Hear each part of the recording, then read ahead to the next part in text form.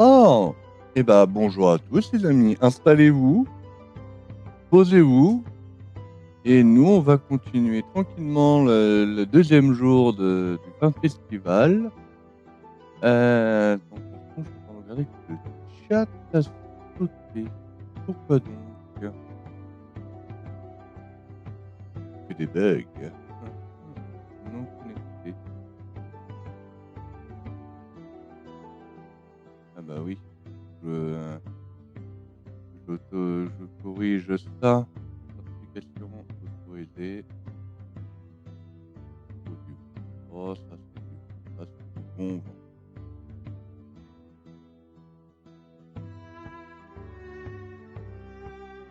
Voilà, c'est bon, hein.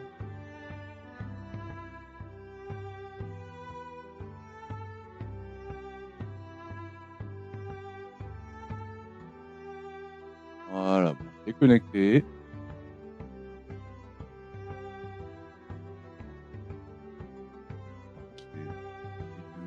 Le vent, il est froid. Le vent d'air, il est froid. Voilà. On va juste laisser aérer la chambre, ça sera plus simple. Voilà. Donc, du coup, au programme, nous allons toujours, comme hier, hein, regarder en parallèle. Là, je crois que c'est le tournoi du Crystal Conflict. Donc, on va regarder le tournoi. Et en parallèle, nous, on jouera à côté, tout en regardant le stream de FF14 là qui tourne d'ailleurs en parallèle. Vous l'entendez pas, mais je vais vous le mettre en place dans pas longtemps. Et nous, on est sur FF14 là, connecté de toute façon. Donc on va se retrouver dans un instant pour pouvoir continuer notre petit session de craft ou de donjon. On verra bien hein, ce qui va nous tomber dessus. Mais par contre, je mettrai pas pour éviter de faire des doublons, je mettrai pas le son la musique du jeu. Donc il y aura déjà la musique du stream à côté. Donc c'est déjà pas mal. Donc hop. On va aller. Hop.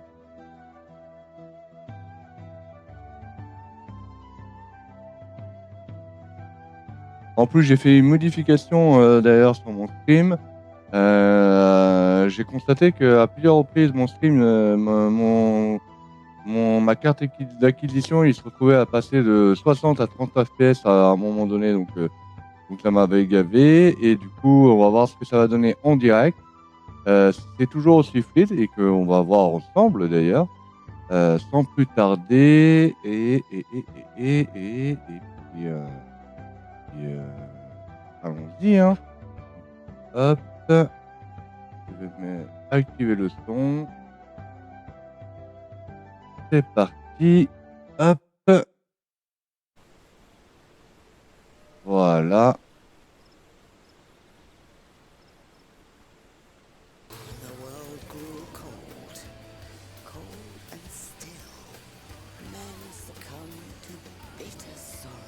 D'ailleurs, moi, ça va être l'occasion de vérifier en parallèle.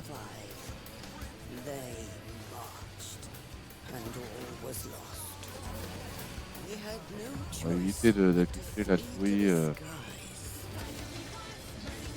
Steam de FF14. D'ailleurs, moi, je l'ouvre tout de mon côté. Hein.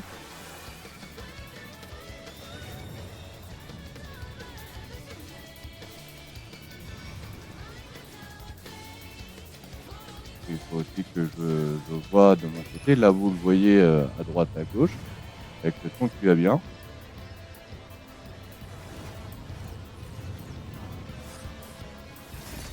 Enfin, à droite.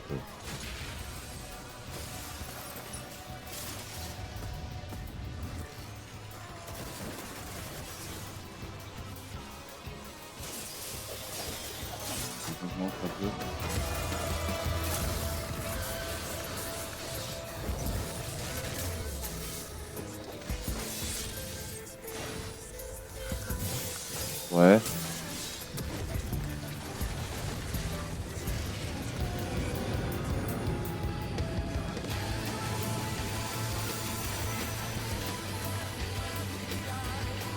Pas que ça soit trop fort quand même.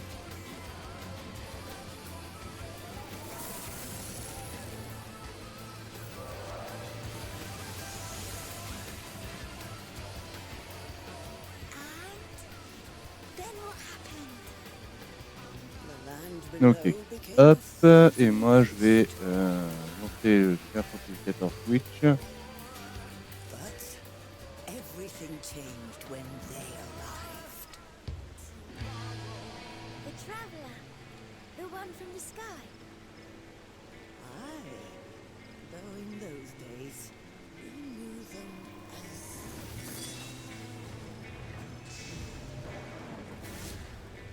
far wanderer.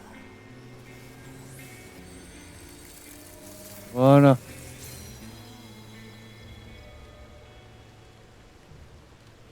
Alors, je pense qu'on est pareil là, les amis. Hein.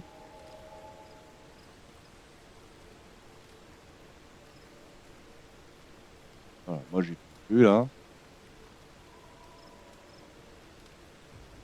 have been blessed. Blessed to be adopted. To wield the power of an icon. It is time to prove your strength.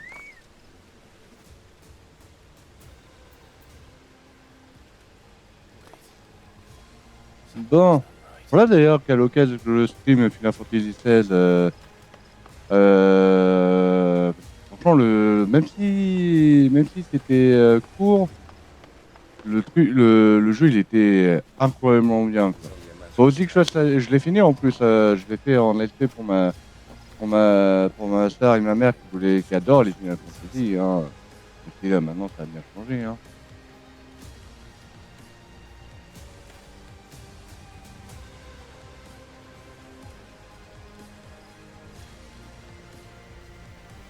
Hop. Hop. Et puis nous, on va aller. Qu'est-ce que je vais faire? Qu'est-ce que je vais faire?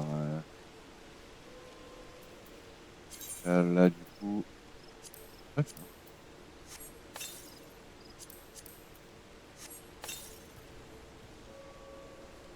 ah, c'est pas mal ça. Bon, par contre, ça va prendre la place non. Reine de l'éternité.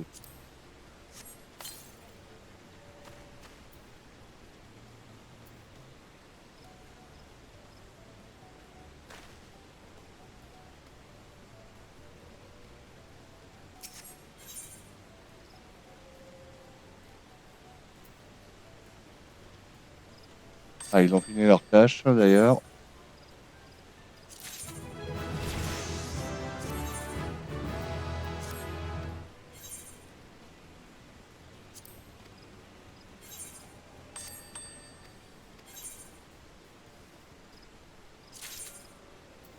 Faudra qu'à l'occasion, je me rachète une échelle, mais ça sera pas Secret Lab. Hein. Je ne mettrai pas 500 euros mis sur une chaise. Hein. La chaise que j'ai là sur laquelle je m'assois, là, il m'a coûté que 100 euros. Hein.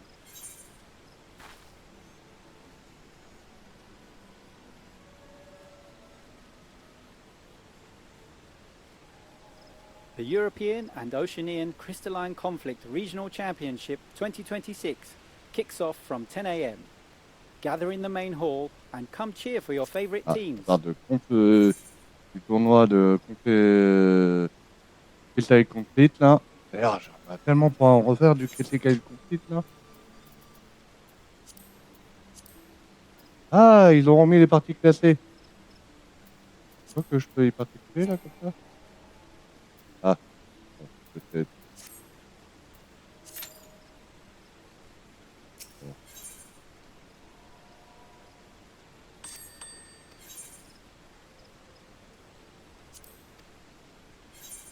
On va voir s'il n'y a pas des PF intéressants là.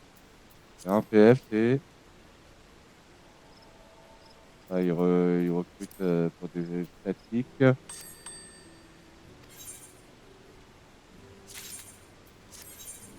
Alors, il faudra que je fasse de la place dans mon inventaire.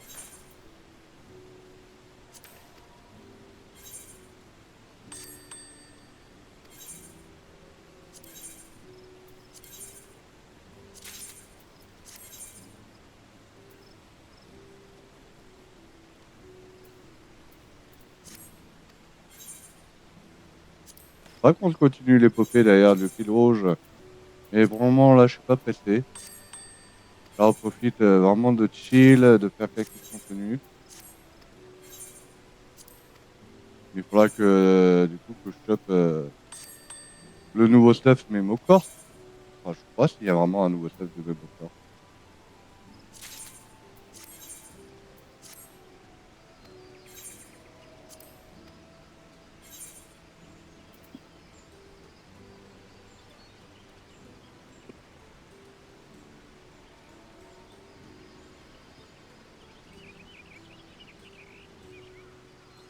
Putain, je me chope le hockey maintenant.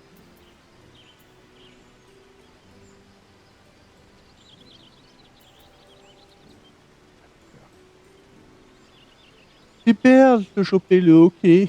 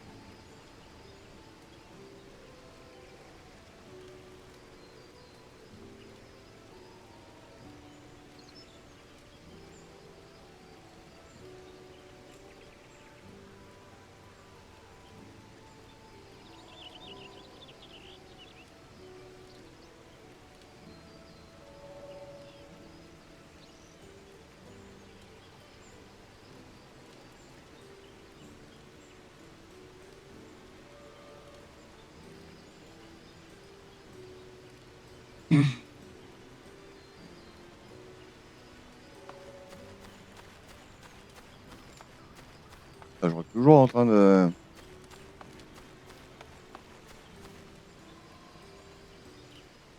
voir si c'est toujours aussi fluide.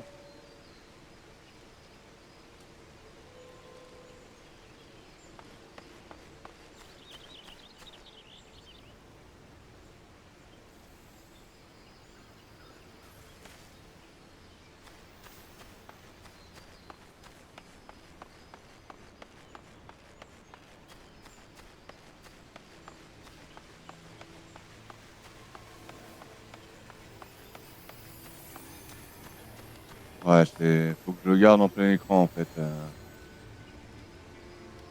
On va réduire ça.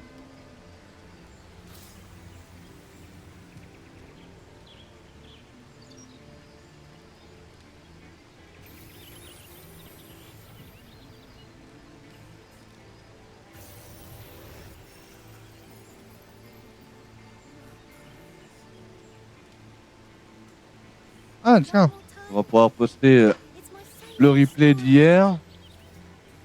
D'ailleurs, on va faire ça tout de suite. You know it better than me by now. But if you insist. Yes. All right, I'm ready. Tell me about the promised land. Long, long ago, in a time few yet recall, life prospered, for the world was rich in plenty. Majestic trees stood sentinel over lands without end. From towering peaks sprang rivers, flowing into and feeding great seas. Hop. And noble kingdoms flourished, wanting for naught.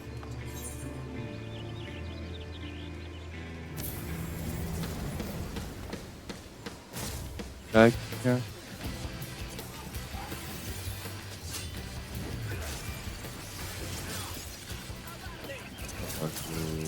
range ça.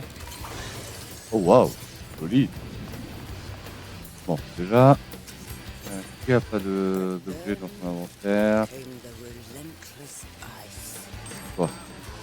The world grew cold. Non, lui, toi, t'as dit ça. Pour éviter, les composants, éviter de mélanger. Lève-toi. And all was lost. We Pareil. had no choice but to flee to the skies.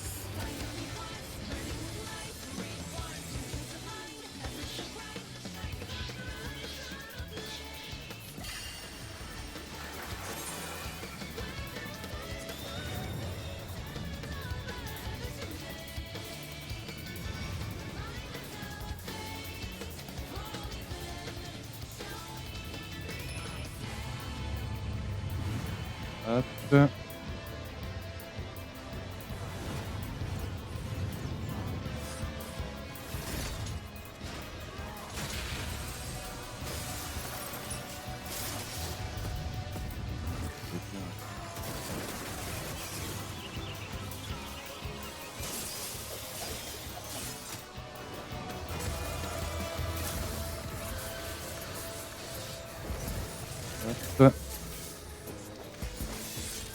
On va essayer quand même de poster ça rapidement.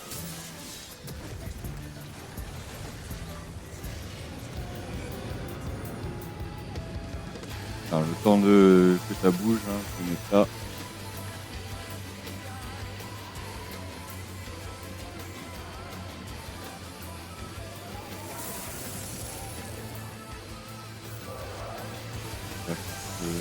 Ça un replay, le replay là. Then what happened? Tac. The land below became a frozen waste. Je vais claquer ça sera bien qu'il vraiment qu'il corrige parce que j'ai aimé bien le faire régulièrement. Ça changeait un peu du gros gros bourrin. Knew them as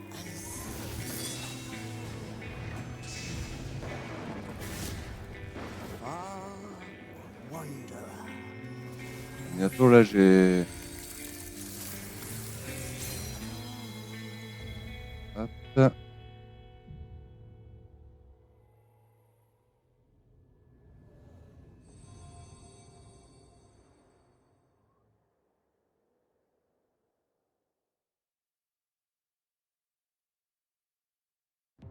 You have been blessed. Blessed to be a dominant. To wield the power of an icon. It is time to prove your strength.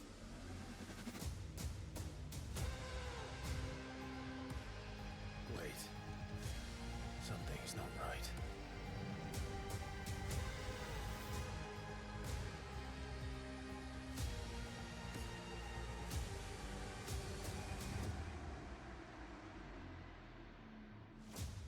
It is only a matter of time. Every day we delay brings us closer to disaster.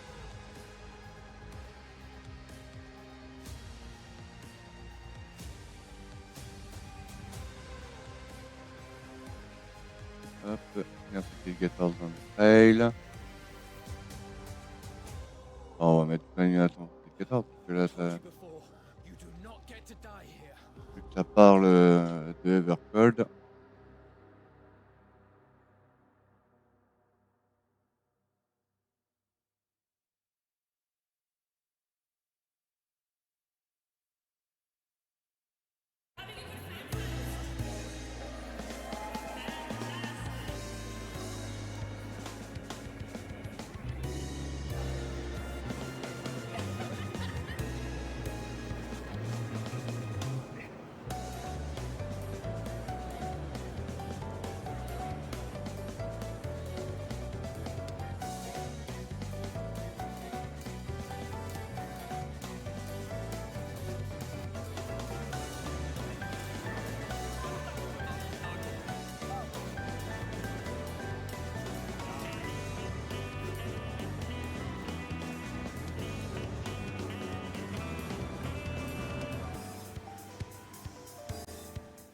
Tac, tac, tac. Et d'ailleurs, faut passer une mise à jour. Avant de faire l'article.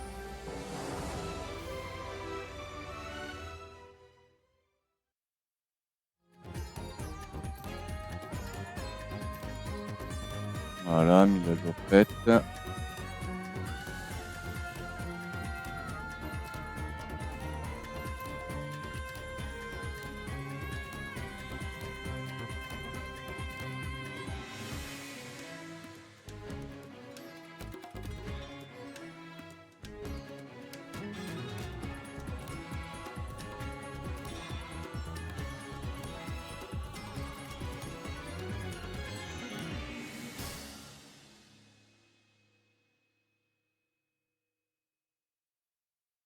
Que je récupère l'image.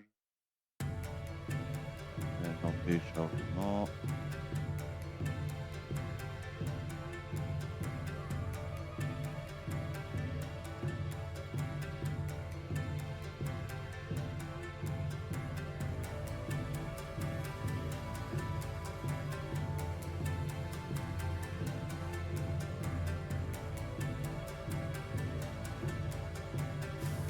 Voilà.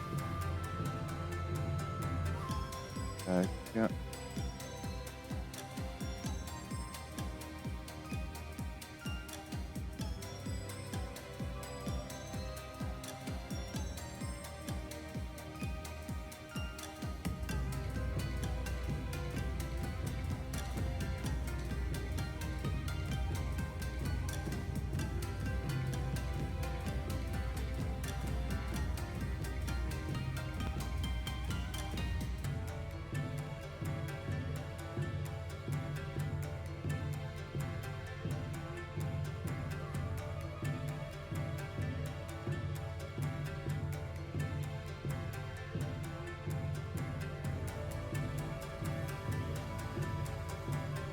Ça va bientôt commencer d'ailleurs, qu'il fallait commencer le stream là dans 10 minutes.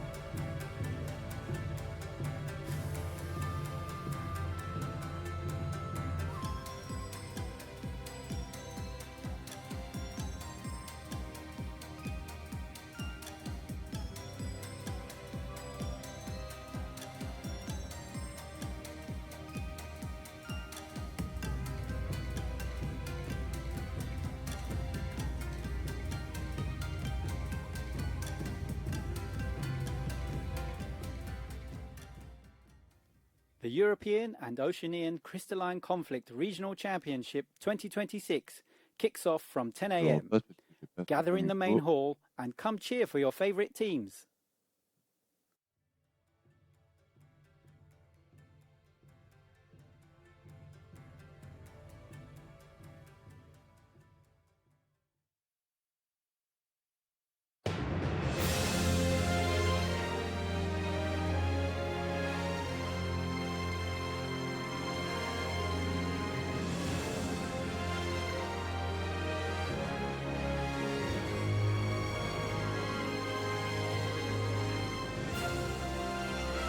Voilà. Hop, je valide.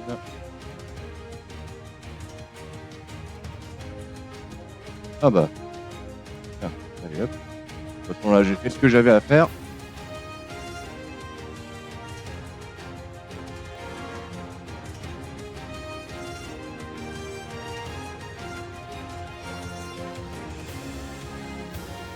Hop, je vais récupérer.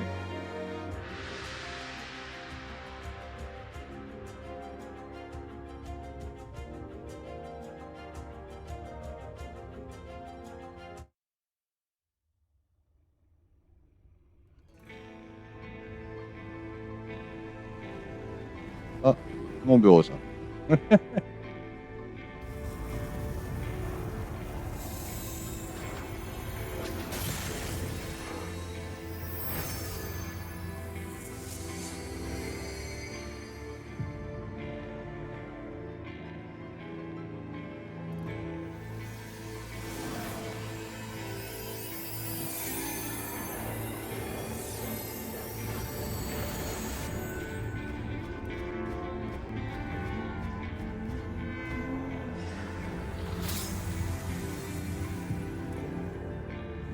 Ouais, c'est bien qu'il me semblait. Google est sur le son principal. On va éviter de le faire entendre.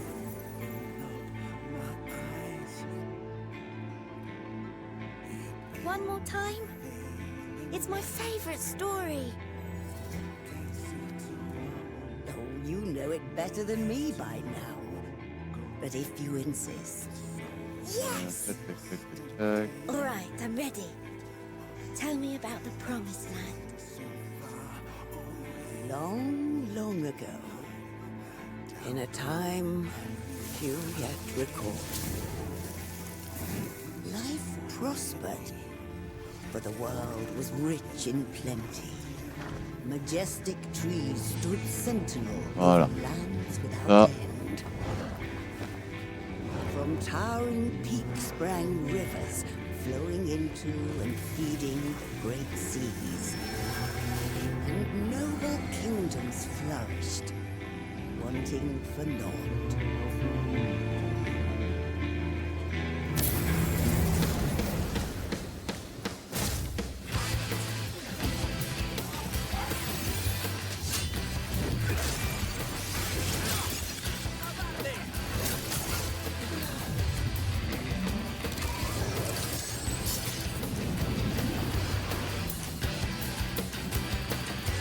But then came the relentless ice. The world grew cold, cold and still. Men succumbed to bitter sorrow. And as we struggled to survive, they marched, and all was lost. We had no choice but to flee to the skies.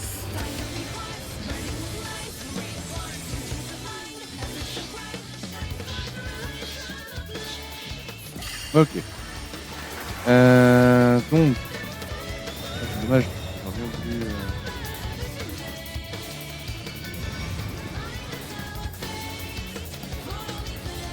Bien voulu avoir le son.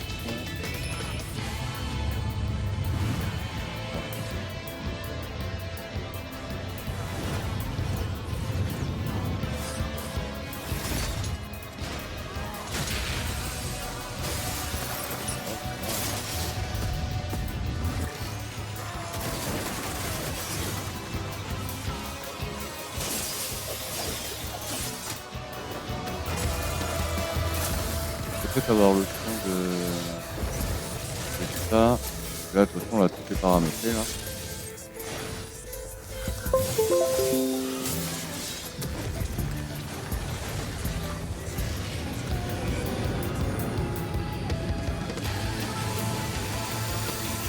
Waouh, vous allez entendre tout en double.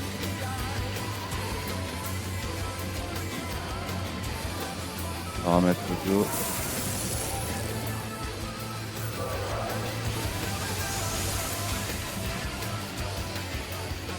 And then what happened? The land below became a frozen waste. Voilà, comme ça évitera que vous entendiez tout en triple. Everything changed when they arrived. Je pense que c'est très bien comme ça. The traveler. The one from the sky. Aye, Voilà. though in those days we knew them as On a le son. far wanderer.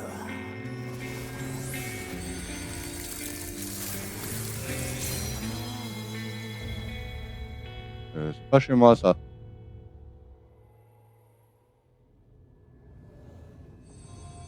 C'est pas chez moi. C'est pas chez moi, ça.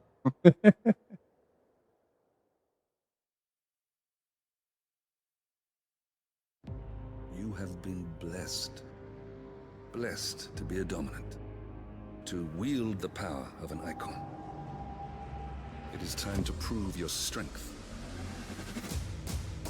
Hop, hop. Wait. Something's not right. Voilà.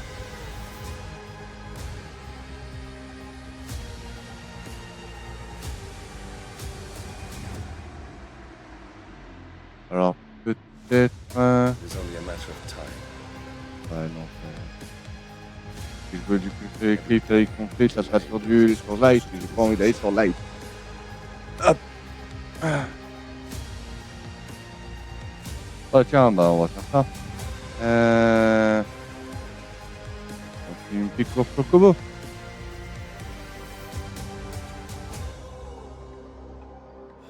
I told you before, you do not get to die here.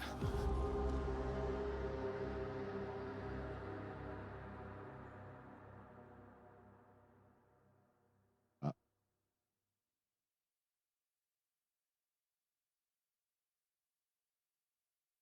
Tant pis. Tant pis. On va attendre la course chocobo. Allez, dans quelques minutes, ça va y aller. Donc ça nous laisse le temps de faire la course de chocobo.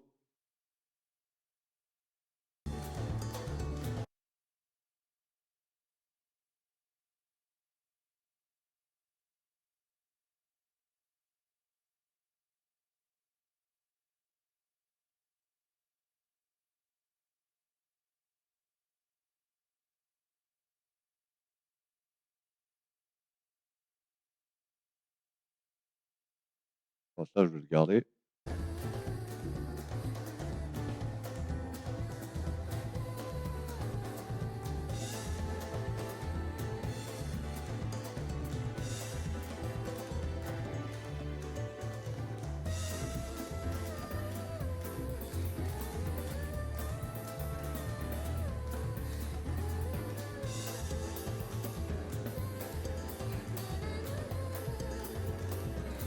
Ah, j'ai eu une micro-coupure.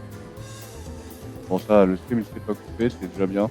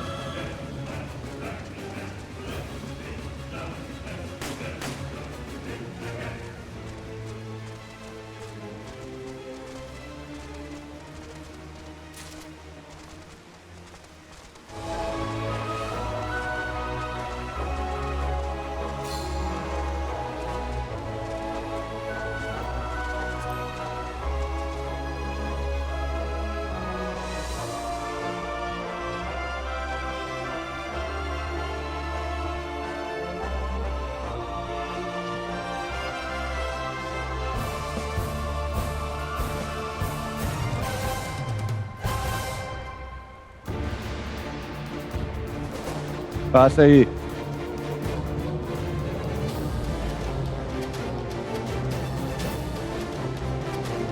Hello. Well, hello there, Berlin. Good morning. How you doing? We're doing good? Well, we sure look like we're doing good. Well, welcome to day 2 of Fan Festival 2026 in Berlin. Woo! Today, this fine morning, I'm here to present to you the final phase of the Crystalline Conflict Regional Championship 2026 for Europe and Oceania. My name is Kevin. We've met yesterday during the community panel, and with me I have none other than the amazing... Hi, I'm Julia. You also saw me at the community panel, or maybe on stage. I'm here once more to co-host CCSC with Kevin, and I hope you're all looking forward to some exciting matches. Let's go! Well, I'm also here for the exciting matches, but first, maybe some of you don't know what CCRC is, so maybe we should do a quick recap, Julia? Sure thing. So just to catch you up, CCRC is short for the Crystalline Conflict Regional Championships. And we're holding them here in Berlin for the regions Europe and Oceania to determine the ultimate champion for those regions. Yep, and this is, I did say it was the final phase of CCRC, because we started this all in May. And the players that you'll see today on stage on these fine desks, we made it all the way here to Berlin after fighting through the preliminaries and the quarterfinals. That's completely right. But Kevin, I think to get this started, we really need somebody else on stage with us. Do we? I do think so, yeah. Who is it? I think we need to get one more PvP fan up on the stage. Please welcome producer and director Naoki Yoshida!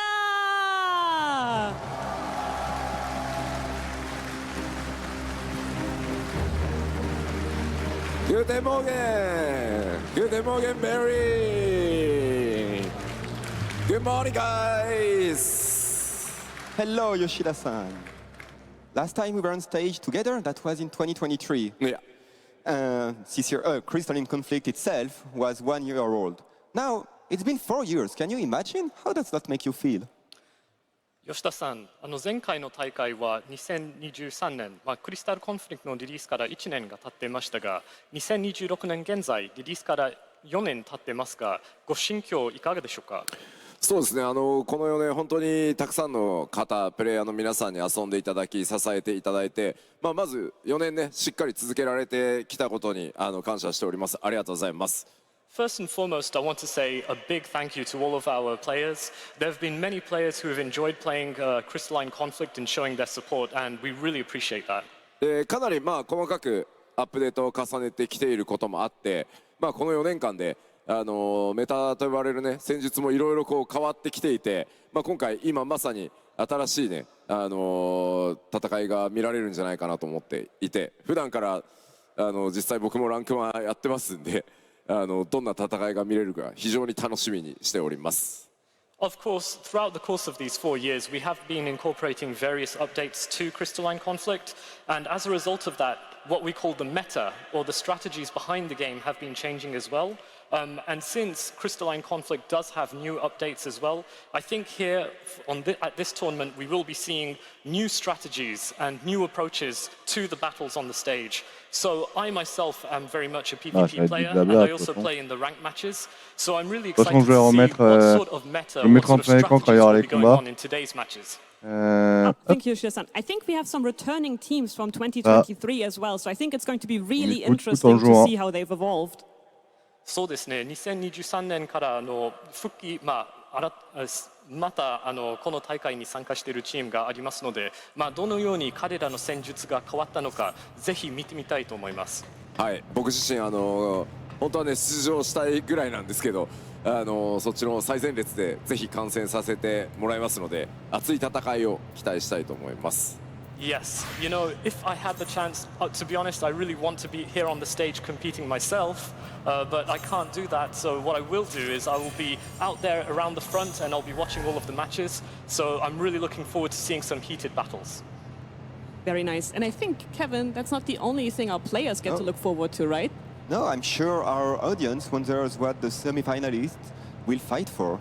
Well, wonder no more, because they'll be breaking their limit and attempting to reach an incredible 18,000 Great British Pounds. That is not too shabby a reward, I would say, not bad. But Yoshida-san, usually before these tournaments, do you have any sort of advice or words of encouragement for our players who are ready to go and fight it out backstage? 吉田さん、いつもこういった大会ではプレイヤーに向けてアドバイスをいただいてますが、本日も一言お願いします。今日はね会場の皆さん本当にたくさん観戦に来てくださってるんで、特にね選手の皆さんって、これだけ大きなステージでバトルをするということ自体が慣れてないので、どうしてもやっぱり緊張感ってあると思います。Of course, we have many people here joining us at the venue to see the tournament on the stage. And I think for a lot of the players in the teams today, having the opportunity to play on such a big stage is maybe something new to them, and they might be nervous or anxious. So I hope that you'll be able to show your support and understand where they're coming from. なので、勝つ負けるもちろん大事ではあるんですけど、何よりもバトル試合そのものを楽しむという気持ちでやっていただくのが結果的にはだんだんこう集中していけると思うし、結果的にいいパフォーマンスを出せると思うので、昨日ちょっと選手たちも実は言ったんですけど、とにかく楽しむことを優先して試合に臨んでもらえればと思ってます。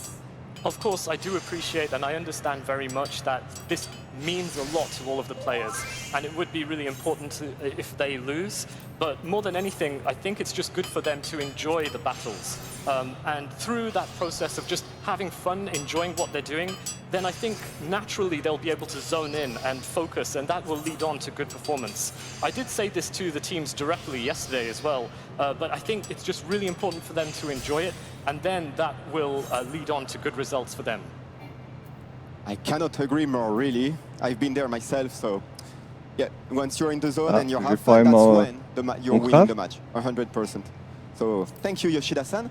I hope that these words will light a fire in the players' hearts, and we'll see you once we have a champion. ありがとうございます、吉田さん。その言葉のおかげできっと素晴らしいプレーを見せてくれると思います。それでは優勝チームが決まりましたら、またステージに戻ってきていただきます。はい、それまでは僕も一ファンとして、最前列で確認して試合に興奮していこうと思います。Oh yes, thank you. I am super hyped as a fan myself, so I'm going to really enjoy the matches from the front row. Ça m'étonnerait tellement pas. ありがとうございます。See you later.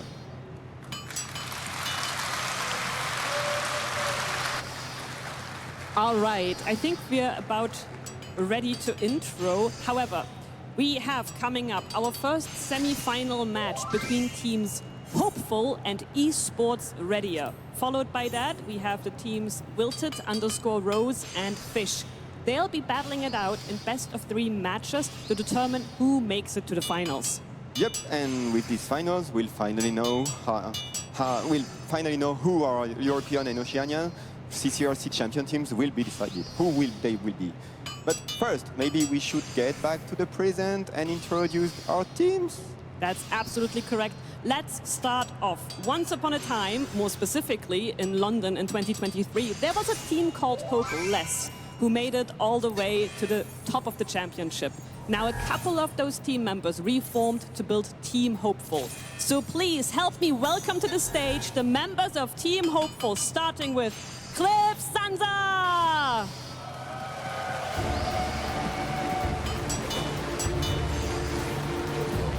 Coming up next, we have Lucy Lumi! Il présente les équipes, du coup. Very nice. And then there's Sabri Catboy!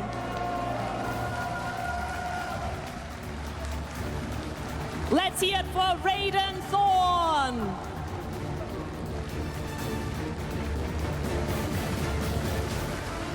Coming up next is Shimori Bunihara!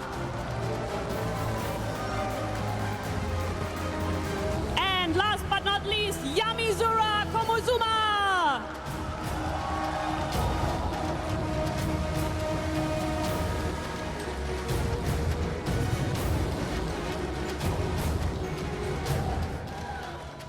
That's looking like a team to me, Kevin. It does. And now it's time for our second team. Last time their name was Esports Ready. Now they have an extra member and they have an extra few letters. They are Esports Ready, so please join me in welcoming them, starting with Resila Frostflow.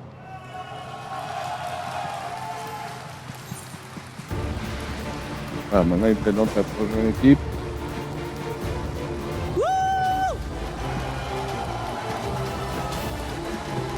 Next we have Yun Yun.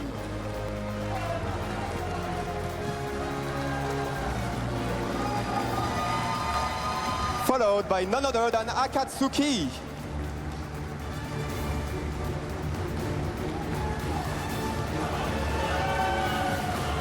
Number 4 is Laibel Aliborias.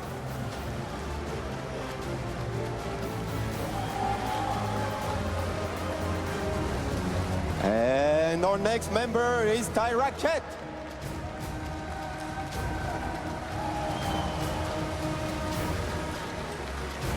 Followed by Laila Venice.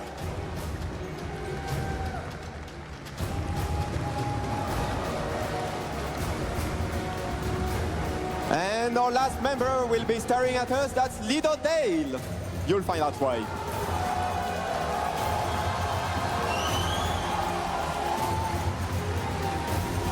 Oh ouais, le gars il sait. Le gars il veut garder son anonymat. And that should make 2 teams. Two teams. I think we have everything we need to... no. I think there's Ça still fait some beaucoup de monde, critical quand même, hein. elements still missing ça fait from 1, this 2. stage. Yeah. Not true, there are 2 empty seats in the middle. That's right. Those of you who've been watching quarterfinals already know them and hopefully love them because you'll be getting quick wits, fast analysis, and wonderful shoutcasting provided by our shoutcasters, Rookery and Lithy!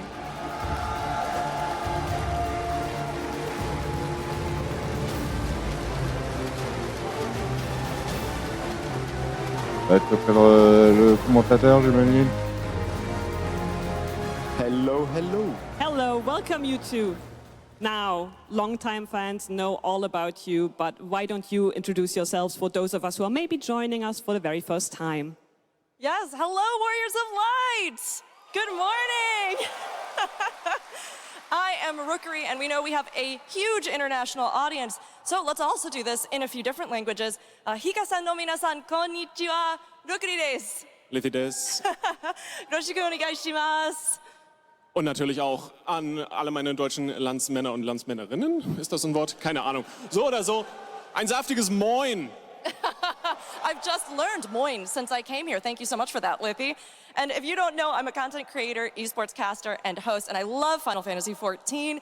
I do a lot of things in the gaming community surrounding it, but I have to say, although I'm really excited about Evercold, I am just as excited for CCRC, EU, and Oceania today, Lithy. Oh boy, I've been sitting on hot coals since like the last 6 months since we're going to do this. So I'm super excited. I'm coming up on almost a decade in esports at this point. So if you see me cast some stuff, I do like to yell at my screen sometime, and I get to do that here in front of all of you. So that's great. Good morning. Thank you, thank you. And how are you feeling today? Anything you anticipate for the final phase of the tournament?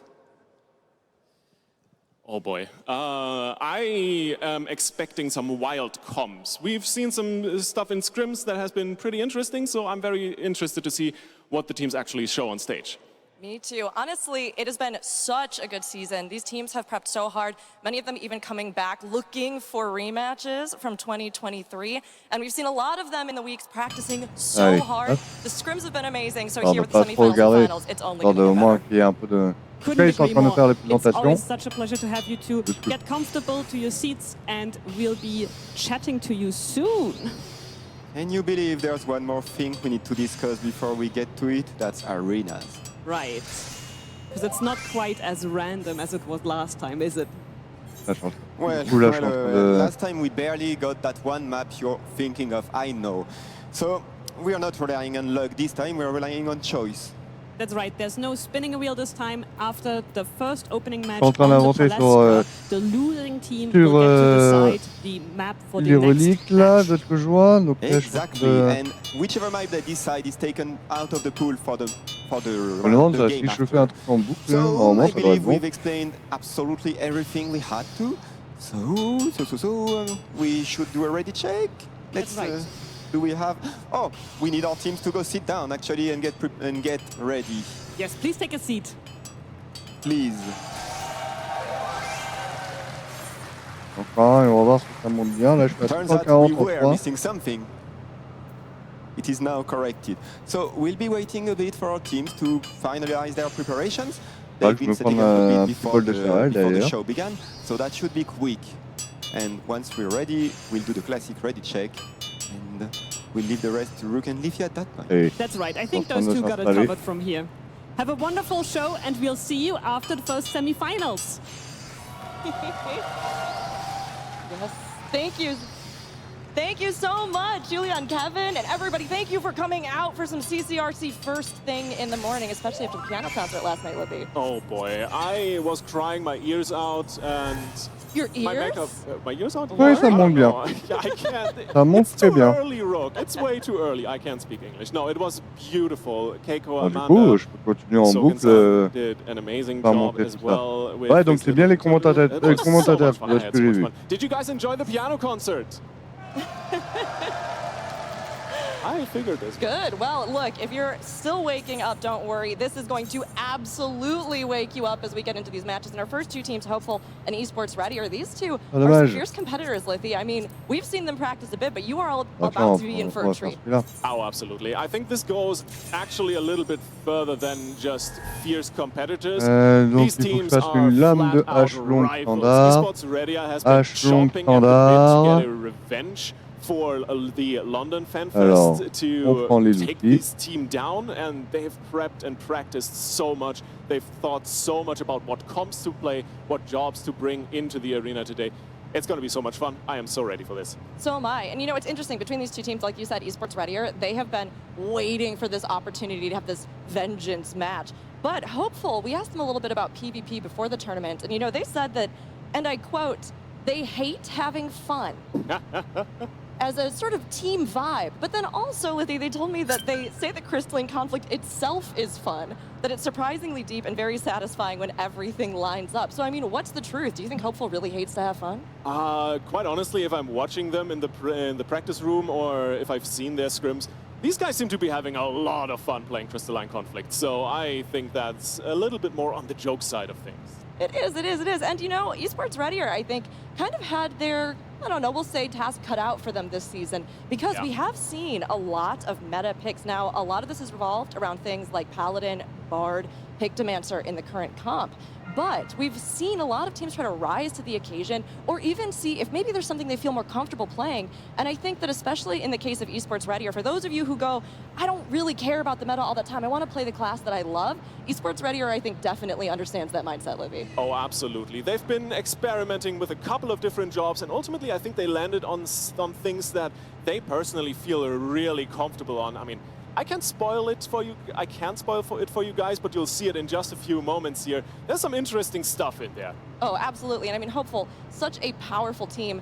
Very interesting that the year that they went all the way to finals, they were hopeless. But now they've come in, they're feeling that like energy of, you know, our latest expansion, the new horizon, the new dawn. And here they are with a hopeful outlook. So this time around, I'll be interested to see if they can land and make it all the way to the very, very end, which they did as our champions last time. They did indeed. I mean, it makes me wonder what the team name is going to be if they do win FanFest once again. Are we going to like Song of Hope as they rise higher and higher?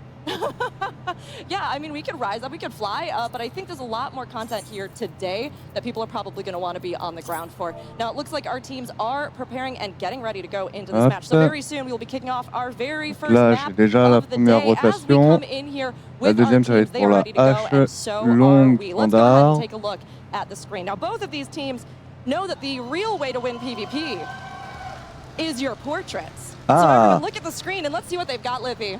Oh, I like that. The close-up, the menacing gaze, the pulled-in cap. It's beautiful. And on the other side, look.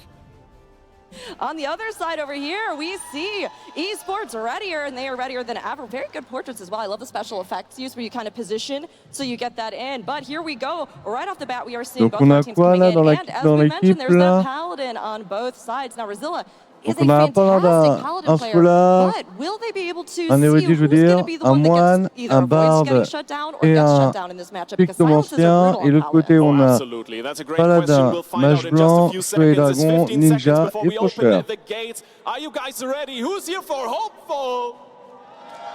Hey! And on the other side, who's here for Esports Readier? That seems about evenly matched, and the gates are open, ladies and gentlemen, and everyone in between. Welcome to the CCRC Europe and Oceania 2026. Let's see who's the first target. Sabri diving into the backline, looking for the first target, and Tyra gets blown up to pieces First blood to Hopeful. You know, Dragoons usually can withstand that opening volley with some of the damage reduction that they have, but they were unable to this time around, and now they are down one in this opening volley. Brazilla as well going around the corner. Looks like maybe this is going to be the Paladin we see getting shut down at the start, but he's still alive, somehow burning through mana.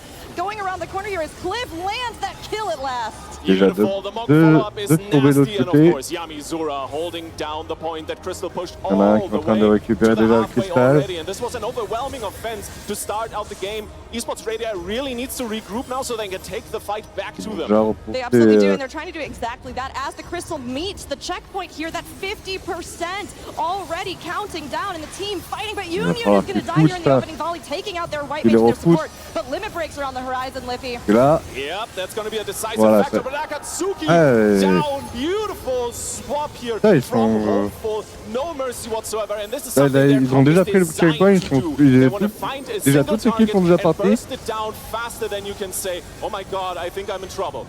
They are a little bit in trouble, and Libel is saying exactly that as Libel also falls over on Esports. Ready or Liffy, this is not looking good for them. They need to rally, they need to figure out how they can get there, but they may not be able to before this Crystal rounds the corner and makes it to the final checkpoint, but they are going to contest. Yeah, Akatsuki going deep.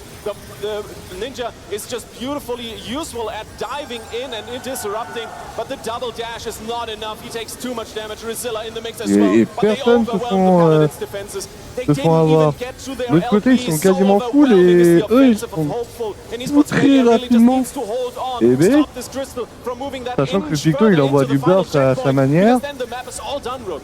It is, and they're trying to fight with everything that they have. That pick to limit Ah, right la down vache, on the ils ground. ont You du can see mal, it supporting them as it vanishes. The team has a little bit more of a chance here as Esports Ah, right ils here sont en train de rallies. Libel taking lutter, a hein. lot of damage on Oh the là là. point guards getting popped left and right. And now the Crystal makes it all the way as they step off the point. This very ils ont pas first fait map grand-chose, of our hein, l'autre opening series of the équipe, day hein. is going to go over to Hopeful, giving them 1 point on the board. Direct, ils ont fait. Boy, I did not expect them to come out of the gate this heavy swinging. So impressive performance from Hopeful. But Ah, I'm ils gonna ont be real fait, with ils you. se sont fait We've laminer seen that direct. before from them. Esports Ready have seen that before from them. They need to adapt now, and they know how to adapt. I'm sure of that. Oh, they've been planning, they've been strategizing. All of these teams have an idea, and many La of them seule chose have que j'ai faced remarqué, either c'est the qu'ils se teams sont we fait currently see or some of the players before l'équipe, in the je crois, past. Ombra But Hopeful, even when they ou had a little bit Astra, less hope and were je crois que c'est hopeless, Astral. they definitely Leurs vies were n'ont pas constantly bougé the one that I think d'iota, was on hein. people's minds. They were worrying about, are they going to take us down? And you can see when their coordination locks in, when they make that incredible use of that comp that they're currently running, having that Picto, having that Bard, the silences, everything else, it comes together so well for them to be able to lock down, shut down, and eliminate the competition. Exactly. And for Esports Radio, it's a bit of a back and forth, whoever is faster, to kind of anticipate who's getting targeted, who will be getting bursted, and then it's on mostly Rizilla, on the Paladin, to jump in, use that cover, use his own guard to not get overwhelmed by the damage and make sure that his team kind of can sustain through the heavy, heavy offense that is coming through. I have to ask, do we have any Paladins out here in the audience? Oh, I see one, I see two, I see a few. All right, okay, Paladins, I see you. I see all the way in the back as well. Hello. I mean, honestly, Paladin is so much fun in Crystalline Conflict. I think the ability to actually live that fantasy of I am the hero that leaps in the fray, I cover you, I take the damage, that combo of cover and guard is amazing, but you have to be careful in Crystalline Conflict because, like we said, silence can shut that down, as well as things like really well-timed guard breaks or other aspects. So, of course, Hopeful looks to play around that, and they have a Paladin of their own on their side. Absolutely. And Saburi Catboy, in my opinion, one of the better Paladins I've seen in recent history, so definitely someone to watch out for. Something for this FanFest and the 2026 CCRC that we've changed up a little bit since London is how our map selection works. Obviously, the first map of the match is always going to be on the Palestra because it's a very fun, neutral map that doesn't really give either team an advantage. To be fair, no map really gives either team an advantage, but it's very nice and chill, so to say. But for the second map, the losing team actually gets to pick their favorite map and go about the match.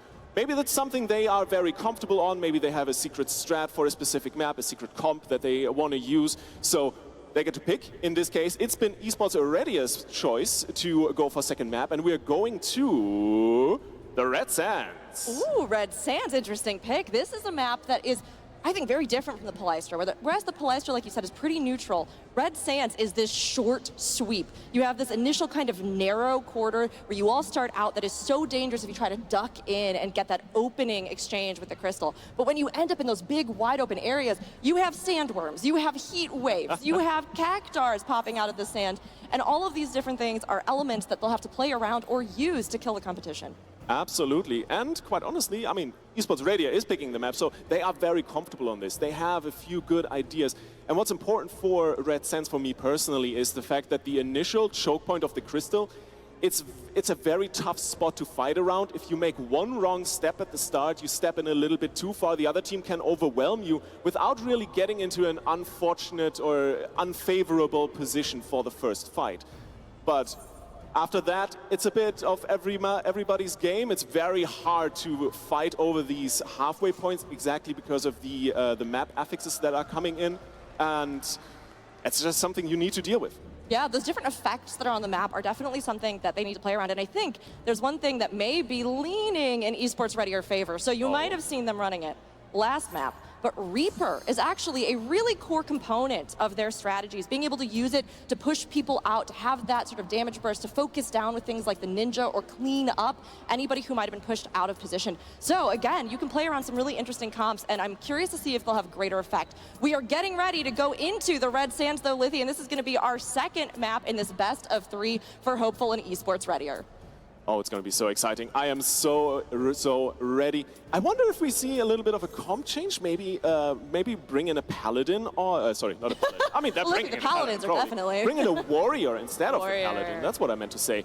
To have a little bit more offensive power to break and suppress those guards. But first, got to see if there are any portrait changes. No, I don't see any. They look as glamorous and splendid as ever. Well done, Hopeful. Let's see Esports Readier. Did they manage to keep it, or did they change it up? Oh, we've got... I have to say, I like Akat's sort of like distant remote portrait using the landscape backdrop. Honestly, the portraits are such a great addition to the game, and it's so fun to see, especially in PvP, how you can kind of, I don't know, get your personality out before a map. But we're going in. This is map 2, Hopeful versus Esports Readier. Hopeful has the advantage. If they take this map, they will win the best of 3. So Esports Readier need to use this map they've chosen to their advantage. And Lithi, as we see, we have some Scholars coming into play. Oh yeah, Scholar is very powerful currently, and of course also very popular with the teams.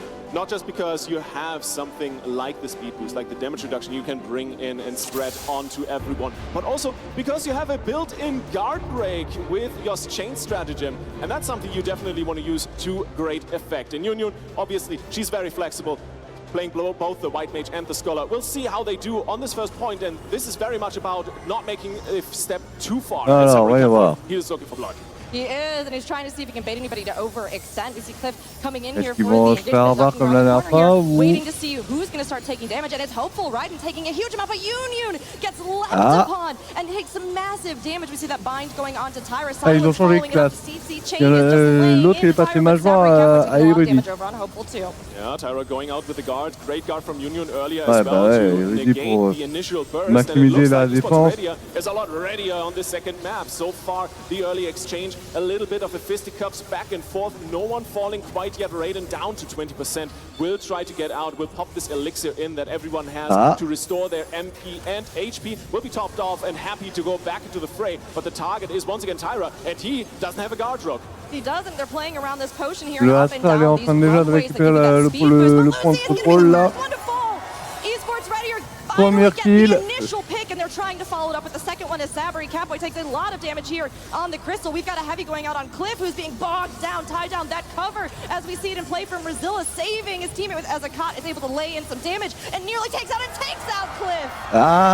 Beautifully done, Libo, with the Reaper damage coming through, just demolishing the competition. And Yamizura, yes, has the LB, actually will pop that in. But this might be a little bit of a lost fight because they have multiple members down and respawn, trying to get back in there. Meanwhile, Raiden in the backline, bringing in the damage. Liable just needs to get out. He is very slippery, one of the best Reapers in the world in terms of surviving. And oh, we have some Cactars. Oh, we do indeed. They've got to watch out as we have our Lunar Serpents that are leaping into the fray here. Rizzo taking some massive damage, but managing to stay alive. We see that guard pop on the point as he is ducking around in that beautiful angelic mode here as the Scholar continues to sustain the group, keeping Libel alive, who has the limit break, but Brazilia's gonna die swiftly and Et le paladin qui est tombé. They were just waiting for that Paladin LB, that hallowed ground to run out, and they took him down immediately. That's the target. Du coup, ils n'ont plus personne pour tenir. Another kill as Tyra falls, and slowly but surely Rook. Oh, this map is falling Ah, apart for Esports Radio. ils sont en train de se déployer sur l'érudit.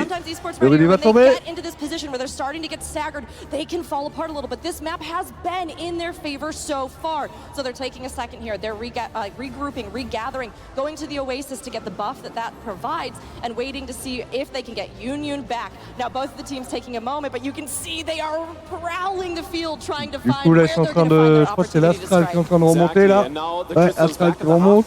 halfway point. You see that little golden circle on the floor. That's the mark. Oh, never mind. Libel down. They might actually Et be un able autre to do kill it. côté Hopeful is in Umbral. full force Le faucheur est offensive, tombé. trying to take them down as Sabri is taking a lot of punishment. The cover going out. Et le paladin d'Astral, il y a eu 2 kills côté Umbral.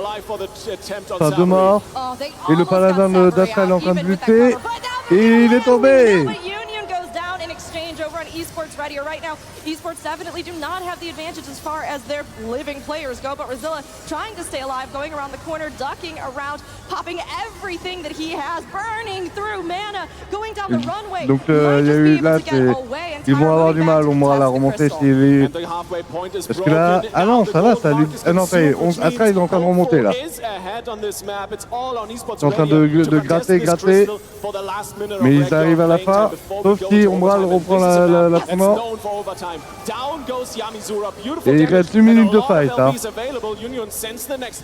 It was amazing to see that Dragoon limit break softening up, Yami, and getting that kill. But now we have 2 limit breaks ready on Esports Ready, and if any of you aren't familiar with PvP or CC, make sure that you keep an eye on those limit breaks, because when they are stacked, the teams are about to pop off. And right here, right now, both of our teams, Liffy, have a lot at their disposal for this next and maybe decisive encounter. Absolutely. Lucy retreating for a second to get a elixir in. Those MP are fully restored. Both teams completely locked and loaded. Ah ouais, ça fait yo-yo là. Il n'y a plus personne qui prend le point de contrôle là. Is almost ready, but I think the LB advantage currently on the side of Esports Radio, which means they can take a fight that they desperately need. 10 seconds almost. Rook, let's count it down. Umbral qui remonte, ça fait yo-yo. Ah, attention, on s'approche du prolongation. He is trying. Libel dropped that limit break and managed to get the kill. Now is the point where the team needs to contest. They have Et là, c'est la dernière droite.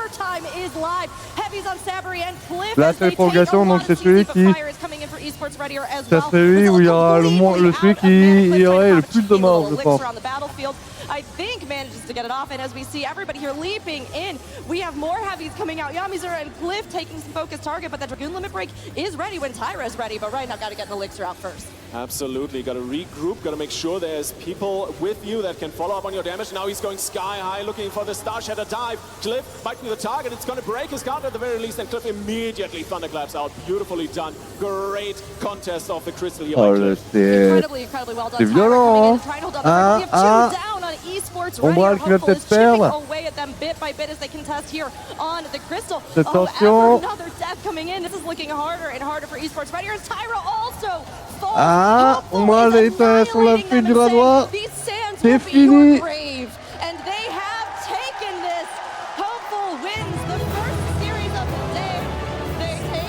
Et c'est fini. What a performance, beautifully done by Eh, franchement, c'était beau, hein. Or rather the defending champions, obviously as expected, extremely powerful, but Franchement, c'était beau. Put up a great fight. C'était serré quand même. That was a map to remember, right? That was so unexpected. Wow, I didn't think Hopeful was going to go so hard on the no Et fun nous, allowed. on va continuer We know they are an incredibly strong team, but I really thought, whoa. I'm blown away by how strong standard. Do you mean that they made it hopeless? No, we can't keep doing this. We're gonna keep mixing up the names. All right. That was a spectacle indeed, I agree. Can I have our team leaders join us on stage, please? That's right, team leaders to the stage, please. Yes, yeah. Thank you. Thank you so much for joining me, Cliff. Now, your team was very successful in this match. Do you have anything to say about your performance or any comments you'd like to make? Yes, I think we played really well. I think all the practice really paid off. But we had really tough opponents. You know, in scrims it was really 50-50. So in the end, we're glad we managed to pull through on the day. Nice, extremely well done. That's your round of applause. Wonderful. Now, we are going into semi-finals 2 after this. There will be Fish going up against Wilted_Rose. Do you have any thoughts against going up, against either of those teams? Who do you think is going to win? Who are you maybe a little bit afraid to face? We're always afraid of fish because, there's always a bigger fish in the sea. But I think both teams really have a shot at winning this next semi-finals. Just keep your eyes open because it's going to be a really good match, I think. Thank you so much, Cliff. We'll be seeing you in the finals. Have a rest backstage. See you later. Ah, vraiment que je puisse retourner sur le Crystal Conflict quand même. History repeated. So, any closing words for your career in CCRC 26? Well, for us, it has been a journey again. We have been here in 2023 with basically the same roster. It's in the end, we are just a group of friends that are trying to get into the regionals. And so far, we are succeeding to get here. And I'm really proud of my team to actually do that. Everyone at home as well, for everyone that has been joining the eSport Friends to help us scrim. I'm very thankful for all of you and all of your help. People all around NA and Europe, you have been insane for us. There's been a lot of representation for the countries here, so a little bit for us as well. Goedemorgen allemaal, het was hartstikke leuk. And we're going to be back as eSport readiest. Thank you, Resila. I was about to say that we hope to see you again, but you replied first. So thank you, Resila. A final applause for eSports Radio!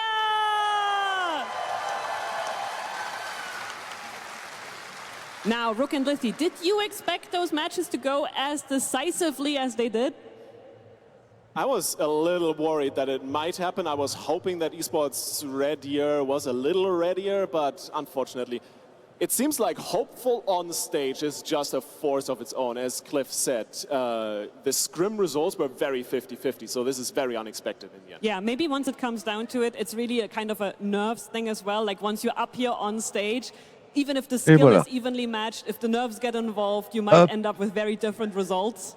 Yeah, you never know, right? And one thing that I really love about eSports Red Year is exactly what we heard from Rizilla, the fact that they are a group of friends that come together, that love playing together, have stayed together, and they show that you don't have to be, a professional eSports player to be competitive, to enjoy PvP. And we've seen them practice so hard, so I know from here on out, they're going to just be able to keep challenging the solo queue. We may even see them champions one day. Yeah, we'll see that in the next tournaments. But yeah, they really practice all the way to the last minute. They were practicing even here at FanFest. So all through the day, they did their best. So it was really... they'll be back. He said it. He said it. As eSports Radiest, he even spoiled it. There we go.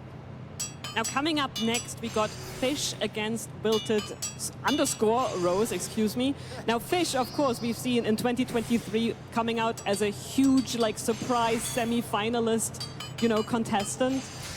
I'm really interested in what Cliff said about it could go either way. Do you feel the same thing? Do you feel they're very evenly matched? It's a tough question. Quite honestly, we've heard the words Fish is by far the strongest team in the tournament so many times over the last 2 weeks. I'm not quite sure because no one actually knows how good Fish is, because Fish, obviously our only team from Oceania, they've been scrimming against Japanese teams only. No one has fought them, no one has scrimmed them, no one has any idea how good these guys are. And apparently, just from one test match that I've heard about yesterday, they're really good. They are really strong. Honestly, we don't know because they've been swimming in murky waters. They've been obscuring themselves, if you will, in the deep sea. But from what we've seen, what we've heard from what the teams anticipate, and what we even saw from their performance last FanFest, we have no doubt they are in incredible peak form. But you can't count out Wilted Rose, because Wilted Rose is a top contender. They absolutely love playing together, and they really are out to, as they say, serve looks, gag the opposition, and win the hearts of the crowd. So I hope they can do exactly that, because they've also been practicing very hard. Yeah, well, we'll see if Fish falls for Wilted Rose's baits. Ah, serait une autre équipe cette fois là. Sorry, all the Fish references got me like, we don't know how if Fish is good. You have a lot of lines prepared, don't you, Kevin? Not at all, they're coming right now. Kevin casts a wide net, Lippy, to make sure he can really No, feel we it. can't. No, we can't. We can't do this again. I can't. All right. I think it's going to be really interesting because, like you said, Fish has really been sort of obscuring their moves. And I think it's so interesting because we have one team that our other teams have very little scrim experience against. And then we have another team, Wilted Rose, they're kind of a sleeper team, I feel like. They're very unpredictable. So I think it's going to be incredible to see how both of these teams are coming out. So with Wilted_Rose, it's not just that their portraits are extremely powerful from what we've seen in the last few weeks. It's also that the players are really, really good. We have CCRC 2023, I think even finalists on their team. So there's a couple very powerful players on that roster. And apart from that, you know, anything can happen in PvP. It takes one wrong step and you can take over a map if you have the setup for it and the communication and the skills. And honestly, the desire to win, and that is something they have, definitely. Absolutely. I mean, they are contenders that, like you said, have a lot of experienced players, even a former champion on the team. So with them all coming together, I think they have a very good chance of taking it. And we know that a lot of their strengths, I think, kind of lie in their adaptability, the way that they all come together. And I think if they're able to execute and play that, they will put up a really strong defense and launch some very good offenses, Kevin. Exactly. And then there's the choice of map, because the first map is the Palestra, of course. But then the loser's choice can really turn the map around. For instance, we've seen matches be decided by the bombs of Volcanic Heart. That's something that happened. It's definitely one of those maps where I have heard rumblings of some very interesting comps, some very different playstyles even towards the map, where teams kind of try to push the game a little bit more into overtime, try to keep things very, very tough to deal with, and then basically wait for one really good fight and immediately win the game. So that could be very interesting to see. I'm so excited to find out if that's actually going to happen. Same here. We're going to be checking in quickly with the teams to see how they're doing with setup. But do you think, you know, comp-wise, what are we looking at? Very similar situation? You know, it's hard to say, but like you said, that stall comp is a big thing here, right? So you're looking for jobs that you can bring in that will really help you be defensible, that will help you be able to sustain. But also on Volcanic Heart, we oftentimes see picks that sort of play around that pushing people out of position, because obviously you have those fire lines that go across, you have buffs that you can pick up. So whether it's trying to decide an overtime fight and push everybody off of the crystal, you can see things like Reaper, like Dancer, you can see a Bard as well with the knockback. So all of them can play a role in these comps the teams are going to bring to the table to try and anchor it down and then really decisively land it in overtime. Our teams will be leading just a little more time to get really ready and set up and comfortable for these matches. I am wondering, with Fish going up primarily against, you know, Japanese PvP players, how familiar do you think they're going to be with EU strats compared to JP strats? That's going to be very, very interesting because the meta across the regions is very different. EU and NA have kind of, I think, found their niche around the Paladin, around kind of the single target burst comms. Maybe throw in something like a Dragoon instead of a Monk, or a Reaper, bring that to the table. Here and there, we actually see something like Red Mage as well, to bring in a little bit more of that AoE cleave with the Grand Cross LB, very, very powerful. Fish, on the other hand, I've heard that apparently they're going in a little bit of the other direction and playing a counter comp to the EU NA Paladin meta. So I wouldn't be shocked if we see no tank on their team. Oh, you think? Yeah. Ooh, that would be really interesting. I mean, if you remove a tank from your party, you lose a lot of your sort of sustain, your defense in encounters, even with things like Warrior, although Warrior has kind of been more of a niche pick this Me season, revoilà. right? Du coup, But j'étais Warrior parti can pour be me so faire un strong boss in de how terrain you parce can que là, je commençais à CC, how avoir you can faim. break guards, all those Mon different things that déjeuner, can le play a chat. really big role. So to go in pas mon with ton no déjeuner. tank is a big risk, but it means that you're banking on having so much damage On va that it doesn't bloquer la even porte matter pour if the other éviter. team has a Tac, tank tac. because you're just going to kill them surely and quickly one by one. I am wondering whether we might be toute seeing façon, a là, ils sont en train de repeat faire of du London blabla. 2023, where we had a very similar On va continuer, situation nous, where de the meta crafter. in EU and NA was very CC heavy, and then Fish came out with the burst comp and completely destroyed their semi-finalist opponents. So I wonder whether history is going to repeat itself and we're going to see really strong counterplay. I'm very curious as well. That's the big mystery, the next semifinals. That's the big mystery here. I mean, it's a mystery that we like to solve, seeing what they bring in, but as well, seeing how these teams match up. Because like we said, when you have teams playing all around the world, which is one of the things that I think is so cool about all of our content, but particularly PvP, the communities oftentimes reach out to one another. They want to play with everybody around the world. They want to challenge other teams and other players. So, although Fish didn't play with our EU teams C'est mon this time déjeuner, around, calme-toi, le last chat. FanFest, they did actually do Calme-toi, a lot of practice with calme-toi, the EU c'est mon teams. déjeuner. So it felt like a little bit of a strat this time around to go, maybe we're not going to show our Vous me hands, and cassez yeah, le maybe chat. we're going to bring some different comps and have some different strategies, Livy. The energy around the PvP players is always amazing. It was the same thing in London, it's the same thing here again. They get together in the PvP room or just hang out here at FanFest or in the hotel lobby. There's just smiles all around, everyone is chatting, having a good time, just really vibing, and it's so beautiful to see it always. It really makes my heart glow a little bit. It's beautiful that we can bring people together like this, celebrate PvP, have some good fun and really good matches, and I'm very much looking forward to it.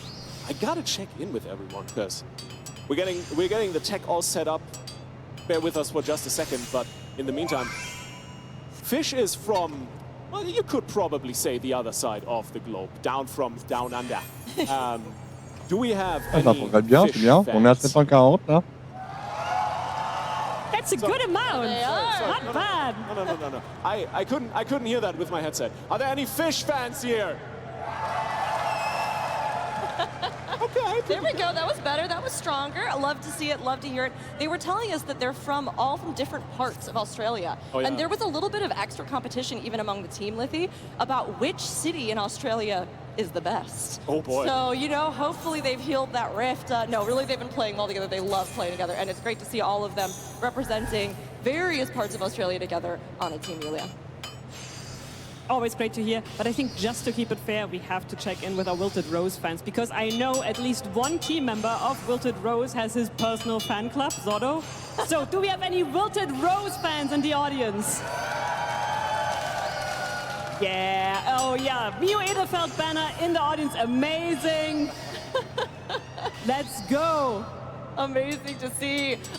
Great to see the fans from both teams. Be sure to cheer, give them your energy as they play. Now the teams are continuing their setup, but of course we will get that next map rolling as soon as we can, Kevin. But I mean, honestly, top 4 teams here in the region. We've had some very fierce competition this season. Yeah. Every team did their best. They fought. Sometimes some of the teams felt outmatched, but they tried anyway. They did their best, and they gave us some surprises. Yeah. Definitely. Lithy, I mean, what have you thought about this season compared to perhaps seasons past? I almost felt like it was a lot more competitive. We saw a wide variety of different jobs throughout the qualifiers. I always want to go and say, as far and say we almost saw every single job played. I might be a little bit off there, but so don't quote me on it. But I even saw a Gunbreaker tank, if I remember that correctly. Any Gunbreaker PvP enjoyers out here? Okay, yeah, no, we hear you. All right. Humble applause. Yes, they're like, oh yes, that is us. We do that. We are Gunbreaker. Actually, something that I've been meaning to ask, and that's a perfect opportunity. I mean, we had Bastion announced. Oh. Is anyone excited to play Bastion in PvP? I am so excited to see that. Both the big shields, transforming them into guns and just bringing in the artillery from the range every now and then. that seems like a tank that can do so much cool Ah, stuff. et j'oublie pas, Oh, et it's gonna j'oublie be de brutal, cliquer but it's gonna sur, be so sur ma good. And macro. honestly, Bastion seeing it, knowing that evolved modes as well, when we had our redesign for PvP jobs, many of the teams actually talked about the fact that part of why they like Crystalline Conflict so much is because the jobs feel unique. They have these really cool ways that you can play them, that you can unify as a team, which is why so many of them even are involved in, you know, groups and other communities and putting on community tournaments to get people together to know what it's like to actually play Crystalline Conflict as a team, as a unit, and have strategies. And I think Bastion is going to be wonderful in the mix, especially since we know Evolved Mode comes from our same designer with the CC overhaul. So it's going to be good. Oh, it's going to be exciting. Yuya, I got to ask you, do you have any job you're particularly excited about seeing in the next match? Ooh, I think it's always really interesting. So we are used to kind of seeing Scholar in this tournament a lot. We've also been seeing a lot of Paladins. And then usually, you know, on the DPS side, we got a mix of Reapers, some Pictomancers, a Dragoon, a Bard here and there. And I always love seeing what exact choices these teams are making comp-wise. So I think I've been told Zotto is a big Red Mage fan. Yep. So I'm wondering whether we're going to see that coming out. Honestly, I think the potential is definitely there. Obviously, depends on how the maps are going. It's an approach some teams go with, some others don't really, because you always can talk about, yeah, the meta is really good and there are some jobs that are really powerful. Ultimately, I personally am of the opinion, if you have a meta job that you're not really comfortable with, that is really strong though, compared to something you love to play, that you have played a lot, that you are really good with, ultimately, you're gonna perform better on your comfort pick. It's gonna outperform the meta, and as long as you have some fun, you are gonna play better. And that's what I love to see from some teams here and there as well. I mean, it really makes a difference with your timing, with your execution. It's one of the things that's so dynamic about the matches, because we get to see how, yeah, if you're playing together and you're really locking in, there's nuance in how you're going to time things, how you're going to read the enemy, how you and your team are going to coordinate. So yeah, some of those picks are absolutely amazing. And Red Mage was one that, while we haven't seen it as much this season, let's just say that as a healer main in PvP, whenever I see a Red Mage on the field, I'm like, oh, you get away from me. Don't come over here. I know your game. You're gonna hunt me down. You're gonna try and get me around the corners while I'm trying to like duck. You're gonna try and drop that limit break on me. So Red Mage definitely can play a big role in how they sort of turn the tide of encounters, and maybe we will see it in this one. But I have to ask Kevin, what do you want to see in this next one? I just wanted to say that it sounds like Red Non, Mage mais makes oula. you see red. It does. Jokes, yes, and also true. Ça progresse, ça All progresse. right, I believe our teams Continuer? have finalized their Ouais, setup. je peux Thank you for continuer. your patience, everyone. We appreciate it. So, I think it's going to be time to find out who, hopeful, we'll be facing in the final.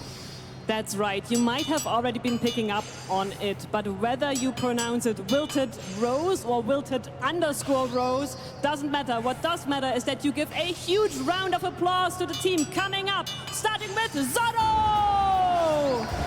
Il présente les équipes. C'est parti. Coming up next, we got Jinrai Phantom Edge!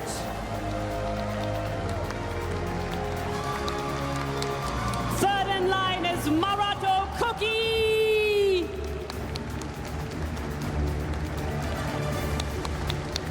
And then, with fans in the audience, Miyu Edelfeld!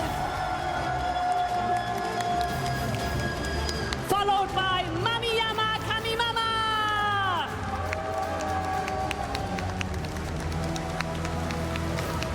And then there's, of course, Shia-san!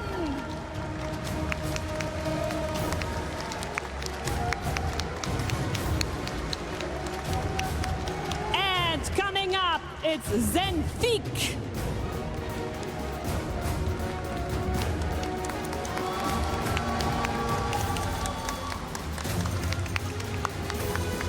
And Welcome to the stage, Wilted Rose. You're looking fit, you're looking ready. If you'd like to take your seats already so we don't have you standing for the entire introduction, please go ahead. And I believe we may now introduce our second team. Well, I had prepared a pun, but we talked about them enough. It's not fishy that it's the same team as 2023. It's fish. So please welcome them, starting with Lil Wu.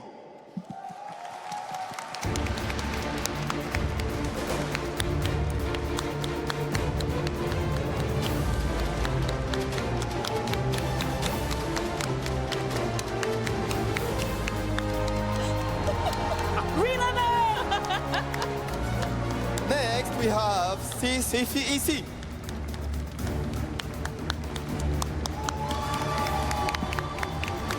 Followed by Enrei Mihata.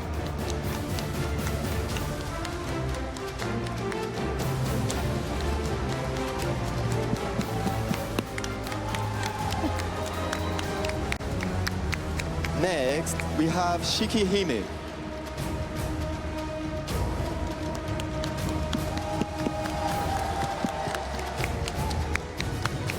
And the next member is Ryosu Eucliffe.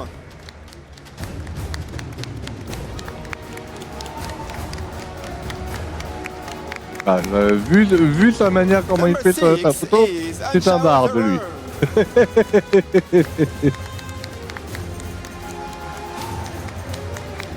And the last member of Fish today is Jackie Lempicka.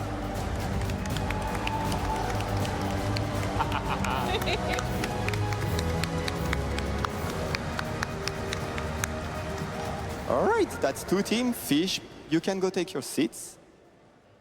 And I believe that we'll soon be about to start the match. That's right, we'll be seeing you back just after this match Ça for va the bientôt l'heure finals. du match. Brooke and Nous, on Liffy, finit take le it away. craft de notre Here côté we là. go, Liffy.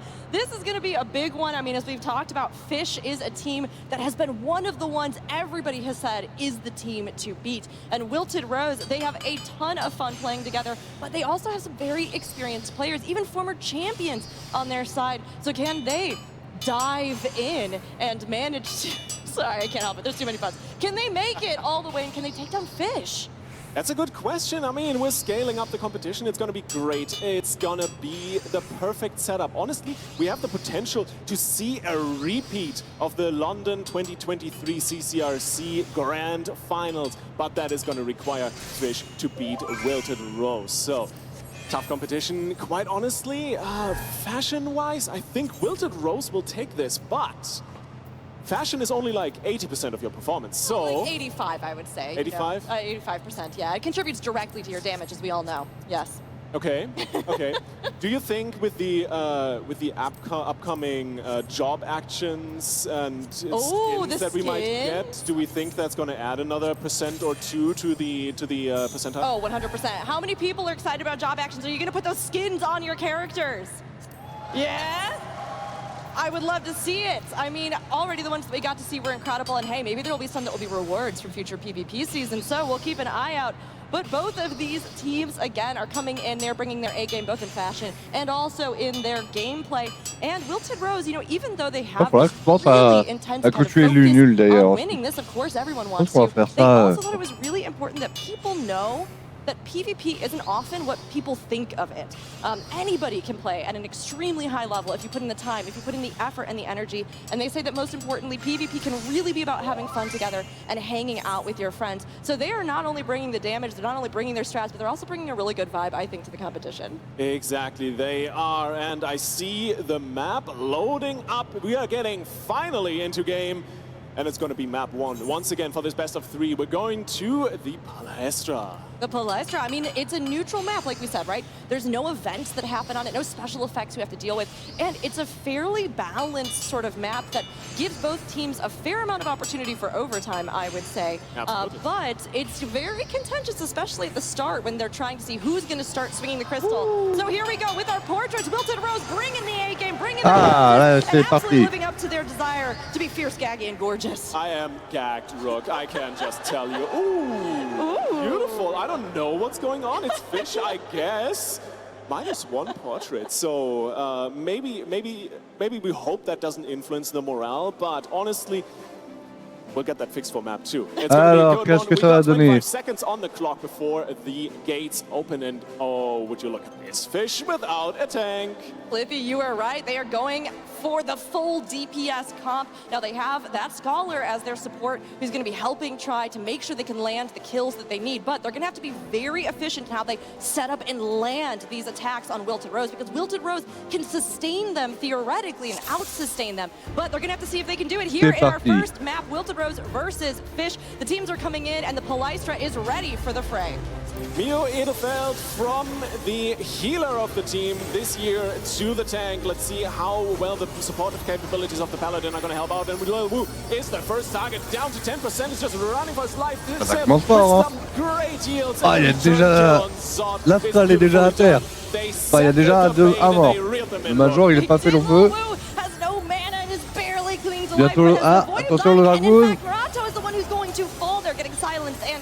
The crystal is swinging back and moving across the point. Zen being chased off, having to pop the Umbra guard, qui est en moving train towards de the remonter. is already taken. Zen taking huge damage as their mana L'Astral bleeds est en out. train They're trying to mettre la but they don't pression. have much to use. That elixir currently coming in for them. Ah non, c'est Umbra qui met la pression sur Astral. Very important, and the MPs are restored here for Zen at the very least. Lil Wu looking for the next target. Cheeky has that riddle of fire going, a little thunderclap shield going for Mio Edelfeld, trying to take the tank Mio down, qui va because if tomber. you don't have the Paladin utility, then your team is going to die a little bit quicker. And Cheeky goes for the elixir, Et voilà, le steals it Paladin à under the nose, terre. and gets out with the kill. Ryuzu is the next target. Euclid might die. Down goes the Bard. Et le Bard qui tombe. Le hit qui est tombé côté Astral. Taking a lot of heavy fire here as the teams clash, and that attack coming across there with that red mage, like we talked about, seeing it over here on Wilted Rose. Some good follow-up, but Wilted Rose right now with 2 down. This is highly contested. Got more damage coming out on Murato, and it looks like for right now they're able to hang in there. But Fish is making efficient use here of their abilities. That Dragoon limit break coming down and softening up Miyu, but will they be able to get a kill, Lippy? Yeah, that might get close. Lil Wu wants to go for the elixir, but he hadn't taken any damage, so he couldn't pick it up, which allows him to grab it and stay alive. Zen, in the meantime, trying to guard the point, and the guard is out as well. After this defensive, there's not much left, but the shields are going to be good enough. Qui lutte d'ailleurs. No, there's the damage on the follow-up.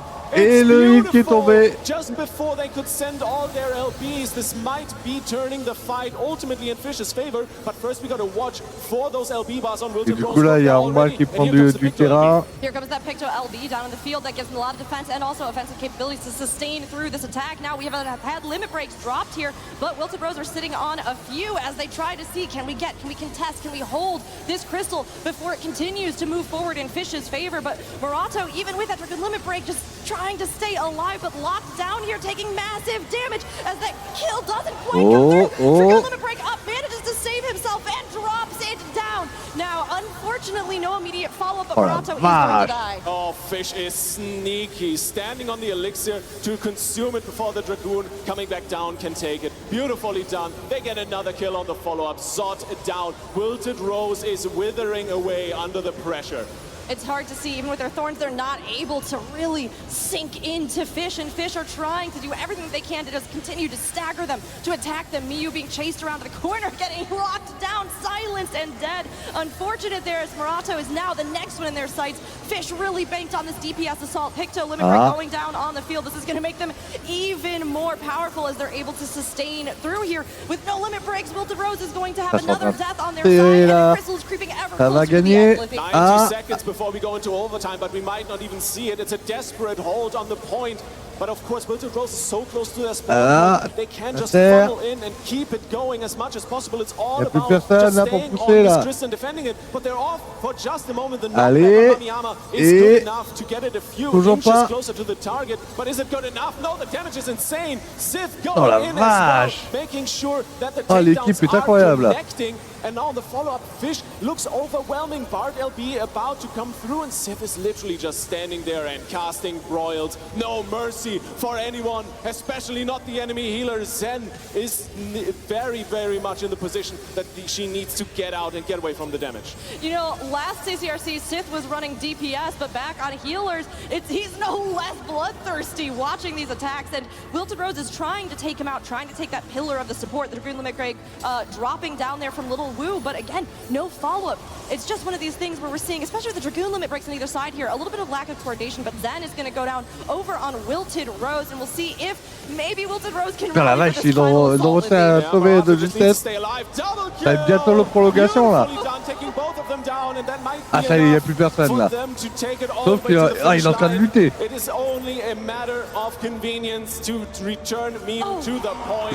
C'est fini. Tu l'aides, hein. Umbra qui a réussi à tenir.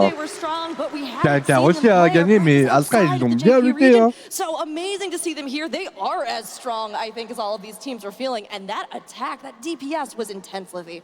If this is the result of practicing on JP servers, I am scared to think how dominant the Japanese teams can be.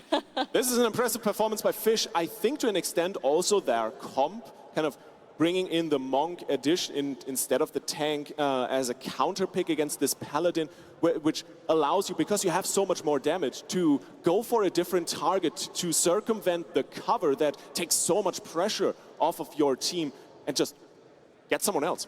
I mean, it's one of the things that's so clever about these sort of counter plays, right? If you know somebody has a Paladin, you can play around that. And a lot of the teams will even try to bait out those covers. They'll say, hey, we're going to focus this player, see if we can get the cover to go, see if we can get that guard combination. Then we have two resources we have immediately removed. And we can instead just switch targets and immediately focus on somebody else. So you see that with great efficiency with Fish. Exactly, especially because the general thing lots of people like to do is the fact that during the cover, the person that is getting covered doesn't take any damage. So you can just stand in the middle of battle and just cast an elixir. The duration of cover is exactly long enough that you can get an entire elixir off and emerge from the cover with full HP, full MP, and ready to fight once again. And as we know, if you aren't familiar again, because we like to let everybody know about PvP, I know a lot of the community PvE lovers oftentimes are like, there's no way I would like that. But trust me, as someone who loves both PvE and PvP,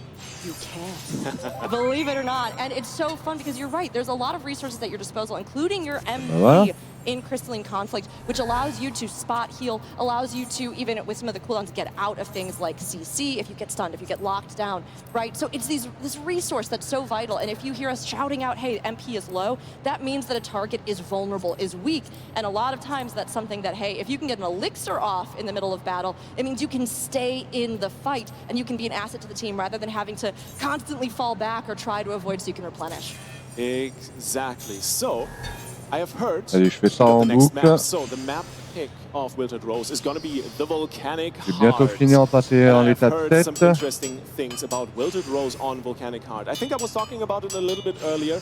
They have a little bit of a stall comp, let's call it that, where their strategy is really just to stay alive as much as possible, and that features a couple of unorthodox jobs compared to what we've seen from the last few maps. So, Rook, we'll take it into the map as soon as the teams are ready and available, but I am very excited if I'm looking over onto my observer screen here. Oh, yeah. All right, looks like everybody is ready. We'll be heading in here in just a moment. This is a good map, like you said, and it's one that teams, if they're going to do this stall comp strategy, you oftentimes don't want to let the other team get the crystal past the 50% marker. So you'll not really push it yourself, but you won't let them go further than that until overtime hits, because then if you can get those kills, if you can line up the limit breaks, if you can make really good use of your survivable but coordinated deadly comp, you can then get that crystal and push it. So Volcanic Heart, good one for stall. We'll see if they do it, because hey, a counter to that is just, if I push that crystal past 50% as fast as possible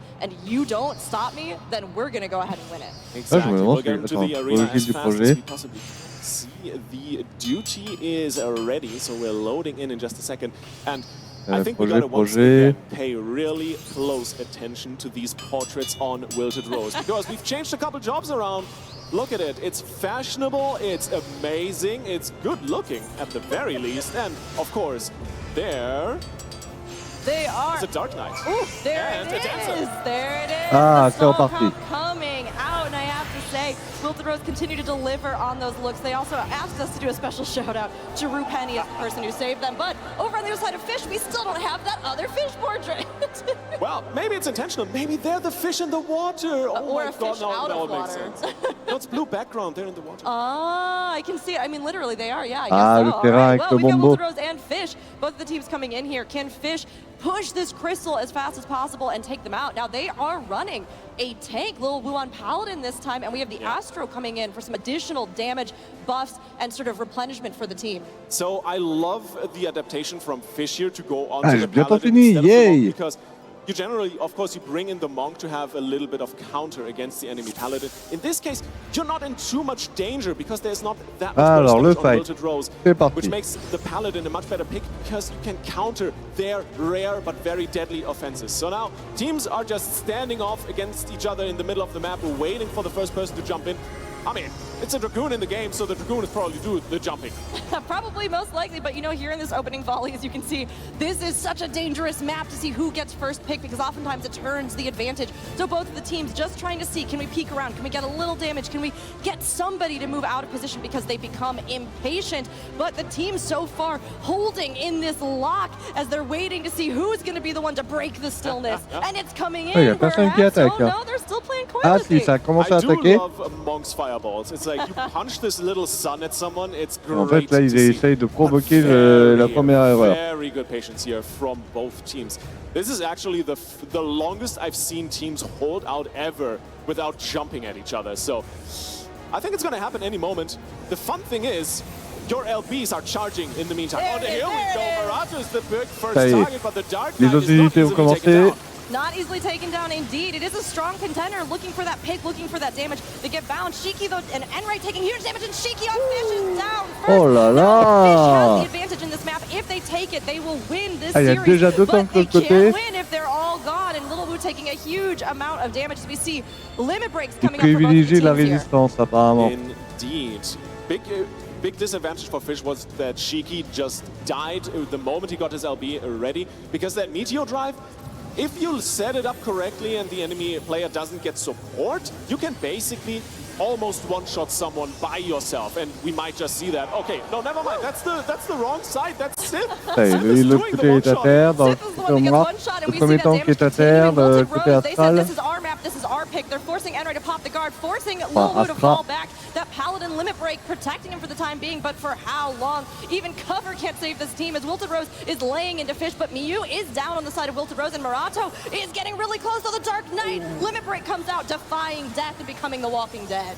It's beautiful to see. Marato will stand fighting for a little bit longer, but how much? That is the question. Of course, we have the eruptions going off. If you stand or get CC'd in one of these blast lines, that is a lot of damage, but big shields on the side of Wilted Rose are going to make the pressure a little bit more bearable. And for the moment, Fish is really struggling to find their footing in this map. I mean, obviously, fishes don't have legs. That's true, and they can't really swim in this heat, but we saw another survival. Honestly, Marato is managing to play very well around Dark Knight. Shiki having to pop this guard fall back. You can see Zot just trying to get that kill in. We still have a limit break over on Paladin from Miyu protecting them, and Shiki gonna get that elixir off here, but CCs are coming out as Fish tries to see if they can get another kill over on Wilted Rose. Exactly, the map seems to be stabilizing. Fish have found their footing in the least true sense of the word, but Shiki, he's the big target right now because he has an LB. There's the Meteor Drive. He's finding Zen. The cover is too late. Miyu tries it, but it's not quite working out and dies with the reflected damage. Beautiful setup here from Fish. Incredibly well executed. They made best advantage of that, and they're trying to now put this comp that they brought in to counter Wilted Rose to good use. Now, like we said, this crystal, either you stall it the whole time and try to see in overtime who can decide it, or you try to push quickly to that 50%, and it looks like that crystal is going to be moving ahead. Now, we have Bind, we have Heavy coming out on Zot.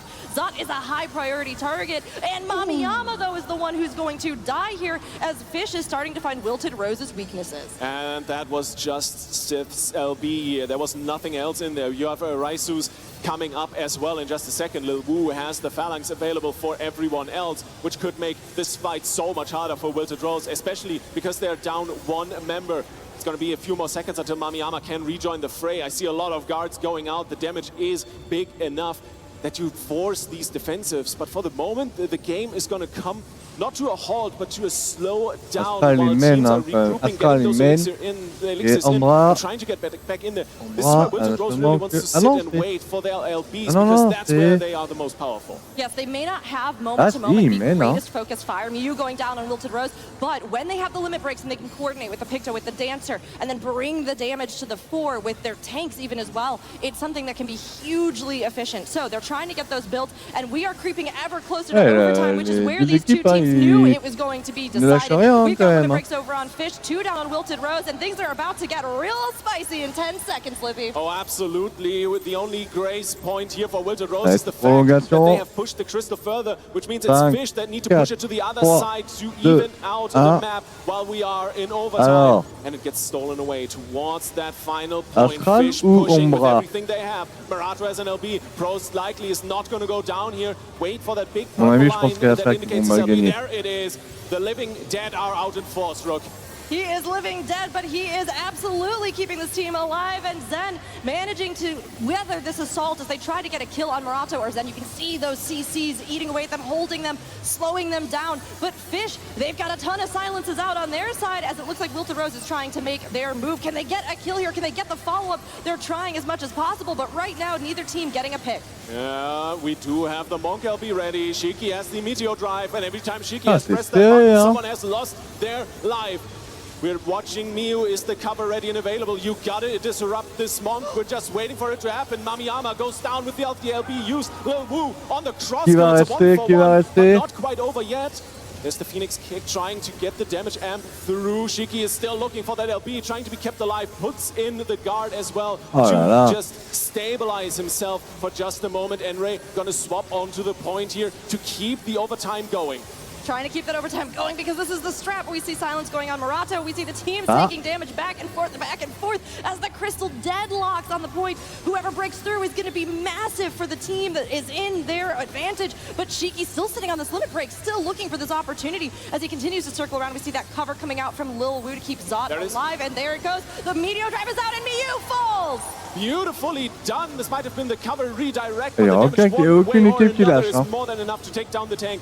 Now we just got to bite through Marato, who has a massive health bar, and another LB ready and available. Zod with the Contra Dance ready and available. That could be a massive charm to maybe even get people off the crystal and Et à steal mon it avis, ça away sent le. from under the nose Je of vois Fish. bien But they're Astra so gagner. hein. close now. Every now and then a small inch. This crystal travels further as Fish puts in the pressure. Fish is trying to break Là, il this reste deadlock. 8 They minutes, knew hein. Wilted Rose are the masters of the stall comp, and although they are stalling them, they are dying in the process. Miu falls on Wilted Rose, but Sith is also out on Fish, Ah. and it looks like right now there's damage Ils going ont out pu de on l'autre both côté, hein. sides to try and get that next pick. They're even right now, both teams fighting it out as we see Enray here jumping back on the point, jumping onto Marato, trying to polish him off, that MP getting lower, but unable to get the kill just yet, Lippy. Yeah, Shiki is struggling to stay alive, is putting in a lot of damage, but there's no MP left on his bar. He has nothing left in the tank, trying to get to that LB, but he's taken down beforehand. Another pick for Wilted Rose. All deciding maybe even they need to come back. They are down one map in this series. It's match point for Fish after Oh, all. le combat, il est But Miu is intense, taking hein. so much damage and falls. Miu falls there, and like you said, this is so important. Wilted Rose will be out of the competition if they cannot take this map, and they are holding on with everything that they have, trying to get Sith out here, knowing that Sith is a huge part of this defense and offense that Fish is able to put out. But Meteor Drive is up on Shiki, and like you said, this is so deadly, waiting to see if he's going to get an opportunity here, and it goes out. Marato dies as a result. Oh. Beautiful damage. That was important because Ah, that Dark ça y est, Knight plus de LB temps. was almost back up and ready, and after that is out, you can't Ah get si, that tank le off the temps point. Now le the temps qu'ils sont en follow-up train de is revenir. important. Sith falls, which is not Oh, great for c'est un Fish, but they carnage, will hein. keep the pressure Puis de going l'autre côté. nonetheless. 6 minutes 30 left on the overtime here. They need to make Ah. something happen. Enray goes sky high, looking for Est-ce the que drop Astra down. s'approche de There's leur going to be so victoire? much damage on two members here, but the heals are insane. Zen is putting so big shields on these health bars. They're all À mon avis, alive. ouais, They c'est. are all alive. They are somehow alive. And Encore un Shiki is the one kill. that dies instead over on Fish. Wilted Oh la Rose, they vache. want this.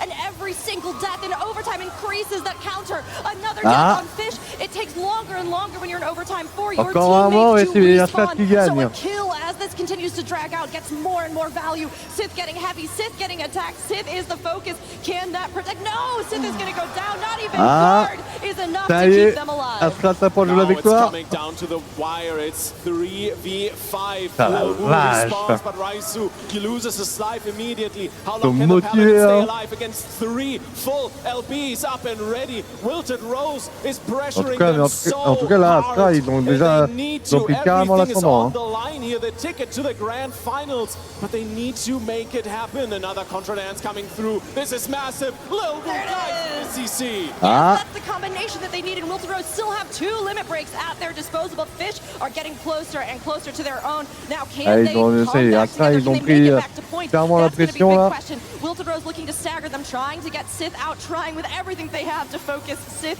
down. We see a Heavy as well go out on Enray, just trying to find where they can get that vulnerability, but Raisu is the one that is actually taking the most focus fire on the point, and they go down. Limit break unused, Lippy. Beautifully done. Now Sith, the next target. You gotta communicate, you gotta rotate who is holding the point, because you can only à mon avis, s'il y a 0, c'est Omba qui gagne. All by yourself, and Fish is desperately trying to hold on as long as possible to maybe get every member back alive. Raisu respawning now, Enray still alive. Use the LB to take that through. Zen is gone, which means a lot of the defensive power from Wilted Rose is now down the drain, and Raisu is gonna come in with that Bard LB in just a moment here. The damage is insane. Zen is still on the floor. Lil Wu taking so much punishment for daring to stand on Fish's crystal, but can they pull it out, Rook? Oh, it's getting so close. Zod is getting so low here as Wilted Rose. Again, they have to cling to this. You can see the yellow marker, the indicator of where they need to be. Zod falls on Wilted Rose. They are just feet away from managing to surpass Fish. Wilted Rose has to stay alive. That cover coming out as we just saw there for some extra protection, but they are trying to get a kill. Mew gets silenced, and that Paladin limit break goes out to help have some more sustain in this fight, Lippy. What an incredible performance from Fish. They held on so long with numbers disadvantage. Now they get 2 kills back to back. Marato needs to pop another LB, and the damage not quite connecting, but the Living Dead will keep him rolling on the point. And look at it, it's so close to that golden circle. That's Fish's ticket to the grand final. And Zod has the contra dance, might have a word to say about it, but the damage is so heavy. Zod is out with the guard, and Shiki on his tail. Meteor Drive is ready, and that is it. Fish! C'est fini. C'est Omba qui ont gagné. J'étais persuadé que c'était Astral. Eh ben non. Incredible to hold on this long with so many members dead. Phenomenal. Insane. I mean, they managed to just anchor it through that brutal overtime as it continues to draw out, and then turn the fight in their favor. And it goes to show it is never over until it's over in Crystalline Conflict, Julia. What an incredible match. I mean, we couldn't have called it more the sleeper team against the kind of stealth team, and we really got to see a great show coming out of that, Kevin. Yeah, I was staring at the screen backstage, and whew, it just didn't end. People died left and right, and then you'd think that this was the end. You see your crystal going the one team's color. You think it's done. It's not. And then it continues for 7 minutes. That was incredible. Please give a big round of applause to both of our teams and commentators.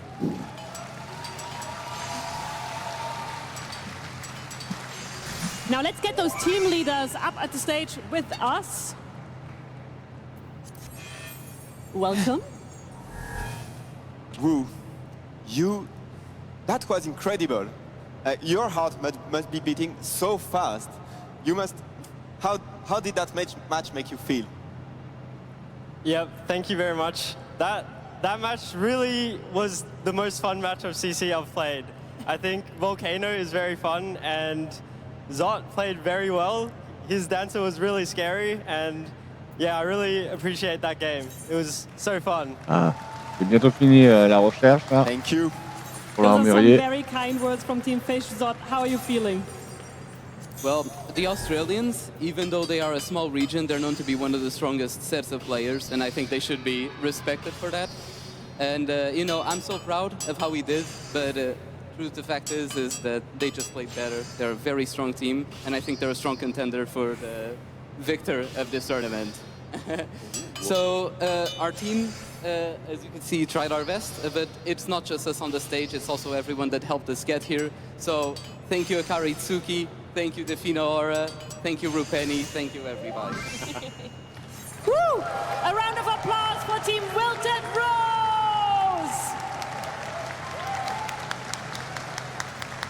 And now I believe our team leaders can also join their teams to take a little race backstage while we are preparing for the finals. That's right. So now our finalists are going to be Team Hopeful, who we saw in the semifinals, round 1, and Au of course aux prochaines phases who de just recherche. managed to come out ahead. Now this is actually going to be a little bit of a repeat almost of 2023, isn't that right? It is. This is basically the matchup that we saw, although of course we see some new members over on Hopeful side and amongst the teams, but this is a big rematch for the two of them because last time Hopeless, now Hopeful, came out on top, but is it going to be Fish this time around, Livy? Quite honestly, I've seen both teams now on 2 maps. I can't tell because Fish has a great approach to the gameplay and the strat in terms of what they want to bring comp-wise. On the other side, Hopeful, they just look so indomitable, clean in their execution, and that is going to be hard to beat. Last time that these same finals brought us to map 5. I mean, minimum. That's what we need. Yeah, that's. It sounds like that might be where we're heading. I'm very much looking forward to it. I'm really, really curious to see the sort of like meta and counter meta, you know, like comps facing each other. Because I think, as we said last time, Fish came in with something very different from the EU teams. They were able to dominate with that in semifinals. But this time, I think it was a little bit more even. And I think Hopeless last time with the execution really pulled through in the finals. So I'm very, very curious to see where we're headed this time. Whether, you know, Fish can sort of rally after how tight these semifinals just were and, you know, face their 2023 opponents again, even if, you know, of course, it's not the entire team. The thing is, it's definitely something we got to talk about because playing on stage is nerve-wracking. Having a match like this just now against Wilted Rose, even more so exhausting as well, which means, yeah, you could say they're now warmed up properly, but also playing back-to-back, that is a tough thing for Fish to do. And now going into this grand final, I am very, very curious to see how well they can maintain posture and bring their A game to the table. They've got to be able to continue to sustain and play at the caliber that we just saw. And if they do, I mean, honestly, 5 matches doesn't even feel like it's going to be enough, but we know that's how it's going to be all decided. And I mean, it's interesting. Hopeful, they're so used to the current EU comp, but like we talked about with Fish, they've been playing with JP. They're trying all these things. They know what's popular right now with many of the other teams. So it's not really going to give Hopeful an advantage to be something that's really like a powerhouse at breaking current EU meta. When it comes to Fish, really, they're going to be a fish out of water, I think. You really set me a bait here. I'm not taking it. Yeah, I'm sure Fish must be reviewing what they did, what they can improve, how they can outmatch Hopeful. So it will be very, very interesting to see if that pays off, if all the training pays off. So yeah, I'm very curious. What about you, Julia? I am really fascinated that Cliff, after that first match, managed to call that this was going to be as tight as that second map was going. So I think, I get the impression that Hopeful has a pretty good idea of what they're up against, even if Fish has been sort of obscuring their movements. That being said, also, we can't underestimate the fact that Hopeful just got a full eyeful of Fish in these semifinals. Now, you can, of course, argue Fish is all warmed up from their match. Hopeful just had, a little come down and everything. But I'm really, really curious whether that's going to give them an edge. It's an interesting trade-off between the weeks and months of preparation where no one had any idea what Fish was doing, how they were playing, versus having 2 maps worth of gameplay footage that people were able to watch backstage just now. So if you're a really good team, and Hopeful is a really good team, you might be able to pull your lessons that you immediately need from this, and you might be able to kind of immediately analyze. That is something, this level of understanding of the game is just something that comes with being on this level, and these players are absolutely incredible and some of the best in the world at this. So I'm slightly worried for Fish, not gonna lie. I'm not worried for Fish. No? I'll counter that. I think that Fish, even in 2023 when we saw them, they were so strong, and they didn't even have some of their strongest players with them at that point. Now they're here, and they have this incredible flexibility of jobs they can play, of comps they run. They have all kinds of ideas of counters, and I think that gives them a really strong advantage, but also something that's difficult to anticipate, because Hopeful is going to have to be guessing, well, what's the map? What could their choices be, and how is this going to affect how this all plays out? But Hopeful is some pretty serious competition, Kevin, so I'm sure that they've already kind of planned for this eventuality. Yeah, they look like they are planning for quite everything. They've been ready, they've been They've been looking at everything, mapping things out, and hey, well, maybe you don't have to worry about map choice if you win anyway. Just win, as the best of us say. I mean, that's a good point. But also map choice and adaptability is going to be a big topic because we're moving into the grand finals, which is going to be a best of 5 instead of the best of 3. So there's more maps, which means more time for the teams to adapt, to figure out what you're doing and outplay you. And in terms of comps, we can also figure things out along the road. It's not just that you get to pick the next map if you lose. Everyone can change jobs in between maps if they want to bring in something else for map 2 or map 3, or they figure out after map 2, oh, if we bring in the warrior now, this is going to completely dismantle the enemy team. So the adaptability and the trading of blows, this back and forth, is super, super important and something I'm pretty sure we're going to see. Oh, we definitely are going to see it. I mean, these teams, they have their eyes on it. And I have to say, when it comes to this question of if we've been playing already, are we locked in or are we tired? I mean, it's always a balance, and I think it depends on the team, right? You can be playing any game mode in 14, and your team, you can have the best pull you've ever had. You can get to that like 0.1%. You can win a streak of games in PvP, and then suddenly it's like everybody is tired, exhausted, and they just plummet, and your next runs are total washes, right? But there's also that moment where if coordination, if communication is something that it takes you a little bit to just get to the point where you are all so quickly exchanging information and acting on it that you are in that zone, that focus, then it's a huge advantage to be freshly warmed up, freshly played, and especially against a difficult team, Luffy. Yeah, absolutely. I'm personally on the side of, after an intense match, I need a moment. I need to go into the other room and touch a plant or something along the lines. It definitely helps, but these guys are professionals. These guys are absolutely amazing at what they do, and I'm pretty sure they're going to come out swinging at the very least. I think so, absolutely. I think it also incredibly depends on what kind of match you had as a warm-up, right? There's a complete difference between a stomp and something as overdrawn and over-timey as what we've seen just now. So I think it's really anyone's game in these finals. So, Kevin, do you think we'll see Cloud9 in this grand final? Well, that's if we reach the maximum amount of maps, we'll have a chance. But it's all up to the losing team of each map, so it's not my guess to make. I'm surprised you didn't make it mandatory that it was only Cloud9 for all of the grand finals. I know it's your favorite map. Yeah, it is. I love the tornadoes, and as a warrior, using warrior LB right before the Tempest, best feeling in the world. That's fair. That's fair. What about you? Any preferred maps? You know I love a volcanic heart, but I love even more going into finals, finally. Now, we've seen them before, but of course we're gonna bring them back. Please welcome to the stage for our finals, Team Hopeful with Cliff Zanza!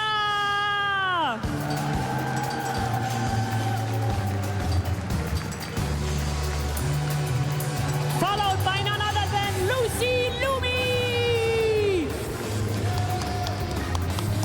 Il représente... Ah non, c'est la finale là.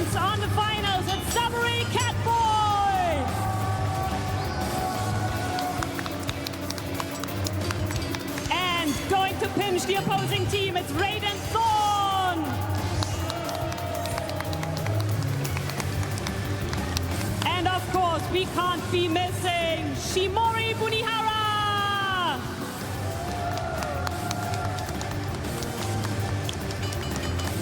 And for one final time, welcome Yamizura Kumozuma!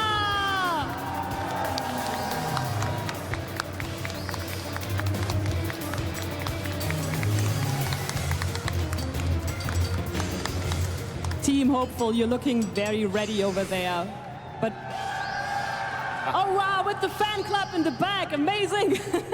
Now, I believe it's time to call Fish! Starting once again with Lil Wu. Woo! Woo! Woo!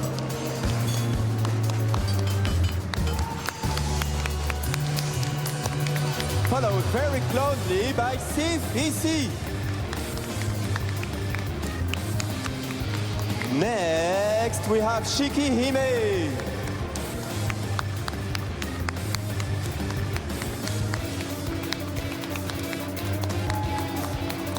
That is actually Enrei Mihata.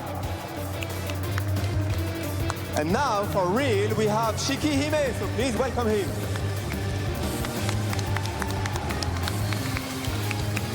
And number 5 is Ryosu Eucliffe.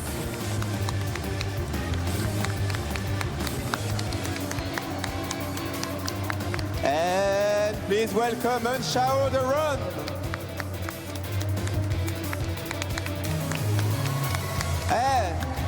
And the last member we're introducing today is Jackie Lempicka.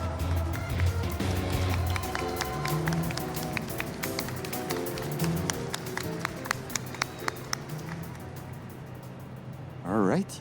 It's looking pretty ready over on your side as well. Now, can we ask the leaders of our teams to the front of the stage for just a minute?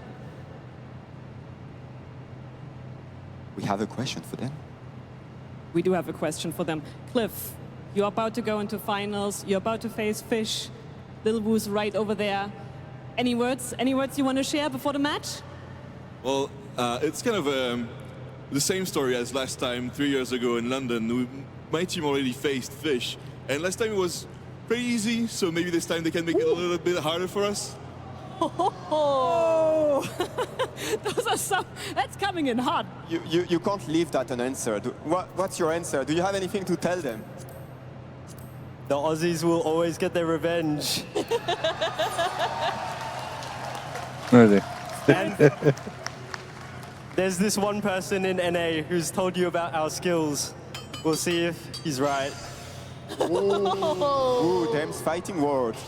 Alrighty, well, I believe you're ready, so you may go sit. Yes, please take your seats. Get, I guess not comfortable, but get ready. Alright. Il fait sans provoquer, là. On that note, I believe we'll be leaving things in the capable hands of Rook and Leafy. That's right. We'll see you after finals. Look forward to some great matches and give them hell! Here we go! This is the grand finals of the Crystalline Conflict Regional Championships EU and Oceania. One more time, let's hear some noise for all the teams today, Ça y est, everyone! on va pouvoir améliorer, poursuivre à la Now we have recherche Hopeful and Fish. You've seen them play today, but we have to ask avant you, que who here's la cheering finale for commence. Hopeful? And on the other side, down from down under, who's for Fish? Okay. The Fish fans are out in full force. I mean, I'm personally not a big fan of seafood, Ah, maintenant, on but passe à that's 4. beside the point. One way or another, Rook, this is going to be an intense matchup. Best of 5 final. We'll get the players into the map as soon as we possibly can because we cannot wait. First map, Palestra. What are you expecting? Oh, you know, honestly, I think with both of these teams, if they are playing the way we've seen them play today, we are going to see these maps consistently hit overtime. We're going to see them take these big hits, maybe here or there. Maybe we'll see a map swing one way or the other, but then immediately have an answer and a counter from the other team. Because both of them, they are so prepared. They play so well, and they really know how to look for those openings in strategies and take advantage of them. So neither of these teams can show any weakness as they come in. Exactly. So something we just saw against Fish by Wilted_Rose is the fact that they put a lot of effort into shutting down Shiki on the Monk. And that might just be the secret to victory. Maybe Hopeful will pursue this strategy. We'll go in and find out, but quite honestly, if you drop the tank to bring the Monk in, I think it's a good strategy to go and shut that down. I mean, yeah, you don't want that Monk laying into the enemy or into your team. I mean, everything from the CC that it can do with kind of pushing people out of position to, like you were pointing out with that limit break, almost insta-killing key targets at moments where it's really needed. All of that is so valuable. So, of course, I'm sure they're going to be looking for that. But on Hopeful's side, right, we have perhaps at least what we've seen of them, more of the meta right now, if you will, with that Paladin, with Picto, seeing the Bard come in, Dragoon as well, oftentimes. So there's a lot there that you can focus down to try to make it crumble. You can shut down a lot of the Paladin plays, like if Sabri is really providing those covers, you can try to counter them. If you feel like you don't want to deal with that, you can also try to take out the Picto in key moments so that that limit break doesn't line up with the rest of the team. Yeah, absolutely. The other thing with the cover is obviously it redistributes the damage the target of the cover would take onto the Paladin that's covering them, which is why in a lot of times, I talked about the elixir earlier that the cover target uses to heal themselves back up. But what we also see a lot is that the Paladin at the same moment is going to guard, because otherwise they can get blown up. And if you combine it with the right amount of coordination and maybe a guard break from Sith, for example, Fish can literally one-shot someone even through a Paladin cover and a guard. I mean, more or less they're one-shotting the Paladin in that case, but I mean, someone's gonna flop. Yeah, I mean, look, good pun. I see that. I acknowledge you, but... Oh, yeah, that wasn't intentional. I mean, it's interesting. Do you think Fish is going to run the comp that we saw earlier, where they don't bring a tank in and they focus instead on really trying to just do as much focused target damage as they can, Liffy? I think it's a good idea to do that, because you haven't shown your hand, or you had to show your hand already to Hopeful a little bit in this previous matchup, so they know what to expect, but they of course have more aces up their sleeve, and you don't want to give away all your strats and all your picks right away. So it's always good to go into the blind pick map with your go-to strats, see if you can just actually win with that, and leave your enemy wondering how to beat you. And as soon as they start to beat you, you immediately swap to your next option and keep beating them. And by the time the enemy has figured you out a second time, well, we can go into the match, and usually the finals are done. Usually they are, but these finals are far from done right here, right now. We are about to come into the first map of our grand finals for CCRC EU and Oceania 2026. These series, these maps are where it's all decided, and both teams have to bring it all on the Palestra. Ah, ça y est, ça commence. Take a look at the portraits, still on point, still looking good, and we absolutely love to see Hopeful just rocking that portrait game. Indeed, on Fish's side, oh, the order is correct. It's beautiful. You love to see it. And we're all set and ready for the rematch of the London 2023 CCRC Europe and Oceania Grand Finals, Rook. They are here, they are ready, and they have waited 3 years to prove themselves again in this matchup. Will Hopeful remain our reigning champions, or will Fish take their crown and rise to the top? I cannot wait to see which one is going to bring it out and win this whole thing. But right now, we see both of the teams coming in with their starting comps, and Liffy, you were right, Fish is going for that focused fire damage, and will Hopeful be able to stand up to it? Alrighty, the gates are open. Make some noise once again. The monks are the big players that we need to keep an eye out. Shiki and Cliff, they will be looking for the damage. They will be looking for the offensive. And speaking of, Cliff immediately gets the chain stratagem tossed at him and taken down to 20%. Needs to excuse himself out of the fight. Raiden, same thing with the damage output from Fish in the early game. Rook, very On avait vu comment ils ont bien tenu Ombra côté Fish. Je crois que c'était Fish qu'on voit côté Fish.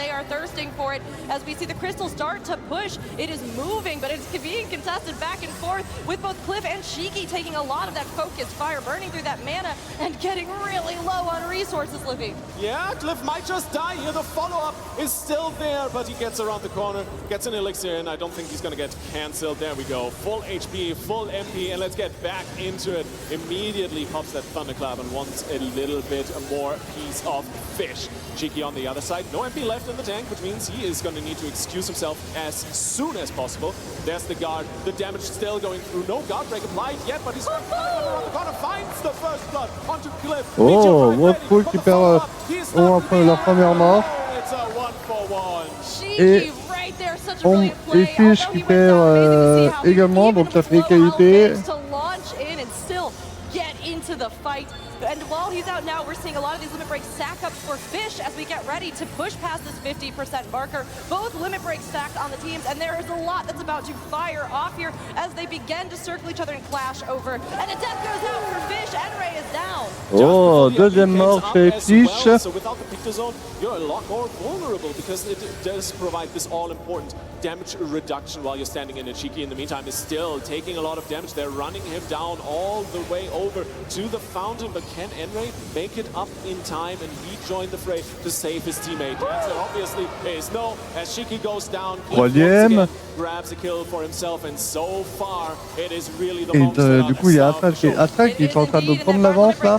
On Fish's side, but so far no immediate follow-up. Instead, Lil is taking a massive amount of damage, and Lucy dies on the point right after using that limit break. break, which is an unfortunate timing as the crystal continues to sweep back towards the center and push in the opposite direction. Sabri holding here around the corner for a moment, looking for an opportunity to come in to be of use to the team. Rice having to pop the guard as that damage just continues to pile on, staying back, hanging back to be able to get some extra damage and support for his team. And Yami getting silenced over here as Cliff, also the silence coming in. They're trying to shut down Cliff, but that limit break goes out. Meteor Drive finds its purchase. Shiki is dead.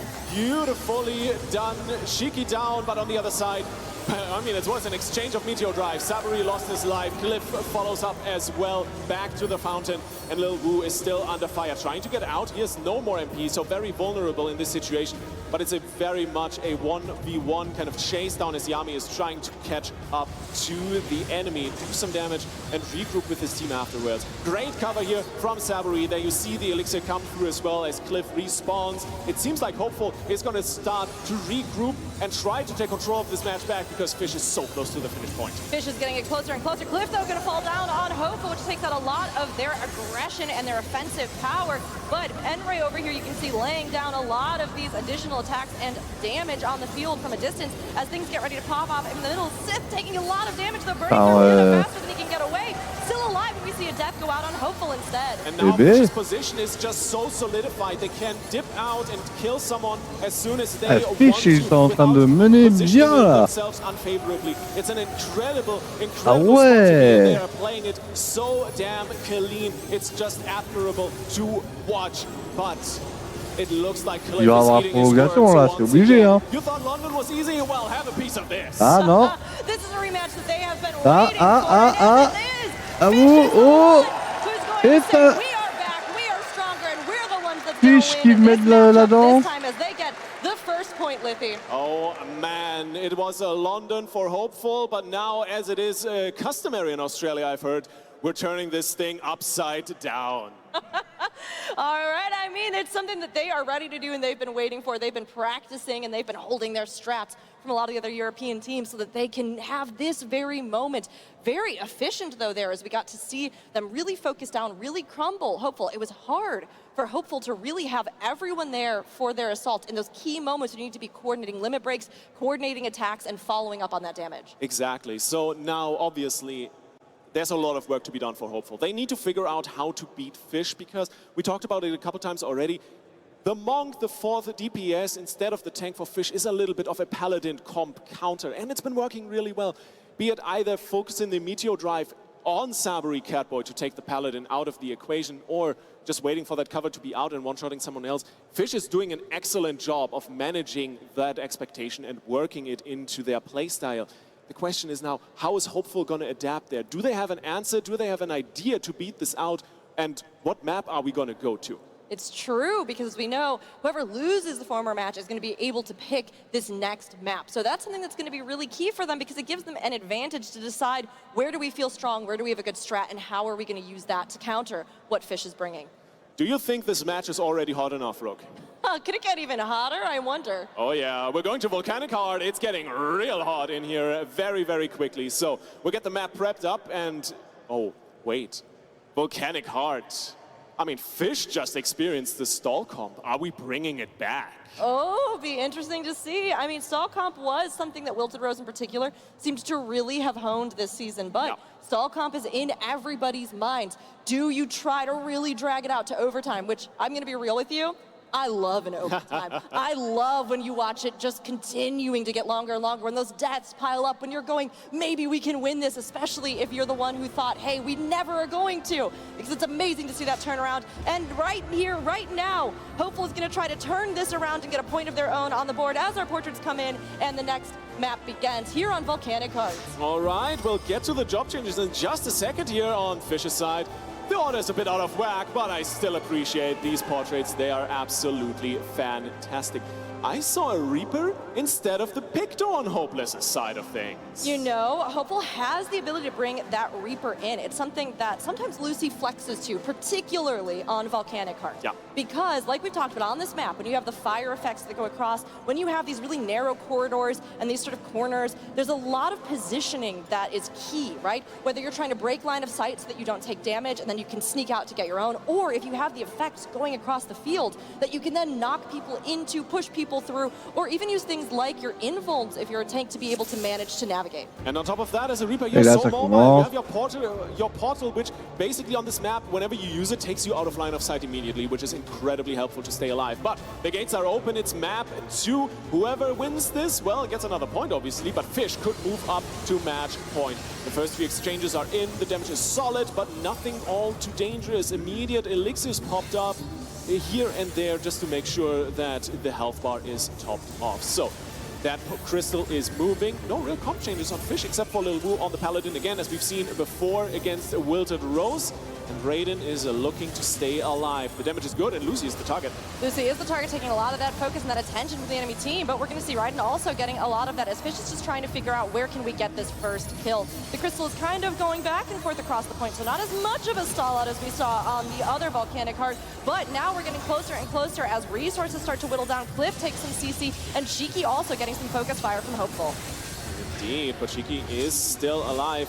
Monks were the star of the last map. They're very important on this one, but I think we're talking a little bit more about Enray and Lucy here, especially the Reaper LB and the Reaper gameplay in general is going to be very, very important to secure the map here for Hopeful.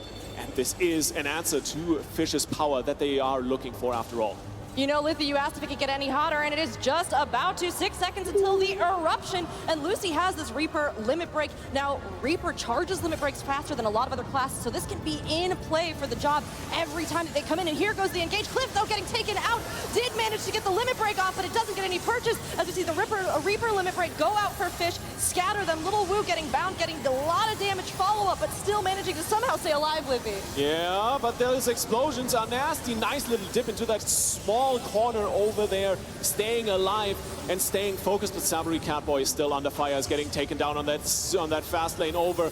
Oh, gets the LB in. Phalanx for everyone, and of course a hallowed ground to stay involved for a few more moments. It's Crystal taken over by Fish, though. They're now going to swing this map back in their favor. And we see some of these orange orbs pop up on the map. You pick them up and slide a little DPS gain. You can see them on 3 members of Hopeful. Nice little boost that can help you in the next fight. Oh, absolutely. You want to get them if you can. Although, of course, it doesn't completely make or break the situation, but it definitely helps. Every bit of damage gives you that advantage over your enemy. And right now, both of the teams, they've taken a second.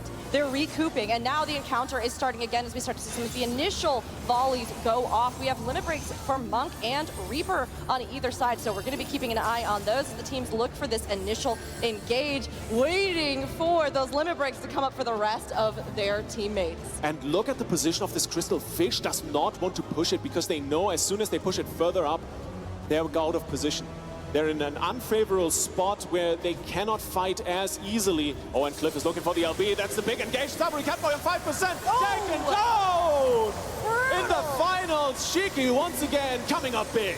Shiki finds those targets and lays into them and gets those kills when they're needed, and they mon avis, c'est le premier mort qu'il y a eu là. trying to run away. Cliff running out of life. Cliff is trying to make that escape, but it is coming closer and closer to death for Cliff, and Cliff falls. Fish on a roll. They're flopping all over the competition. It is beautiful to see Lucy the next target. Can they take him down? That's the big question. The damage is very, very solid. That was like 2/3 of a health bar. Triggered Sabari's cover immediately. The elixir is going to come through. A little bit of cleave over on the Paladin. Oh no, Lucy didn't get the elixir off. Oh, brutal to not have those resources at your disposal. Now, Hopeful is seeing death after death, and Sabri is the next one in the line of fire, getting chased around the corner and bound and unable to get away. They will also fall. Yami, now the next target, it's one after another as Fish just lines them up and knocks them down. My goodness, Fish, they know what's Tout up. Uppool, ils ont déjà 2 points morts.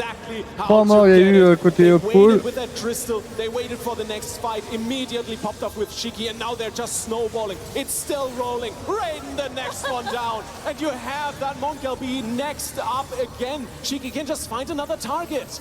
They can, but look, we have to remember, overtime is a huge decider for this map, and the teams know this. They're playing around at Sabri Falls on Hopeful, but Hopeful is not out of this yet. We are getting closer and closer to this time when it will be make or break, and as of right now, both of the teams are roughly at the same point percentage-wise, although Hopeful has the advantage. This is so smart from Fish. If they go into overtime now, they need to step on the crystal for like 3 seconds and they win the map. This is genius positioning of the crystal, and beautifully done. You can see Cliff is right there. Ah, He needs ça a to été step on his twister prolongation. because otherwise the map is basically over. And he's going to get engaged on Twisted Cover. Comes in. Beautiful reaction from Sabri Catboy. Yes, but Lil Wu goes down as this assault goes out. That's what Hopeful exactly needed here. Orfish was going to take it immediately. We have limit breaks up. We are waiting to see when they're going to go flying, but Sith is not going to get a chance to use it because Sith is down. Hopeful. They said you lined us up and you picked us off, but now it's our time to return the favor. Oh, that was not a good meal for Fish. That was bait, and they fell for it. Enray is the big target. Damage reduction now with the Dragoon. He is excusing himself out of the fray because Shiki is taking over the point. But look at that Reaper damage. Lucy doing a workload of damage onto Shiki. He's stepping back in. That gold bar at the top of your screen on the timer, that that cannot expire. Otherwise, the map is done for Fish. But they manage to hang in until Shiki falls. Let's see if Hopeful can keep the momentum rolling. Hopeful is picking out these targets with precision. Now, since limit break goes off, this is going to be a big advantage for Fish, but Fish is down someone, and Ryosu is getting very low on health, able to recover here using that mana. On the point, we see guards being popped. Lil Wu leaping in here. Ryosu coming in. We have these limit breaks they're waiting to use, but Hopeful is putting the pressure on so hard, it's hard for them to coordinate. Guard from Sith on the point as they try to hold it down here in overtime. Oh, Lil Wu, he gets the LB off. 6-second chain CC on 10 HP, literally. He gets the invul, and they find Cliff. This is an important pick. They might get this momentum and carry it forward. Ils sont en train de lutter, hein. Meteor Drive might be devastating, especially because Sabri Catboy is out drinking an elixir right now. He's not in coverage. Yami is the target. The damage is massive. Down goes the skull. Oh! Into a corner, they weren't able to swim free, but now they are turning the tides. Hopeful loses another member. Lucy now in their sights. No mana, no recourse, but to go down here near the point. Now the crystal is so close. If Fish manages to push it, they will have match points, and it will all be theirs to win. But Hopeful is not over yet. They are bringing people on. They are making sure they can keep contesting this crystal so that they can try to get their victory. But right now, it's looking hard for them, Liffy. It is looking difficult. Lucy is about to respawn, and this is going to be massive to have this Reaper LB back in the mix, but this crystal is so damn close. He's getting in there, flying with a little bit of a range damage, and now the LB is going to be sent. Tenebrae Lemurum, and get them off the point. Sith goes down. Hopeful, clawing their way back into the match, but it's still contested. Ryzen on the point. They are rotating smartly, and an elixir for Shiki, but Raizu might just fall. This Bard gets out with an inch of the life. Maybe the follow-up. Down they go. Another Fish. Fish qui sont en train de... Hopeful qu'ils mettent la pression là. We have Fish in the lead. We have Hopeful in the Ils sont en train d'enchaîner les morts. Ce sont... Ah là, une victoire de Hopeful. Ça va être encore une double prolongation. To hold down the point as Wu pops that guard, ducks off and comes back on Liffy. He had the LB up in time, sent even through more CC just to draw out those beautiful seconds in favor of his team, and now he's invulnerable on the point and his team is back up. Yami falls, and this is the turnaround that Fish was looking for. Fish ont pris le poids de la bête là. Ils ont perdu leur heal côté Hopeful. Beautifully done, and Raizu must be the next Pareil côté Fish. Can be massive, but Fish not quite out of the woods yet. Not out of the woods yet. They're trying to see if they can do this, but it is being very, very hard won from Hopeful over here as they are trying to keep themselves alive, and they take down Enray in this exchange. Cliff getting silenced, but managing to use that mana to stabilize through the assault. Here on the point, we see these teams just unbelievable as the back and forth continues. Lil Wu running out of mana, gets that bind, can't escape, pulling against the Cheeky, getting heavied as well as we see Hopeful look for who they can just keep in the area to get that final blow. Lil Wu manages to get to the potion and is alive still. He needs MP though, so he's going to be out of the fight for a few seconds longer. But once again, how does Fish manage this? The Raizu goes down, it's a 4v5, but they are once again all members on the point. They've put themselves into such a difficult position. And Shiki is taking so much damage. Lil Wu coming in the last second with the cover, but it's not enough. Shiki's getting taken down through the cover. It's beautiful, and another Meteor Drive lost to the void as he's sent back to the fountain. Lost to the void, and you know this positioning was amazing from Fish coming into overtime, but now it's working against them as Hopeful has the advantage. If Fish gets off this crystal, they will lose it, and Sabri manages to stay alive. And here and now, we see this exchange finally decided. We have Hopeful getting a point of their own on the board, and they say this is going to a best of 5, Lizzie. Oh my goodness. The positioning of the crystal before going into overtime. Insane strategy from Fish. It's such high risk, but the reward, if you pull it off, is even bigger because then the overtime just doesn't really happen. In this case, though, came back to bite them, big time. Oh, it's brutal, especially when you can see right there. Those circles were almost perfectly overlapped. You're like, that's the point I need to push it to match them. And you know you're so close, but Hopeful was not going to let them pull that off. Unbelievably well played, and both of those teams sustained their strats and their comebacks through so many deaths time and time again. I mean, it was an absolutely incredible match, and it feels very, very fitting for the start of our grand finals. Oh man, it's a beautiful Sunday. We have some beautiful weather. You know what I could use now, Rook? Huh. A little beach trip. Oh, are we finally going to the beach? Oh, we are. It's vacation time. We're going to the Bayside Battleground as our next map. Fish's home turf, it seems so. You know, maybe they just feel more comfortable here. They like to be near the water so that they can, dive in and then land some kills on their enemies. Oh, I mean, hey, why not? The great thing about Bayside Battleground and why I love this map so much is because at the start, you have 2 jump pads that catapult you into the middle to the crystal. And basically, you immediately sit on each other as both teams, which means that the moment someone steps on these jump platforms, the entire team needs to be on there because someone is going to sit in your backline, most likely the Monk, and try to kill someone. Oh, absolutely. I mean, this is a map where there's none of this stalling at the beginning, like we saw with Volcanic Heart. There's none of this, oh, we'll just hide, we'll play around corners. Because from the moment you jump across, you are in it, whether you're ready or not. And after that, it is decided quickly on this one. So both of the teams need to play fast, play efficiently, get good picks, and be able to get ready to bring it home. Exactly, and this is a map, unlike Volcanic Heart, in my opinion, a little bit more player skill and player positioning focused. Normalement, la dernière partie, c'est qui va gagner? You can dip behind and get out of line of sight, get yourself a tactical advantage, and that is something the teams very much need to lock in on, need to play very well, and that's not easy to do, especially when the match gets really heated. Oh, absolutely not, but you know what? Fish decided this is the one that we want to come in on, so they have a strat, I am sure, and we see them again bringing in this comp that has this DPS focus, no tank. Oh. Hopeful going for that sort of classic meta that we see still, and really seeing how effectively they've made Ouais, use pas of mal this, la map côté Tuliola là. and Sabri holding it down with that paladin C'est vraiment, ah bah oui, c'est Tuliola là. to counter exactly that. I mean, I was talking about it earlier. In my opinion, Sabri is easily one of the best Paladin players in the world, so I am not shocked at all to see that he is sticking to his guns, or, well, sword and shield in this case.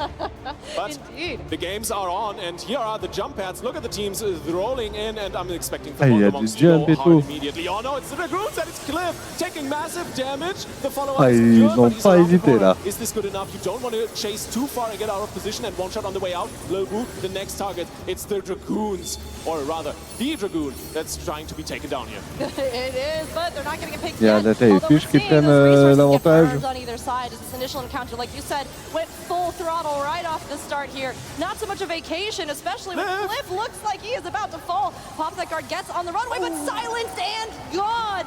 Couldn't escape, and it's going to be the first death of this map.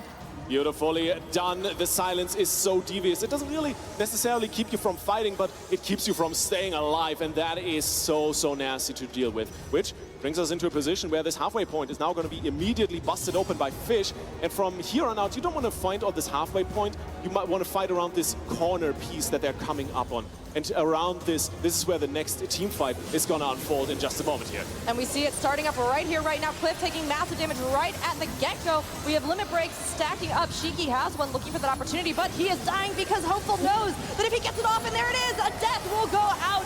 Sabri falls in this exchange, but Shiki is going to take some punishment, and in return is down on Fish. Beautiful clap back. It's a 1-for-1. So 4v4 on the Crystal. Lil Wu has an LB though, and Cliff looks mighty hurt. Can he get out? That's the big question. Lil Wu is chasing him down. One more life on his spear is claimed, and he still hasn't used that LB. He is ready for more. Sky High, Star Shadow dive coming through. Big damage. Down goes the Scholar. Now that's how you do a Dragoon limit break. A huge pick for Fish as Hopeful now has 2 down and they're trying to contest as the crystal gets closer and closer. It is a quick sweep. They need to get back as fast as possible. Now they have one more they're waiting on, but they know that this is going to be decided very soon. So they're trying to just keep the crystal stalled out a little bit, and Cliff is going to die, which is terrible for Hopeful because he had that limit break. That is a massive, massive pick, and Cliff was not ready for it. Sabri down as well. More picks for Fish. They're so close to the finish line. Once again, this no tank comp just completely overrolls Hopeful. They have no chance whatsoever. Look at this one. Le combat, il est intense, hein. Ah bah non, même pas intense. Fish, ils ont vraiment pris de l'avance, hein. Ah, c'est la victoire définitive de Fish. C'est fini là, encore un mort et c'est bon, il passe, hein. Big limit break now for Sabri. That hallowed ground is going to enable them to stabilize, hopefully, a little bit. Raiden is so close to his own spawn, but he's getting run down. Just wants him. He doesn't care about anyone else. Bah, en même c'est une bonne méthode parce que vu qu'ils ont de l'avance, ils peuvent te permettre de jeter sur. But Lucy is positioning smartly around the corner. Will pull a little bit back and leave Fish to contend with this crystal and the tank that they can't get off. Once again, Cliff goes in and immediately dies, but he gets the meteor drop out. Ils vont peut-être pouvoir passer. You know, for all the times that Cliff has been unable to use that limit break, at least he finally got to land and got that pick on Fish. But we are seeing this draw out right here at the finish line. Sabri is going to die, and while Hopeful has the respawn advantage right now, if they cannot push this back, it is going to be a slow war of attrition for them that will lead to a death. Oh, it's going. So close, but they find another kill, and Fish is just pushing their advantage, literally hammering it home as they can, as much as possible. Cheeky on the crystal, Lucy contending with him. Another kill, this time around Cliff finds one. That's big. The Picto down, but the LBs, especially on Cheeky, that's what we need to watch out for. Here's the Meteor Drive once again, it's on Sabri. No cover for himself. Down goes the Paladin once again, and 3v4, or 4v4. This might be manageable for Hopeful. Ça va être la victoire. Putain, ça frôle, hein. Make some noise. Give him your energy. Give these teams your energy, everyone, as they rally. We're getting closer and closer to overtime. Hopeful and Fish somehow still in a deadlock. Even on this quick map, we see these Scholar zones non, ils ont pas gagné. making it a much easier fight for mais si, Hopeful, but it's not that much easier given the fact that Fish has unleashed their own Scholar limit break on their side. Now, things are stabilizing. We're seeing Sith getting focused, has that guard up, trying to hold down the point, currently CC'd, but can't get away. Ils sont en train de lutter. Escape, though they're not going to let him if they have anything to say about it, and Hopeful takes down Sith. I'm getting the feeling Fish don't like Paladins. That seems to be something going on here in the last 10 seconds. Ils vont même pas réussir à avoir les prolongations. Enfin, si, ils vont avoir les prolongations. Let Hopeful push into an unfavorable position and then try and take them down. All the time Ah putain, Hopeful qui ont repris l'ascendant là. Fish might lose it, but they're trying to see if they can keep it where it is at the very least. We have an elixir going out. It's just trying to get a little bit of more power over on Raizu, have something to be able to engage in this fight. Now, the two teams right now, again, they're sort of hanging back. They're kind of waiting, but here comes the damage. Shiki is gone. We have picked a limit break over on Fish, getting ready for that setup, but with one down, this is looking more and more like Hopeful is finally able to turn this, but they need to stay on as they focus down Little Wu. Exactly, Lil Wu's the big target, and Sith has big shields to keep him alive, but is it enough? The MP bar is gone, so is his health bar, and now his body as well. Beautiful pick once again, and it's all off of taking down Shiki just before his LB is ready. So no, Fish has no power right now to take someone down until Shiki is back, but they probably need Lil Wu as well. You know, Fish might be the masters of shutting down the current comp for EU, but Hopeful are the masters of turning everything to their advantage, even in overtime. It's unbelievable to see how they have been able to play this one out as they continue to push the crystal and try to get some progress on their own. But Fish will have something to say about it, I'm sure, as they're waiting for these limit breaks to recharge. Ils ont vraiment réussi à récupérer. Reach the 50% marker where Hopeful will have Ils sont en train de pénétrer dans le. Long road down this crystal line, and this conflict isn't easy. easily won. Shiki, the next target, once again goes down with the Meteor Drive still available. Cliff finds the target. They're turning this game on its head. At the start it was Fish finding the picks. This time around it's Hopeful, and they're moving on to that halfway point. Yes, there is going to be a little bit of contention with Lil Wu going up into the Dragoon LB. Je suis en train de douiller là, comme pas possible. He comes down. Big Shield coming in immediately as well. But can he stay alive? He's jumping out, he's guarding, he's running for his life, right into the arms of Sith, hopefully. But Cliff is on his tail. Oh, he finds the elixir. Beautifully done. Finds that potion, manages to stay alive, and Hopeful lets him live to see another day. But Enray will not be so lucky as that pick takes him out with the limit break unused. Hopeful are almost at the 50% mark where they have to stay on, because remember, we are in overtime. Another pick comes out. Hopeful is blazing the trail down this path, and they are ready to say, hey, we're going to win this one and have a vacation at the end. They thought they were going on vacation, but this is definitely more of a battleground here on the Bayside. Raizu is waiting to respawn, so is Sabri. The first pick for Fish in quite a while. It is off of the Meteor Drive, off their Monk. Once again, Shiki doing a great job so far with the coordination and the team's throughput here.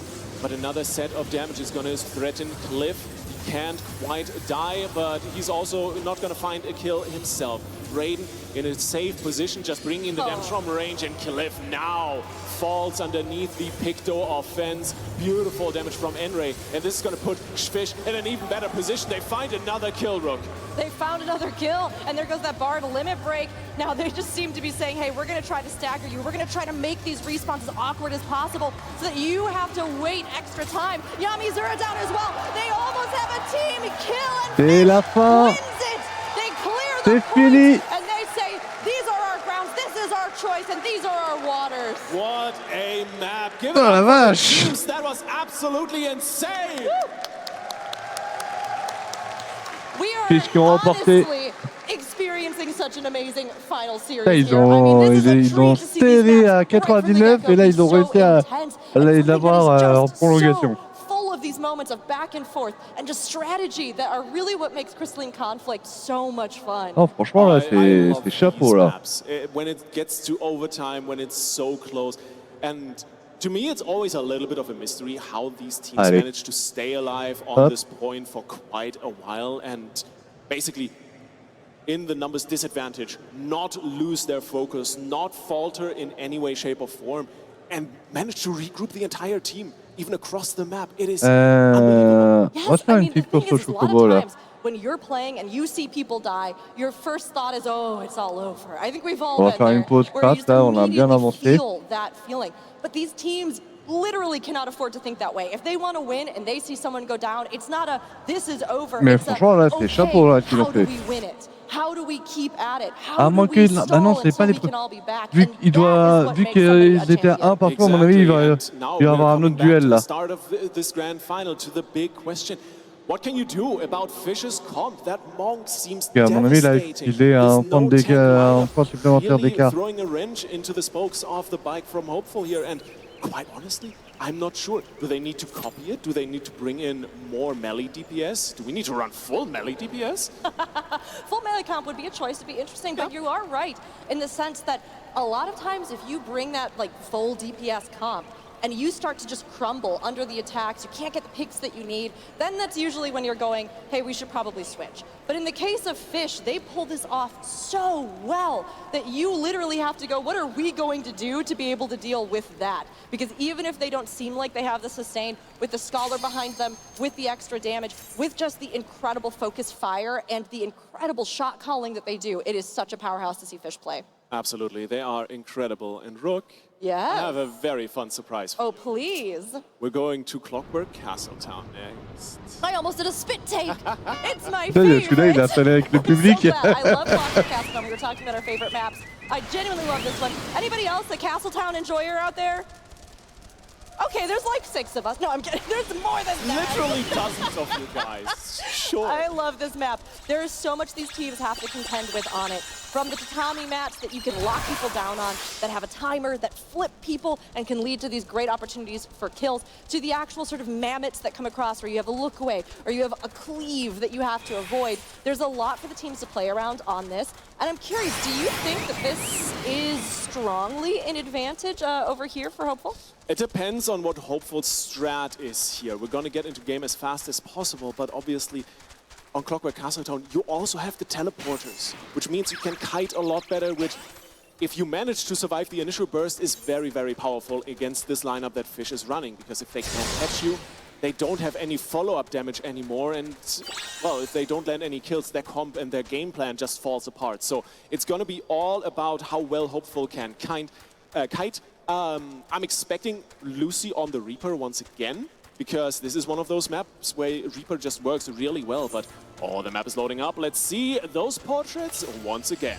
Let's get into it here as we come into our third map, and the portraits still fire. Everybody's still looking good, and I have no doubt Fish is still gonna have that one. Let's see. That's just a little bit off center, so you know they went in there and did this on purpose.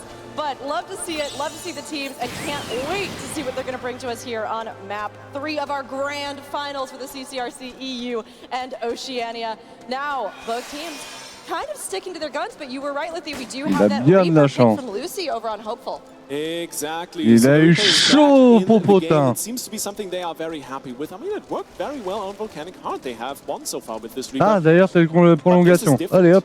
This is match point for Fish. If Fish takes this map, they get revenge for London. They get the trophy, and they get to stand up in front of us here on the stage as the champions of the Crystalline Conflict.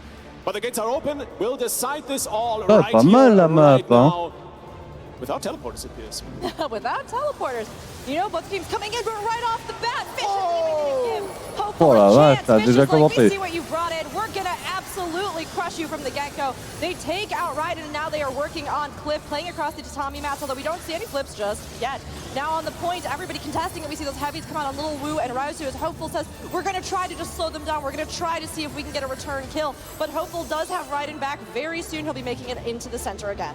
Exactly, and this is the sort of situation where it's Hopeful, you know exactly. You don't want to fight that anymore. 4v5 this early in the game, not worth it. You don't want to feed LB charge to the enemy team, because then you're just going to lose the next fight. So they pull back, they regroup, they wait for Cliff, and he might just die in the next assault once again, because Lil Wu, he has his eyes set on him. He does, and he's not going to let him go. Little Wu, oh, he's getting heavy, he's getting attacked as the CC is just stacking on, as Hopeful realizes Little Wu is an intrinsic part of Fish's strategy. But on the tatami mats, we see this Reaper really shining, kind of a threat coming across here. Silence going out on Sabri to try and shut down those counters, and a death coming out for Little Wu. Beautifully done, Hopeful back in the saddle.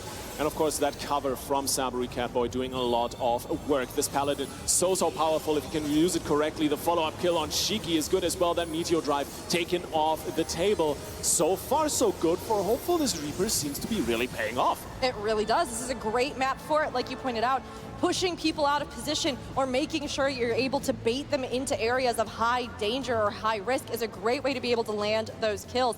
Now both of these teams, we have the Crystal going back and forth. Hopeful's trying to match that 50% that Fish already has. Déjà, Fish, ils ont déjà un gain d'avance. Yeah, Lil Wu has that LB, Shiki has the Meteor Drive, and he's going in, he's finding a target. Cliff is the one to be taken down. Beautiful coordination here from the team, but Shiki now needs to get out alive. No Paladin cover because they're running without a tank, and it works out nicely.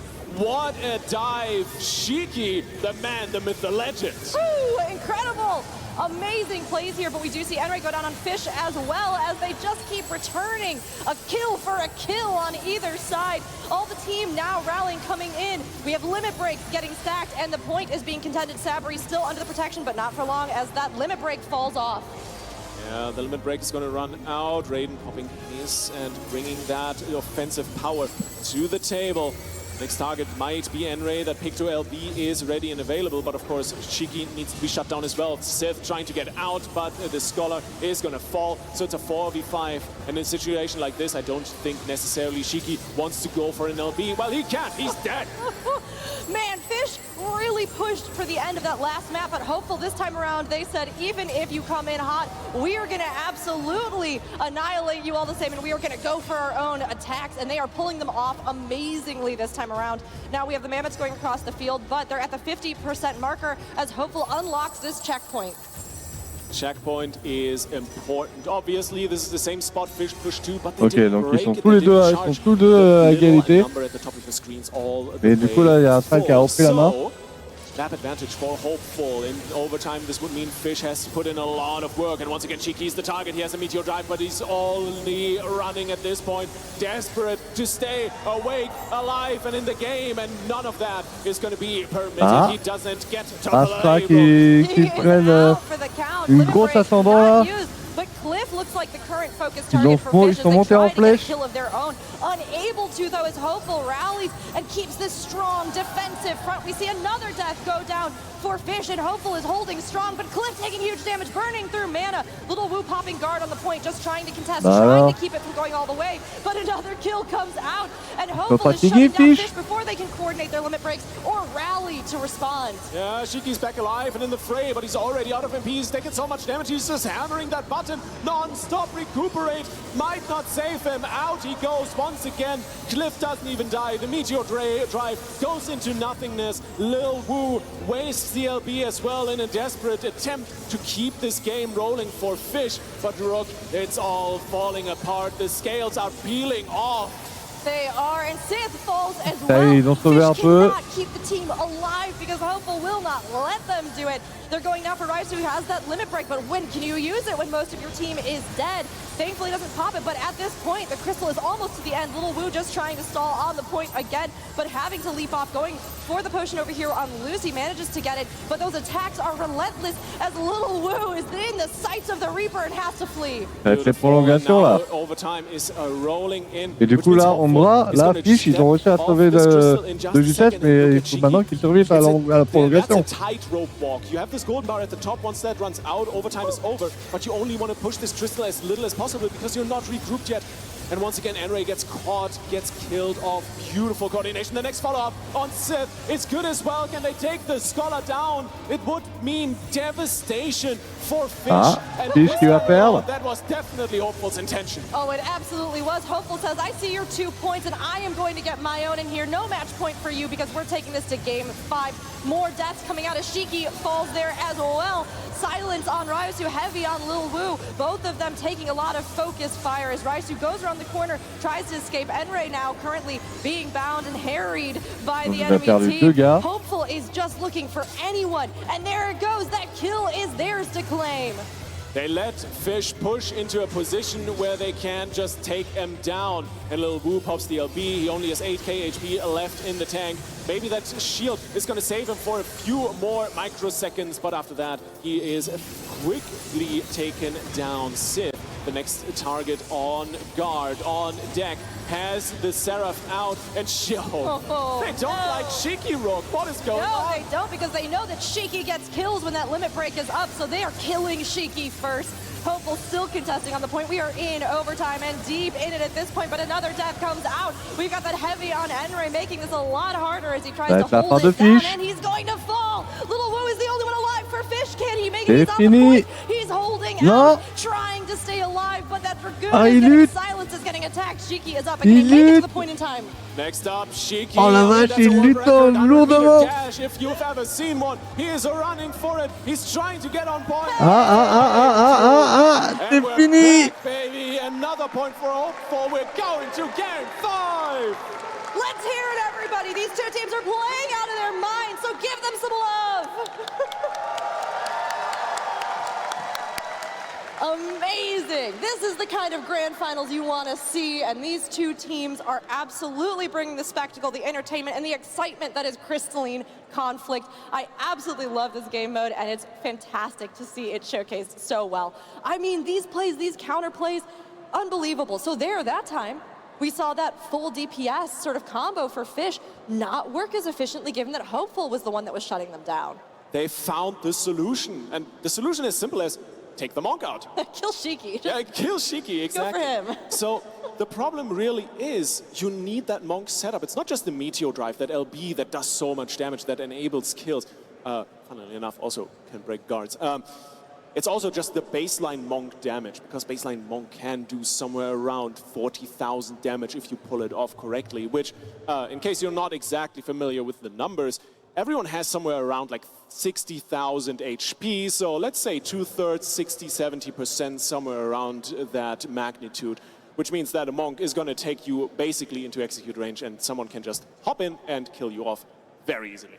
That's true. You know, Lithy, you just said a lot of numbers, and as a Final Fantasy player, more than 8 is sometimes confusing to me, let alone prime numbers, which really, honestly, anybody's guess on those. But I can understand that it's a lot and that it does a lot of damage, and that is incredible to see, again, how you can look for the person that's causing you the most trouble and then make that the backbone of your strategy rather than just letting them continuously undermine your team. Yes? The thing now is, obviously, it's the back and forth. You have one comp, then you have another comp that comes in to counter it, and... Red Sands? Oh my god. Okay, then I'm expecting actually comp changes. So now it's basically all about what does Fish do? Because Fish now is in the position where their comp is countered, or at least under control, which you can leave it up to a coin toss or say, we're just going to get in there, we're going to make the in-map micro adjustments, the adjustments to positioning and shot calling, and win through gameplay. Or you can make the calls for the macro adjustment, aka the outside of game things like the map pick, like the comp changes, bring in a different job and try to find an edge like that. So we'll send him into the Red Sands. I think Warrior.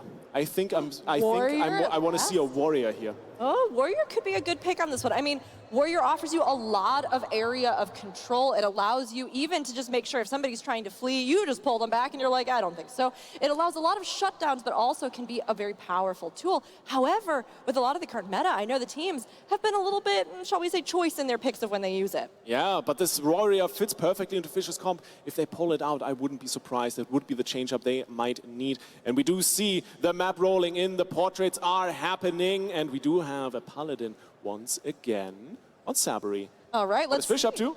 I'm curious. No Warrior, so they are sticking with the comp that they have. They must feel confident that here on a map that's of their own choosing, a place of battleground that they can faut qu'il y ait toujours un point d'écart, donc s'ils gagnent pas 2 points d'affilée, c'est la mort. This is the one we're going to be able to pull it off.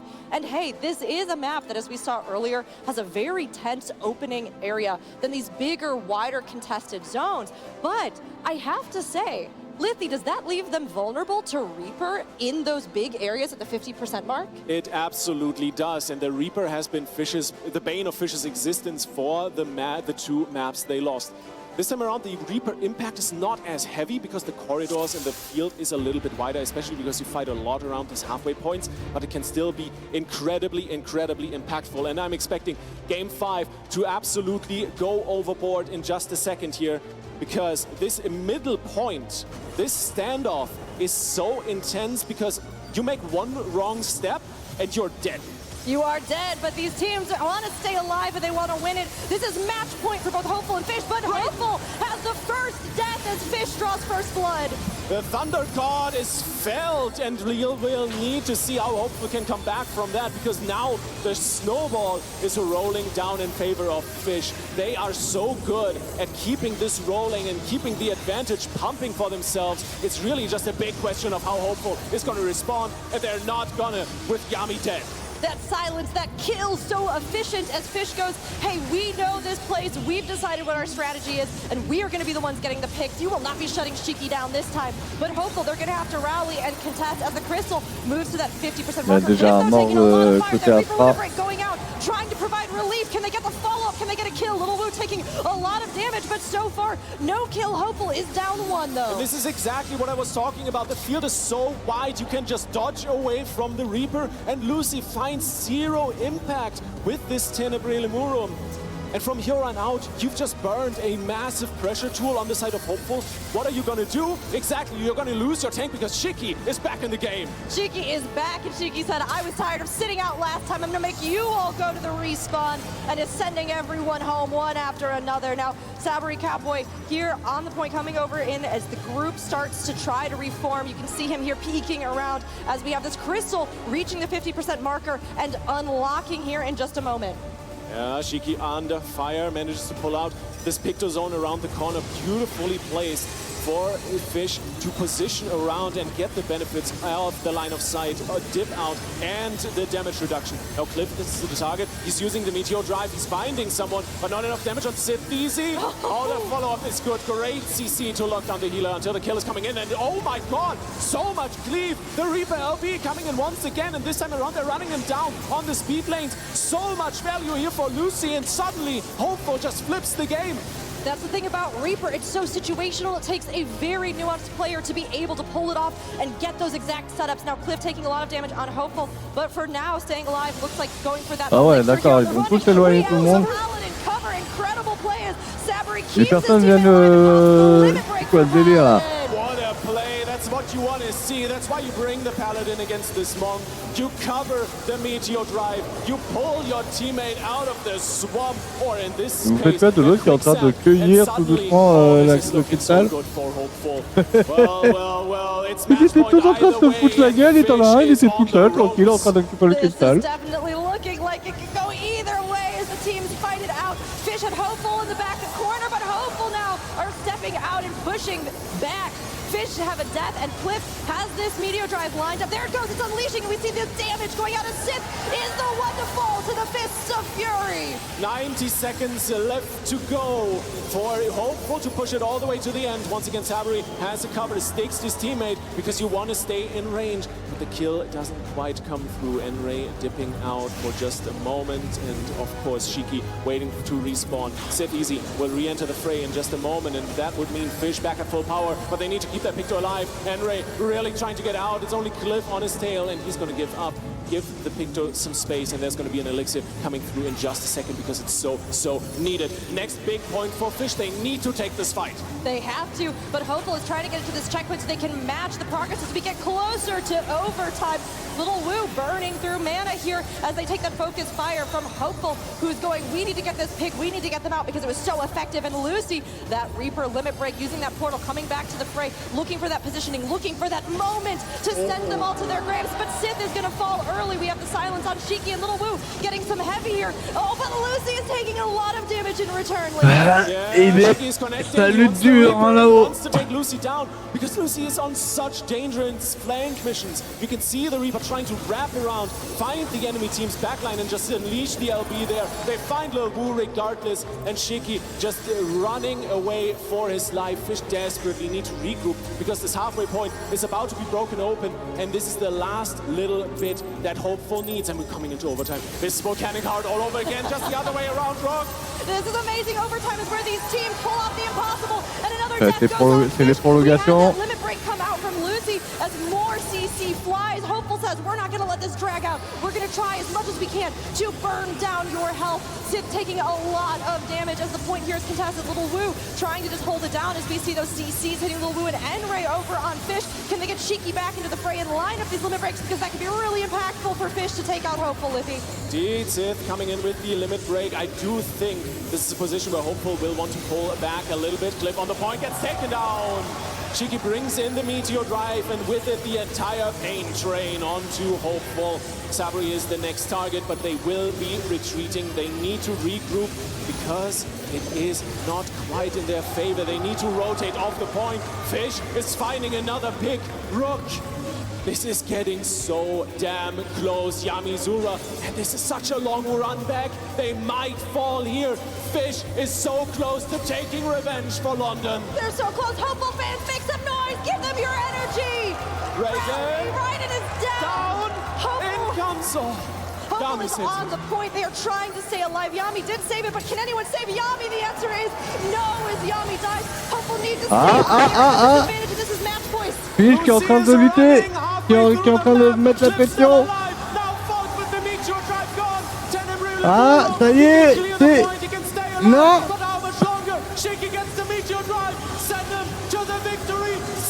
Oh la vache. C'est fini.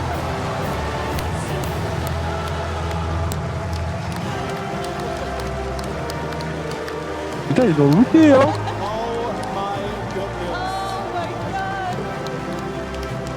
Ah, le combo, la finale était dure, hein.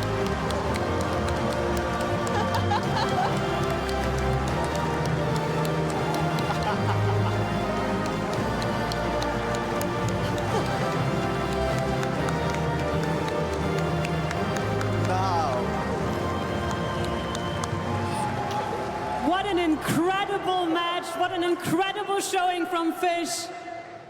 That was one to remember, really. Revenge for London has been acquired. That's incredible. Like that was gripping. I don't have the words. I was not prepared for this. But what I'm prepared for is to ask you to give a big round of applause to Team Fish for being our grand champions. Please applaud all of them. Please applaud Lil Wu. Please applaud CFEC. Please applaud Enrai Mihata, Shiki Hime, Ryo Suoyucliffe, Unshao Darun, and Jacqueline Pika.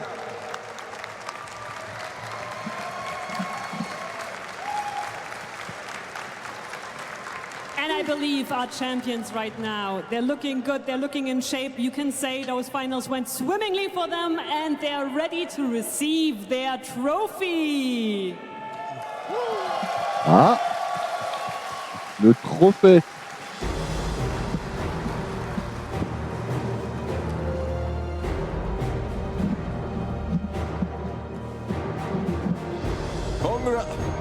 Congratulations, my Mike. Congratulations.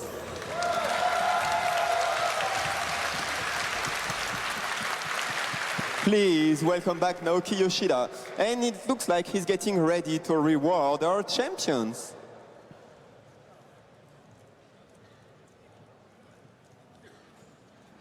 Handing over the trophy now to Fish, our official CCRC 2026 champions!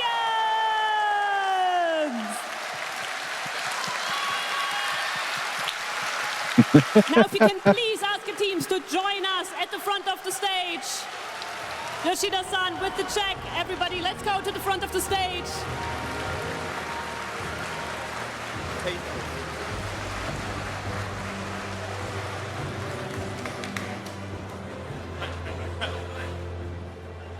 That's a big shake.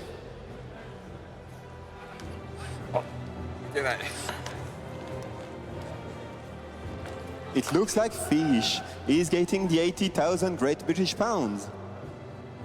And the sign check.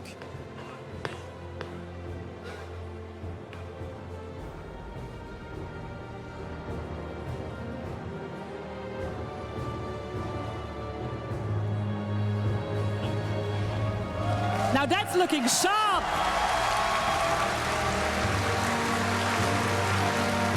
Hey, hey.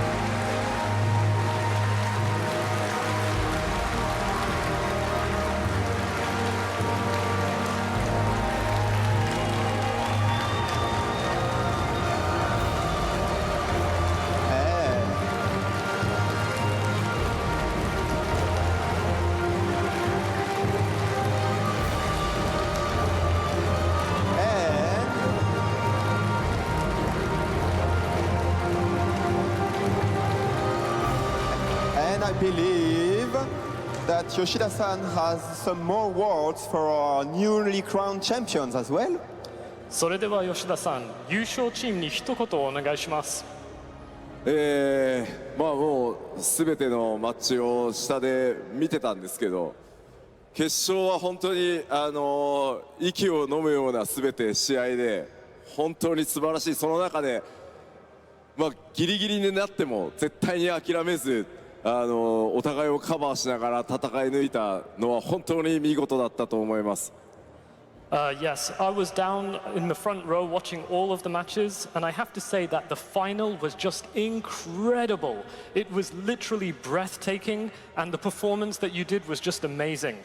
I loved how whenever there was something happening in the match, you covered each other's backs, and you really held in there with determination right until the last minute. It was just incredible.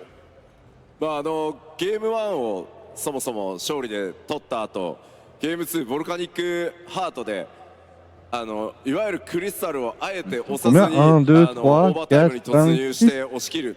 日本だとね負け OT って戦術ですけど、リスクのある非常に勝負の中で相手にリーパーもいる中で果敢にその作戦を結局落として、あれでちょっと流れ変わるかなと思ったんですけど、そこから本当に見事に立て直して最後も勝ち切った勝利は本当に素晴らしかったと思います。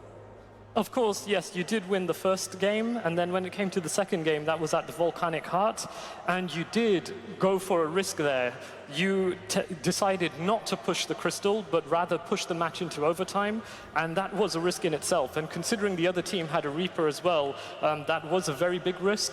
But I think that match could have changed the tide of the battle, but you still stuck in there, and then you were able to turn the tide in your favor after that match as well. So I think you made an amazing recovery, and you put on an incredible performance. あとは本当にどれだけあえてタンクをねチームに採用せずに、特に相手のナイトにどれだけ仕事をさせないようにするかというところは本当チーム全体で本当に見事だったと思います。改めてリベンジも含めておめでとうございます。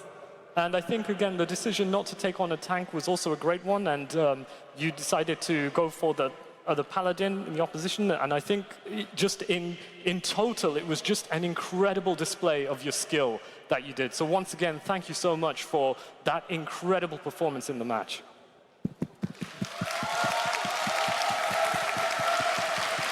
Lil Wu, that is really high praise from Yoshida-san. Here's your team holding that 18,000-pound check in hand. How are you feeling? I'm speechless right now. I didn't think I would be standing here after that game, so I think I lost my voice already. But yeah, it's really big. How will you even take it home? Incredible, incredible performance. I bet Cliff is backstage eating his words from before the match. And now let's hear it for your Crystalline Conflict Regional Championship Europe and Oceania winners with the revenge match. Here's Team Fish!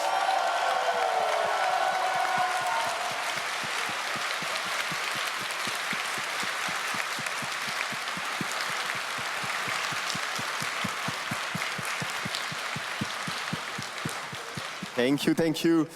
And now, I believe we are nearing the end of this gripping, breathtaking show. So can I ask our amazing commentators to come with us? They gave their all, so please give them the biggest round of applause as well.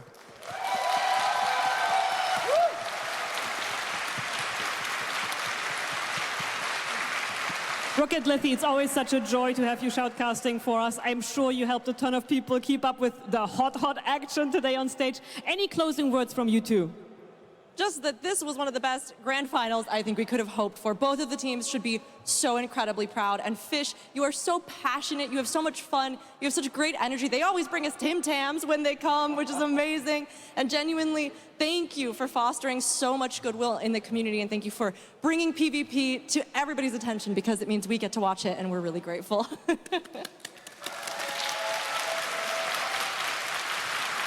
It's always an absolute joy and pleasure to be involved with these amazing people, not just Fish, but also all the other teams that competed here on the FanFest stage, on the qualifiers at home, and just bring us so much joy and really damn good PvP. I mean, I'm losing my voice actually, and I hope to get to do this more often because, oh my God, it's so much fun. These guys are incredible. I have no more words. It's awesome. Thank you.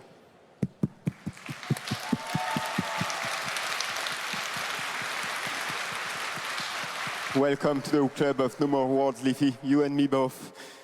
And now, before we finally wrap up the show, Yoshida-san, any final remarks from you to close this championship? それでは吉田さん、締めくくりとして一言お願いします。準決勝から全ての試合、本当に見どころのある試合で、今日本当にたくさんの方に見ていただけたと思うので、次は皆さんがまたこのステージを目指してぜひチャレンジをしてもらえると嬉しいです。チャンピオンとしてね、フィッシュがここできっと待っててくれると思うので。Yes, I think from the semi-finals, all of the matches were just incredible to watch, and I know that we have a lot of people here as well watching and on the stream, so I think I would really love for everyone to see that amazing performance now on the stage and take on the challenge yourselves, because I'm pretty sure when the next opportunity arises, Fish will be waiting here on the stage to take you on that challenge. 改めまして、Congratulations, Fish!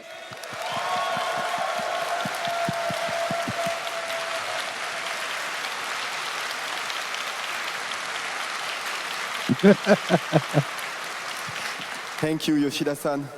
All right, I believe we're about ready to wrap up. But before that, let's give a big round of applause to every single one of the teams that participated today. Starting with Esports Radio.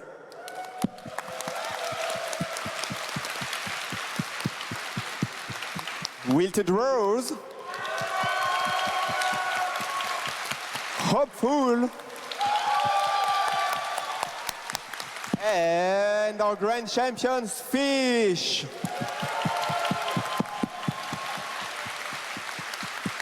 Thank you so much for tuning in for CCSC 2026. We'll be seeing you back on stage shortly with Naoki's Room after a break. Please take care and tune in later.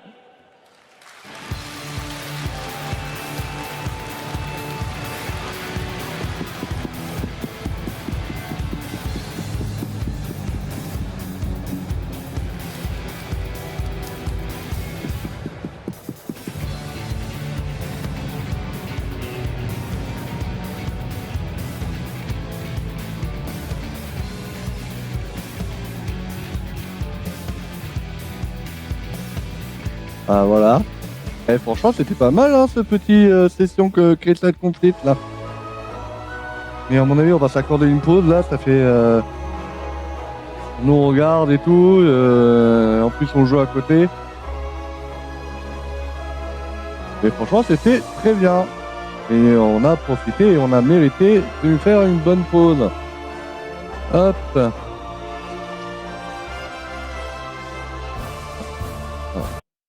On va mettre ça, on va couper ça.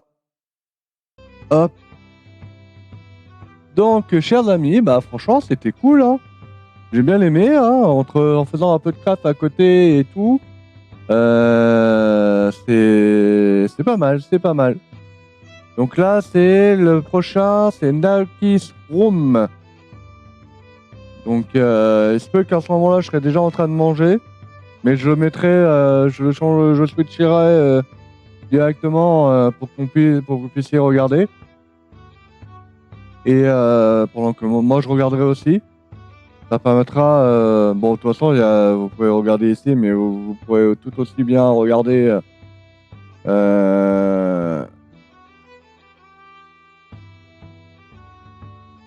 c'est quoi ça? J'avais.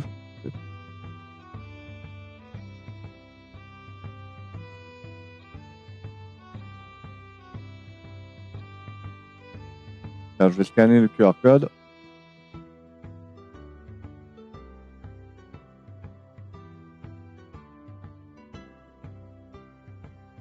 Ah, c'est un enquête. Oh, je suis là, un homme. Je suis dans la... Voilà. Je suis de France.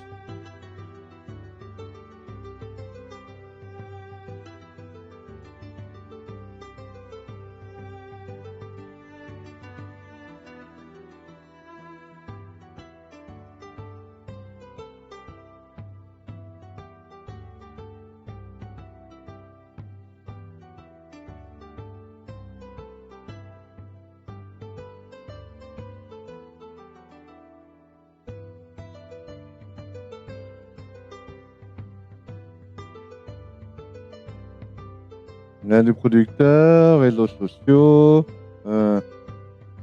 site de partage vidéo YouTube, membre officiel de FF14, client du jeu, et l'Odestone, réseau officiel Final Fantasy 14. Voilà. Vous avez indiqué avoir suivi un festival à Berlin, mais pas personne. Pourquoi?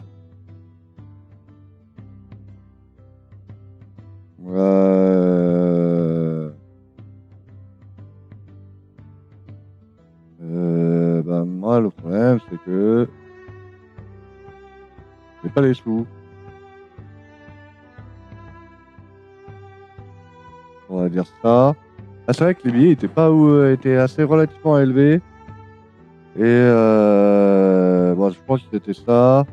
Le coût de transport sont non, je vais oublier. Vous avez dit que le stream, bah Twitch.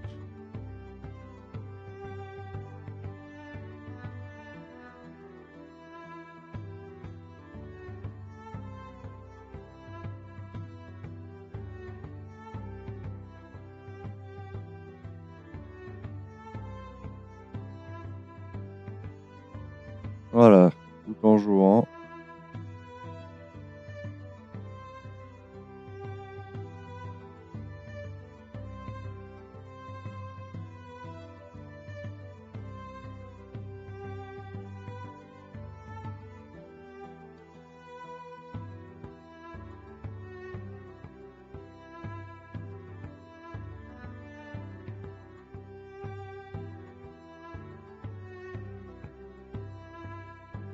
Je crois que je n'ai pas regardé la keynote. Ah, il y a le Guillermo tout là, fait défilé. Je l'ai raté ça. Mais je crois qu'il a pas eu lieu le défilé.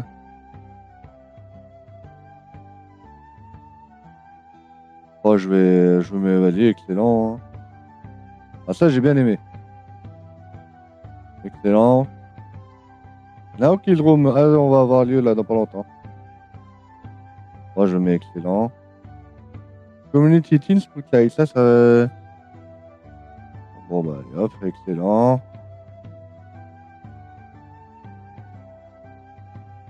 Lettre au producteur. Là, on va voir Naoki's Room, là, de toute façon.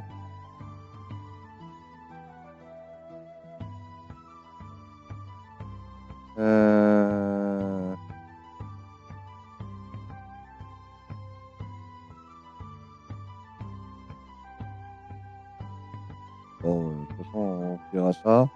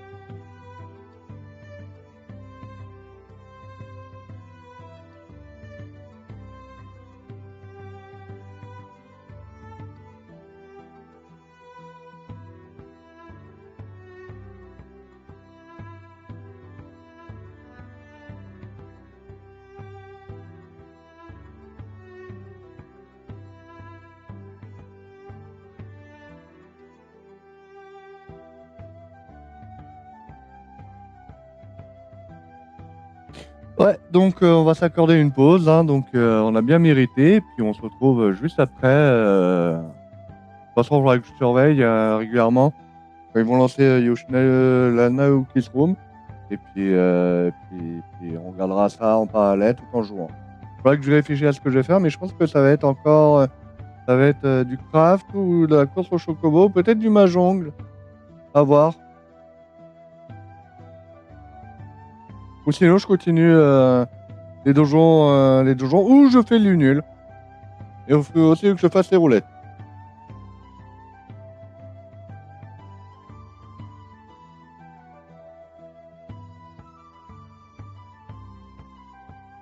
Mais en tout cas, je vous dis à tout à l'heure, les amis. Portez-vous bien et mangez bien.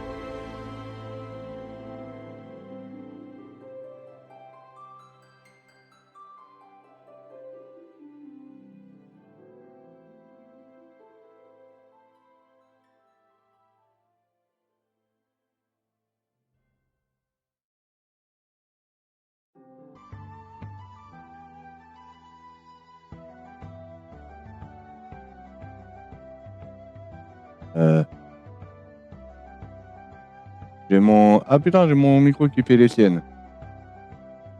Mon micro qui fait des siennes comme toujours. Je m'entends pas.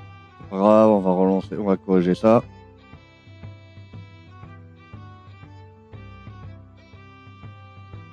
Tac, tac, tac, tac, tac.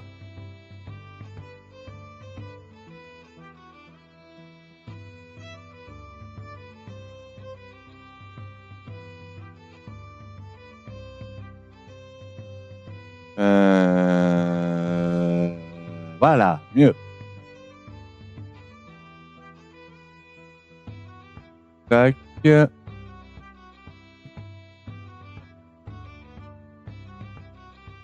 toute façon, là, il y a bientôt la suite qui va avoir lieu. Hop, je mets en plein écran.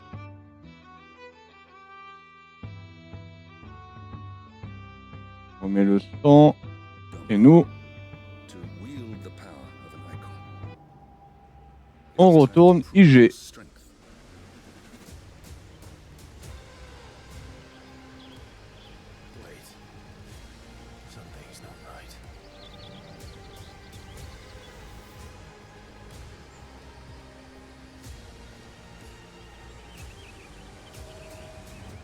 Hop. On va faire une petite course chocobo là. On met une petite course chocobo.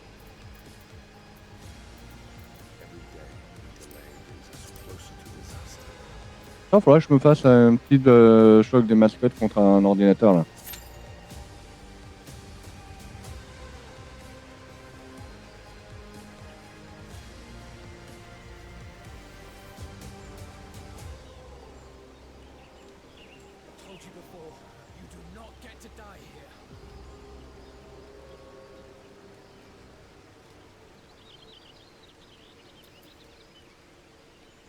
Par contre, on va juste ajuster un truc. Faut pas que...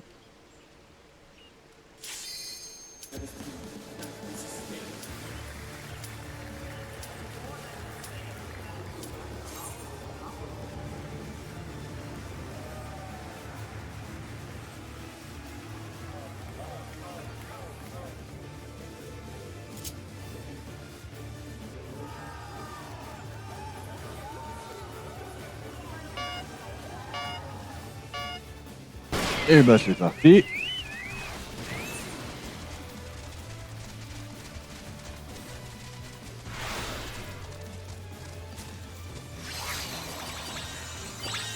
Oh oui. Ça va être bien.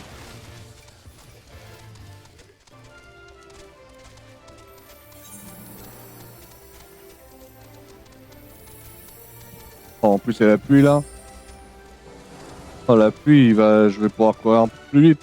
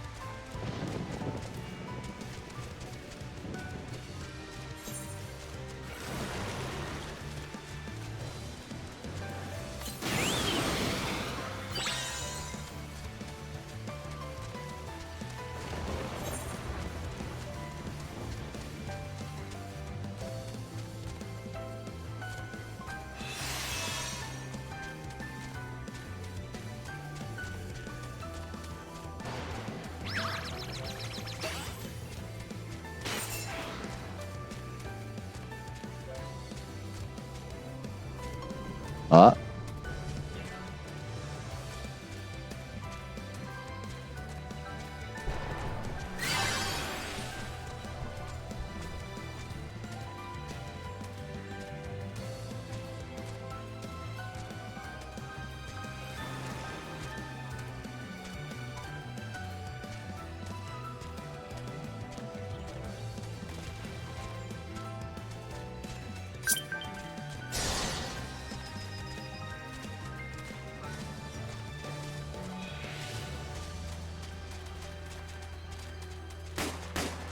Dommage.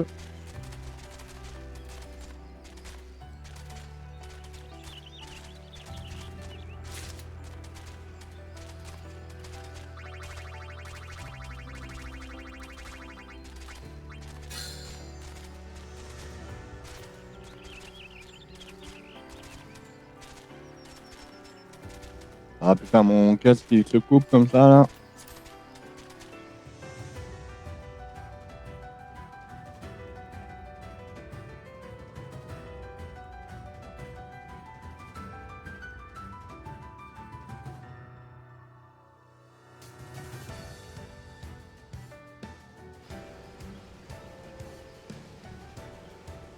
Qui parle. C'est des joueurs qui parlent.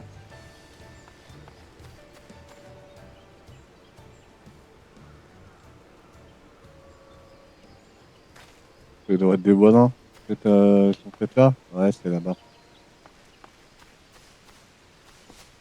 On va pas parler. Ils sont en train de se friter.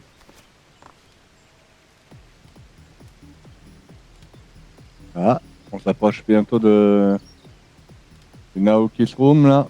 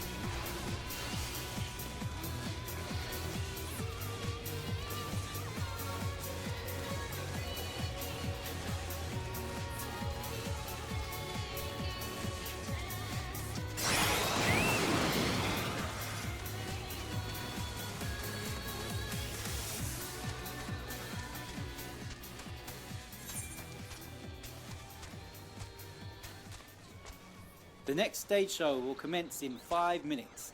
5 minutes until the next stage show. Ah, dans 5 minutes, il y a la suite. Donc c'est à 13h45.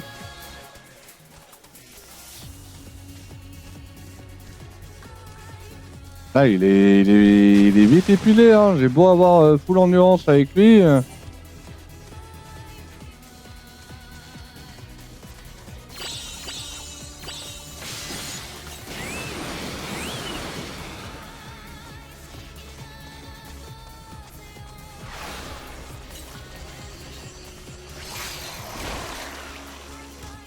Ouais, faut vraiment que j'améliore la vitalité alors.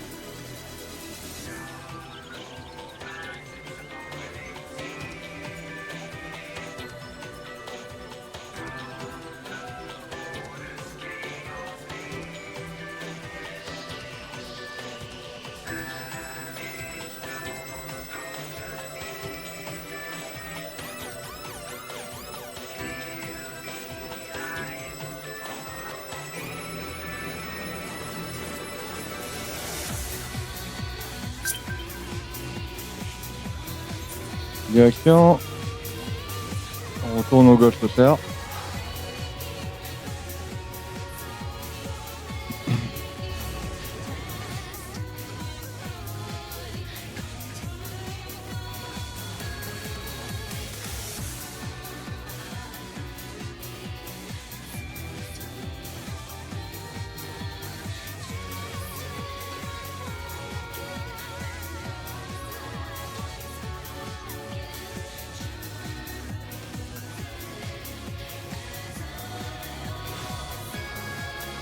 Hop, et on va aller... Que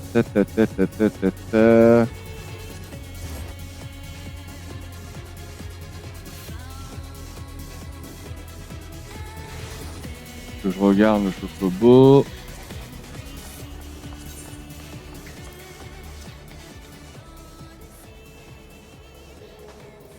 Bon, on va le mettre full vitalité.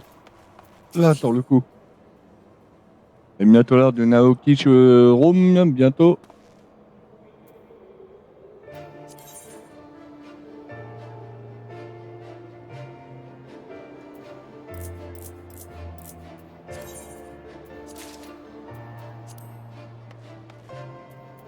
Je vais rajouter un 1.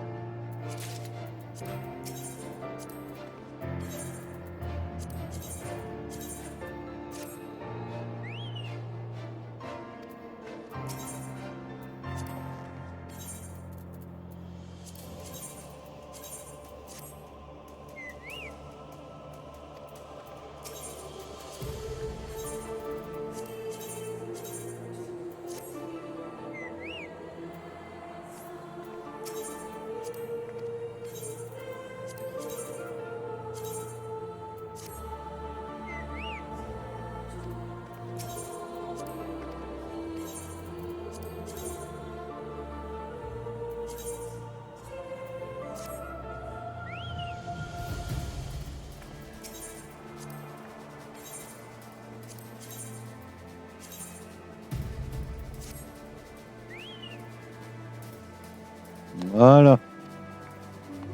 Et là, on va voir ce que ça va donner. Hein. De toute façon, on n'est pas à l'abri hein, de que ça marchera pas. Ah. Ah.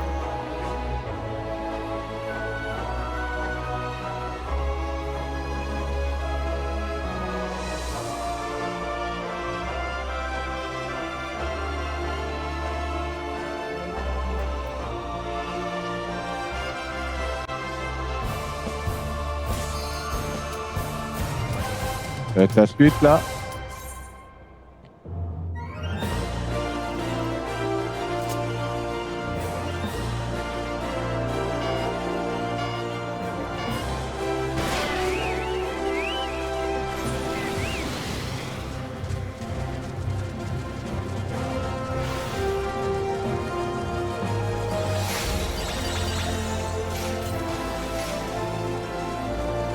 Hello, Fan Festival!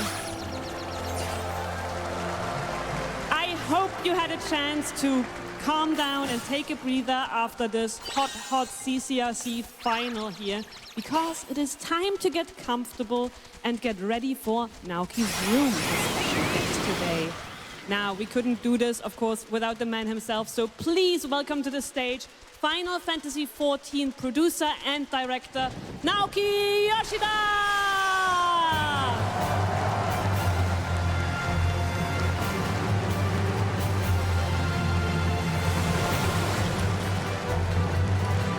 Hi, I'm back.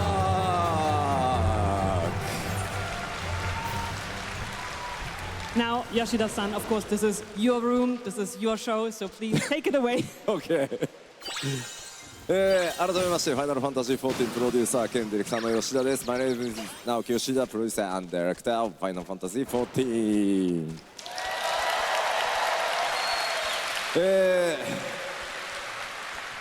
なかなかこうファンフェスのステージでですね、自分自身で MC をやりながらトークステージをやるっていうことが何だったら初めてなんじゃないかなということで、今日は僕の方で、スペシャルゲストをお呼びして、トークを繰り広げるというステージをここから約75分ぐらいですかね、行わせていただきます。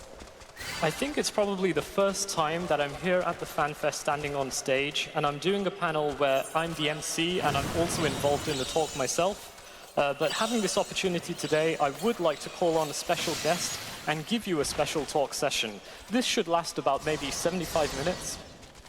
ゲームの新しい仕様の紹介とか、そういうことではなくて、ゲームの開発に関わる人間の、クロストークみたいな形で、ぜひリラックスして最後までお付き合いください。Yes, so you can't really think about it as showcasing some new game design or game specifications, but rather you can think of it more as just a laid-back chat.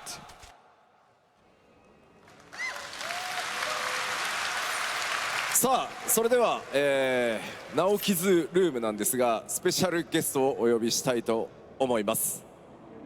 Okay, so it is Naoki's room, so I'd like to call on that special guest.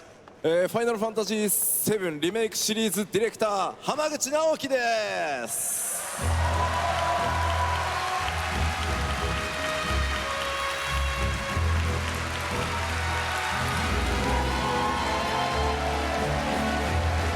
いや、ようこそようこそ。Le producteur de FNAF 17。では席に座る前に一言だけ簡単にご挨拶お願いします。So before taking a seat, could I ask you for a short self-introduction? Hi, I'm game director of Final Fantasy VII Remake Series. 今日はですね、大体こういうステージっていろんな台本もありながらこういうふうに喋ってくださいみたいなこと言われるんですけど。So for stage events like these, I often have someone give me a script and say, "This is what we'd like you to talk about." 吉田さんと自由に喋ってくださいと、全くほぼ前の調整もないままもうここに挑んでますので、今日はもう生の声でできる限り限界ギリギリで話していきたいと思いますので、ぜひぜひよろしくお願いします。But today they just said, "Oh, they'll have a nice chat with Yoshida-san." So this is as close as possible to a real conversation. It's 14 style.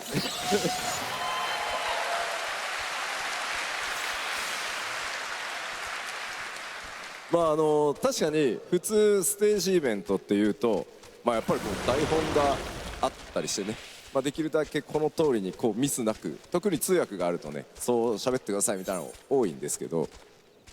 So yes, of course, when we do have these kinds of stage events, it is quite often the case that we will have a script. Of course, that's to ensure that there are no mistakes in whatever's been spoken, and we do also do that out of consideration for the interpreters as well.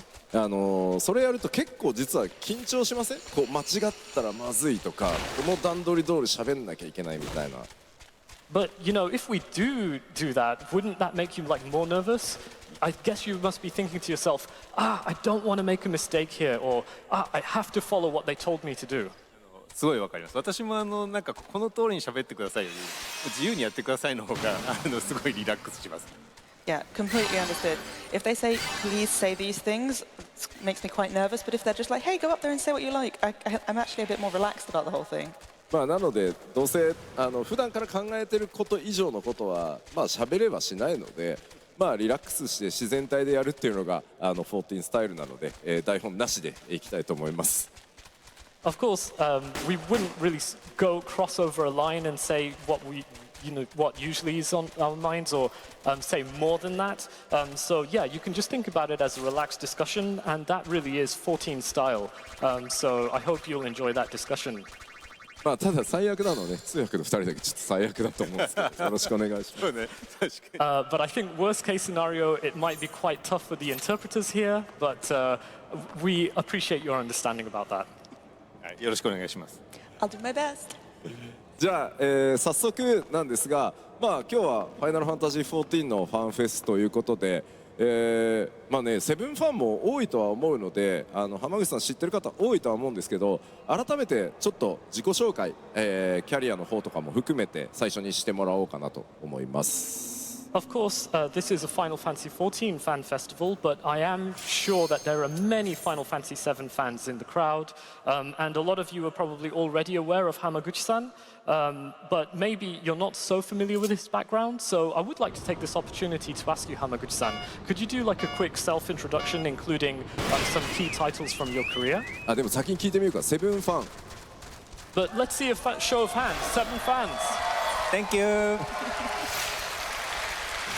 まあホームだったね。Well, yeah, this is like your home turf. Ah, donc c'est vraiment le produit. Ah, il a fait Mobile Final Fantasy. はい、私 Et il a も fait le remake série. もう24年、5年ぐらいになりますね。So it's been like 24, 25 years since I joined Square Enix. でもう本当にずっとファイナルファンタジーのこうシリーズをずっとこう作り続けています。And for that whole time, I've just been making Final Fantasy. で Thank you. でなんか一番最初こうスクエアエニックスに働いた時はファイナルファンタジー12をこう開発していました。So when I first joined, I was working on Final Fantasy XII.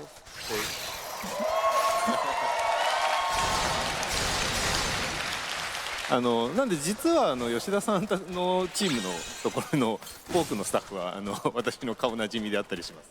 And so I actually know a lot of Yoshida-san's team personally from that time. そうですね、クリエイティブスタジオ3は松野組と松野さん指揮するねチームがそのまま、僕スタッフ非常に多いので、まあ、12だったりナイスティクスだったり、そういうチームだから本当だったらね一緒にやっててもおかしくないですね。Yeah, that is completely true. So in Creative Studio 3, we do have a lot of staff who were formerly in Matsuno-san's team, and they have continued to work in our division on things such as tactics. Well, they were from tactics in 12, so I think it wouldn't really be odd if you had happened to join our team, Hamaguchi-san.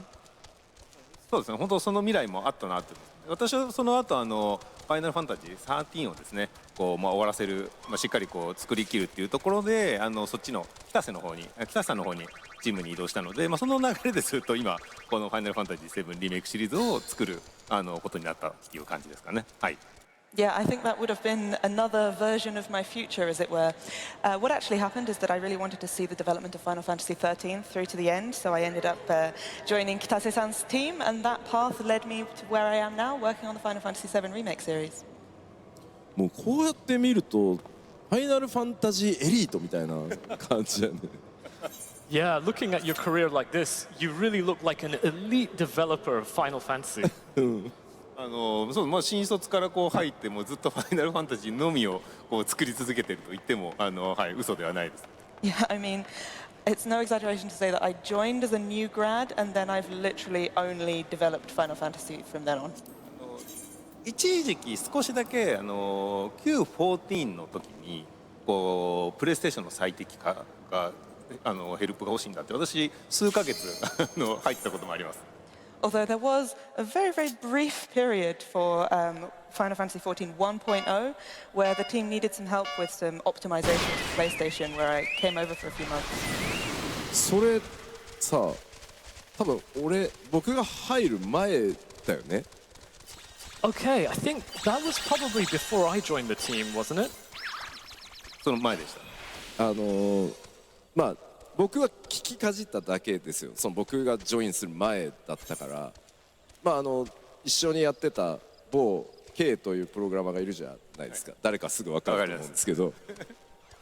Yes, I had heard a little bit about this, although it was before I joined the team. But I had heard that there was a certain programmer in the team. We can call them K, but they are quite well known internally. 彼にちらっと話を聞いたら。一緒にこうその最適化手伝いに行ったけど動くわけねえって言ってたのをちょっと覚えてます。Yes, but I heard from him a little bit about the optimization, and he's like, "There's no way it's going to work." 今のあれですかね。もう過去のことなんでギリギリ発言してもセーフなラインのやつですかね。I mean, that's in the past, so I think we can probably get away with saying that. 実際だって僕から見てもそもそもだって30万とか40万円の PC ですら動くの大変だった状態だったののが、当然ね PS3 のスペック特にね直接どれだけハード叩いたとしても、今の状態では動くわけないなっていうのは、エンジニアだったらもう当然だと思うんで、だからこそクライアント全部作り直して新生版を作ることになったのでもあるので、そういう意味ではすごく Q14 からね実は14に関わりあることですね。But yeah, if I take a look at it from the perspective of myself as a games developer, back at that time, you would be running this game on hardware, a PC that would cost maybe 300,000, 400,000 yen, and it would be really tough to get a game running on that advanced hardware and to really optimize that to run on the PlayStation 3 specifications. So I think from an engineering perspective, I could also understand where they were coming from. It would be an incredibly tough thing to do. But I think that's precisely because we made the decision to recreate the client, and then that led on to the development of A Realm Reborn. So I think in that regard, we could say that you, Hamaguchi-san, had a connection with Final Fantasy XIV right from 1.0. 一回途中で私HD のゲームじゃなくてスマートフォンのちょっと運営型のファイナルファンタジーも作ってたことがあって、今回特に14もライブゲームっていうか運営型のタイトルじゃないですか。なんかすごく懐かしい気持ちというかすごく刺激を受けました。Yeah, that's right. And one time, so I've mostly been making these single-player focused standalone games.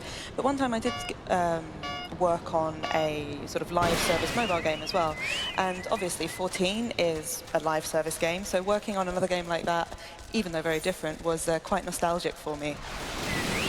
コメントを見てたりもするんですけど、1.0 からプレイしてるよっていう方どれぐらいいます？ I've been looking at the comments, but can I see a show of hands? Who's been here since 1.0? ありがとうございます。Oh, thank you so much.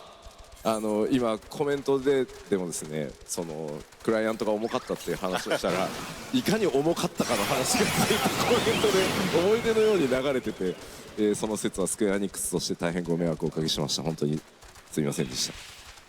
Yes, but we were just having a chat right now about how laggy and heavy 1.0 was, but people in the chat have started discussing about that, and they started reminiscing about that as well. So yes, we do apologize. Things were quite tough at Square Enix back then. いやでもなんかそういうその当時の時から今に至るまで多分ファンの方というかゲーム一緒についてきてくれている方も多分一緒に作り上げてきてるっていう感覚がすごくあるんだろうなっていうのはすごく感じます。Yeah, but it really feels like with all of the fans and players who've been with us since the old days and have stuck with us all the way through till now, it's really like we're just creating the game together, wouldn't you say? そうですね。いつも自分プレイヤーの皆さんにコメントを出させていただく時っていうのは、一緒にファイナルファンタジー14を作ってくださいだったり、一緒に歩み続けてくださいということがすごく多くて、もちろん開発とプレイヤーって立場は違うんですけど、我々全体一つで14コミュニティだと思ってるんで、そういうふうに言っていただけると非常に嬉しいですね。Yes, that's yeah, it really rings true because whenever I make comments to the players, to the community, I always tell them, let's make Final Fantasy XIV together, or let's continue on this journey together. So of course, us in the development team and everyone, the players in the community, we do have different standpoints, but I feel that we are all together in this central Final Fantasy XIV community. So for you to mention that, it makes me really glad to hear.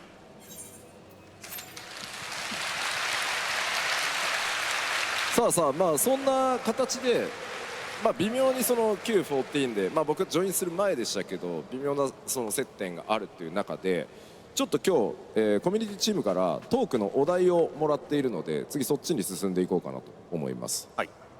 So yes, as we mentioned, you had a connection to 1.0, and that was before I joined the team, but I still think that you could say that we have that connection together. So now, for the purpose of the talk we're going to do today, we have received a few topics from the community team, so I'd like to proceed on the discussion based on those. じゃあ一つ目の、トークテーマお願いします。 Let's see the first talk theme. ファーストエンカウンターズって書く。エンカウンターズ。これちょっとゲーム的な感じでFirst encounters. Yeah, when you say encounters, it sounds almost like we met in a game or something. 僕は実は、何回か直接話したこともあるけど、僕はすごい覚えてるきっかけが1個あるんですけど、逆にその浜口さんから、自分のそのに対しての最初のきっかけって何だったかって聞いたことが実はないので、ちょっと聞いてみたいところではあったりします。Yeah, I do know there were a few occasions where we talked directly, and there is one occasion in particular that really stuck with me in my memory. But come to think about it, I don't think that I heard from you, Hamaguchi-san, what you think was the first occasion. So I'd love to hear that. そうですね。話せる範囲でちょっと話してみます。Okay, I will speak to this to the degree that I can. まず多分私も吉田さんもそうなんですけど、結構若いうちに結構大きい組織を持たされて、こう責任あるポジションでこう業務するっていうことになってたと思うんですよね。I think this is the case for both you and I, Yoshida-san, but when we were young, we were members of a certain position, members of a certain community in which we had a rather a role of some responsibility, shall we say. 名前も同じ直樹じゃないですか。And we're both Naokis, aren't we? 結構社内の中でなんかあっちの直樹が何々してる、こっちの直樹が何々してるみたいなのが結構噂になったりするんですよ。J'avais chopé un And you get all fatigable. of these rumors in the company. Et eux, il avait le truc This de Naoki and that Naoki are up to this and doing that. la potion du héros, là, je sais pas 私 quoi は là. 全然何かこう吉田さんに何かこう特別な感情があるわけじゃないんだけど、なんかどうこう話していいのかみたいな時期があったんですよ。So it's not like I had any kind of, I didn't think really one way or the other about you having not met you, but with all these weird rumors going around, I was like, well, I don't really know how to talk to him. なるほどね。浜口さんは入社してからずっとスクエニじゃないですか。I see. Well, Hamaguchi-san, in your case, you joined Square Enix and you've always been in the company since then, right? で僕ってスクエアニックスってキャリアで言うと3社目の会社なんですね。But in terms of my career, Square Enix is the third company I'm working at. でしかもこの見た目だから。And what's more, I mean, come on, I look like this, I dress like this, right? あっちの直樹は信用ならんみたいなことを言う人たちも結構社内にいたらしい。From what I hear, there were a group of people in the company who said about me, we can't trust that Naoki. ちょっと目立つんですよね。Well, I mean, I do stand out, right? 多分そういう噂も聞いてたんだよね。So I guess you must have heard those kinds of rumors. Yeah. ただこうやっぱすごい憧れはあって、それこそこのファイナルファンタジーのフランチャイズってやっぱこれまでいろんなこうプロデューサーだったりディレクターだったりみたいなのがこう出てこようとしてもですね、なかなか叩き上げというかファイナルファンタジーからこう積み上げた人じゃないとなかなかこう認めんみたいな空気感があったりするんですよ。Yeah, I mean, but I did really look up to you as well. I mean, looking at the Final Fantasy series, there have been all kinds of producers and directors who've tried to take on the role, but people tended not to give them much of a chance if they hadn't come from a background of Final Fantasy. そこの中やっぱ14で吉田さんはこうやっぱりこう14をこう指揮してやっぱみんなの信頼を勝ち得ていって、でしかも私のこの14のメンバーさっき言ったように松田さんにもうくせ者だらけのこうスタッフが多い中、もうそれだけでリスペクトの対象でした私にとっては。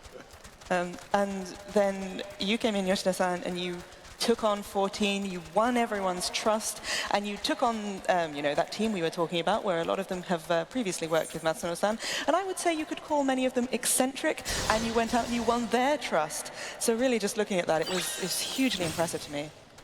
まあでもそれだけ歴史が長くて、で本当にたくさんのスタッフで作ってきたフランチャイズだから、当然よそからポッと来て、僕はどっちかというとドラクエ作るためにスクエアエニックスに入ってるから、昨日までドラクエ作ったやつが FF 作るわけねえだろ、作れるわけねえだろみたいな、一回も作ったことないのにっていうのは、ある意味自然な反応ではあるとは思うんですよね。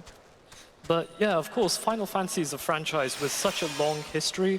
There are so many titles in the franchise, and for an outsider to come like me, and especially in my case, I joined the company first to work on Dragon Quest, and so for me then to be in charge of a Final Fantasy title, I think it's perfectly natural to think that there would be some people who would be thinking, there's no way this guy would be able to make a Final Fantasy.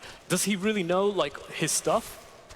いやそんな中でまさに今浜口さんが言ったように FF って確かに、まあ、ゲームってディレクターって結局最終的には1人しかいないからやっぱり相当周りの人間を押しのけてというか信頼を勝ち取って上に行くしか方法がないのは確かなんですよ。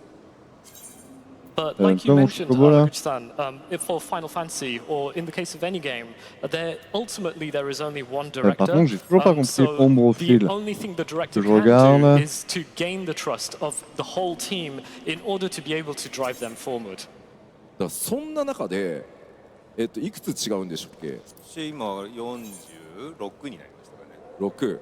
じゃあ7つ違う。Oh, so I was wondering, how old are you?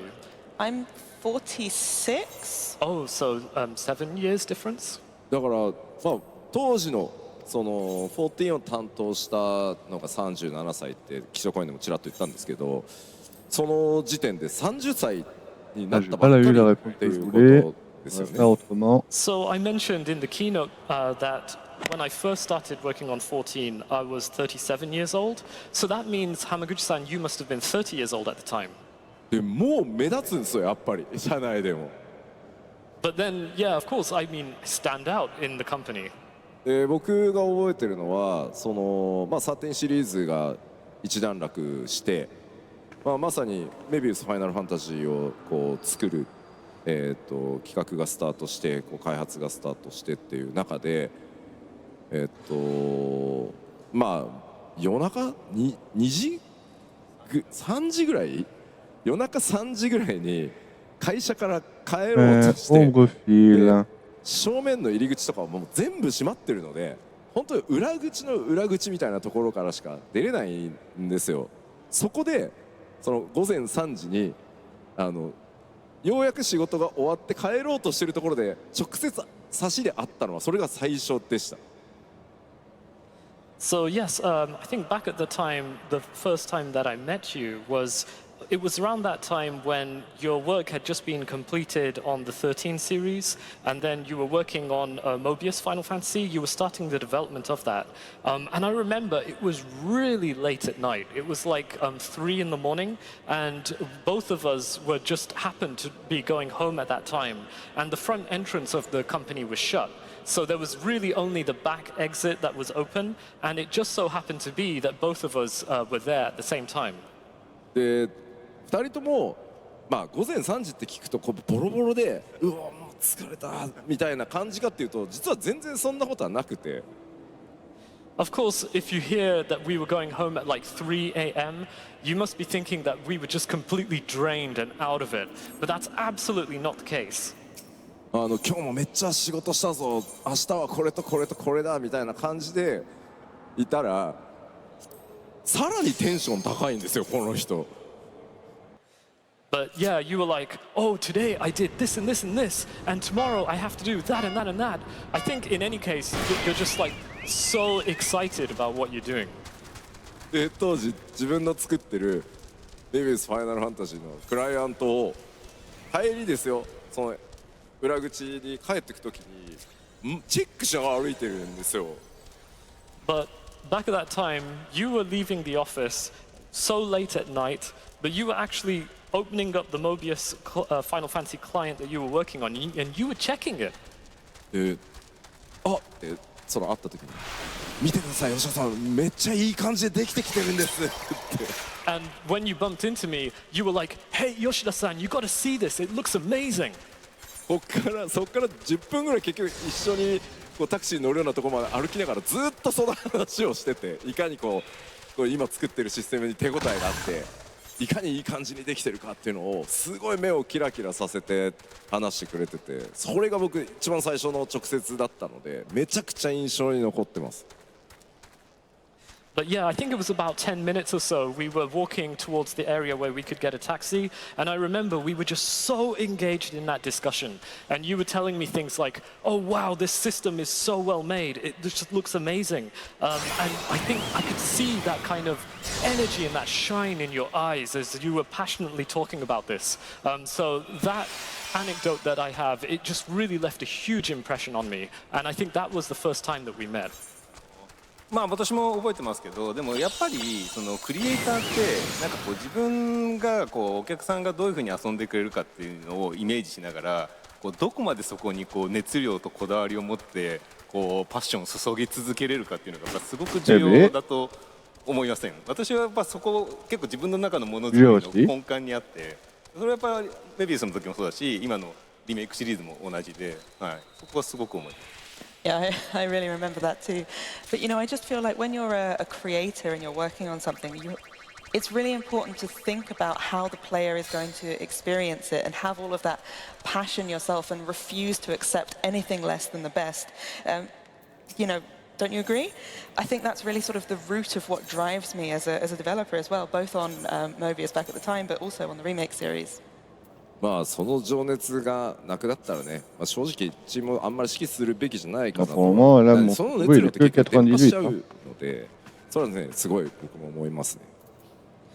Yes, I think exactly. If you do lose that passion, then I don't think you should be the one who is at the front of the team and driving that team, because at the end of the day, if you do have that passion, it will spread to the rest of your team. いやで、僕は14担当させていただきますってこう発表そのプレイヤーの皆さんにさせていただいたら誰だこいつって言われ、そのまあ見た目も良くないから信用できねえみたいな感じだったんですよ。I remember as well when I made that announcement that I was going to be taking charge of Final Fantasy XIV, I announced it to the players, and I remember back at the time there were also comments along the lines of, who the heck is this guy? And of course, me having like my appearance, the way that I dress, people were also thinking, nah, we can't trust this guy. まあでも一緒にね作って信用してもらうしかないと思ってまあやったんですけど。But I think the only thing that I could do at that time was to make it and make everyone believe me. でも実は覚えてるのが、セブンリメイクシリーズの1作目セブンリメイクの主要スタッフとして発表された時に、まあネットを見ててモバイルの FF しか作ってねえやつだろうみたいな書き込みを変な話されてるのを見たんですよ。ありました。But I remember back at the time when you made the announcement for the first title in the 7 Remake series, so Final Fantasy VII Remake, and there were comments based around the staff, the central staff who were going to work on the title, and people were kind of criticizing or kind of pointing out that some of those staff were working mobile staff. でも僕はどれだけすごいか知ってるから絶対大丈夫と思ってそう、まあ、周りのスタッフにもそういう話をしてたんだけど、なんかそういう境遇までなんか同じなわけで似てんなって思いながらちょっとニヤニヤしてたのをすごい覚えてるんですよ。But yeah, I remember, but I knew how amazing you are and how amazing the team was. So I also told that to the rest. But I think it's just like such a coincidence that we're both Naokis and we were in such a similar position as well. だから吉田さんも今その14立て直してこう、まあ、10年10何年ってきてやっぱ信頼を積み上げてきてるじゃないですか。で私もまさにこうリメイクシリーズだけどまさに言われました。その直前モバイルのやつでしょみたいな。でも今やそれこそこうリメイクリバースリベレーションっていうところでこうちゃんとしたローンチスケジュールをこう刻んでるともうメディアとかも浜口さんはどうやってそんなこうマネジメントしてるんですかみたいな、むしろ安定の象徴みたいになっててやっぱもうこれって積み上げていくしかないものなんですよね。Yeah, I mean, you know, you built 14 again from the ground up, and you've been doing that for over 10 years now. And it's now reached the point where it's been 10 plus years for me as well, working on the remake series. But at the time, it definitely was a case of people saying, oh, but you're just a mobile game guy, right? Now standing here and saying, well, it's remake, then rebirth, then revelation, and they're all hitting their launch windows, they're coming out on time. So I now have people from the media, journalists talking to me and saying, Hamaguchi-san, how do you do it? How do you manage your team? How are you doing this? And they're sort of looking at me as being this kind of symbol of stability. 間違いなく、チームマネジメント、タスクマネジメント、スケジュールマネジメントはスクエアエニックスでナンバーワンです。ぶっちぎりこの人が。Absolutely, without a doubt, this person here is absolute number one in Square Enix for team management, task management, and schedule management. いやだってまあセブンリメイクシリーズ、まあ3部作ですけど、最近の FF シリーズでは考えられないぐらいテンポよくちゃんとリリースされていくし、ボリュームも含めて満足、そのプレイヤーの皆さんが遊んでくださった時の満足度の高さも含めて、どっちもバランス取れた状態であれだけこう矢継ぎ早に出せていくっていうことはスクエニ市場でも結構近年では稀なことというかなので、本当にすごいんです。But I mean, come on, when we look at the Final Fantasy VII Remake series, it's being released as a trilogy, and for you to be able to release Final Fantasy titles at such a fast pace, but at the same time deliver such an incredible amount of volume that such a large amount of players are satisfied, and maintaining that balance, I think in recent years for Square Enix that is quite rare, so I think that's an amazing thing that you're doing. じゃあちょっとここばっか話してると時間なくなっちゃうんで次行きましょう。But I think if we continue on this, we'll run out of time, so let's head on to the next topic. 好きなゲーム。オーソドックスな質問です。なんかこう人生で最も影響あったゲームみたいなのってなんかありますか？ Oh, okay, the games we love. Well, how about, is there any title that had the biggest influence on you in your life? 結構メディアでも伝えてて、しかも自社のタイトルになるんでちょっとあれですけど、やっぱ私がこの業界を目指したのってファイナルファンタジー6がこうきっかけでこの業界を目指したので、やっぱ未だにやっぱタイトルっていうのはずっと心にあります。I've given this answer to a lot of media interviews as well, and it is also a Square Enix title, so apologies for that. But Final Fantasy VI is the reason that I wanted to work in games, so that always has a special place in my heart.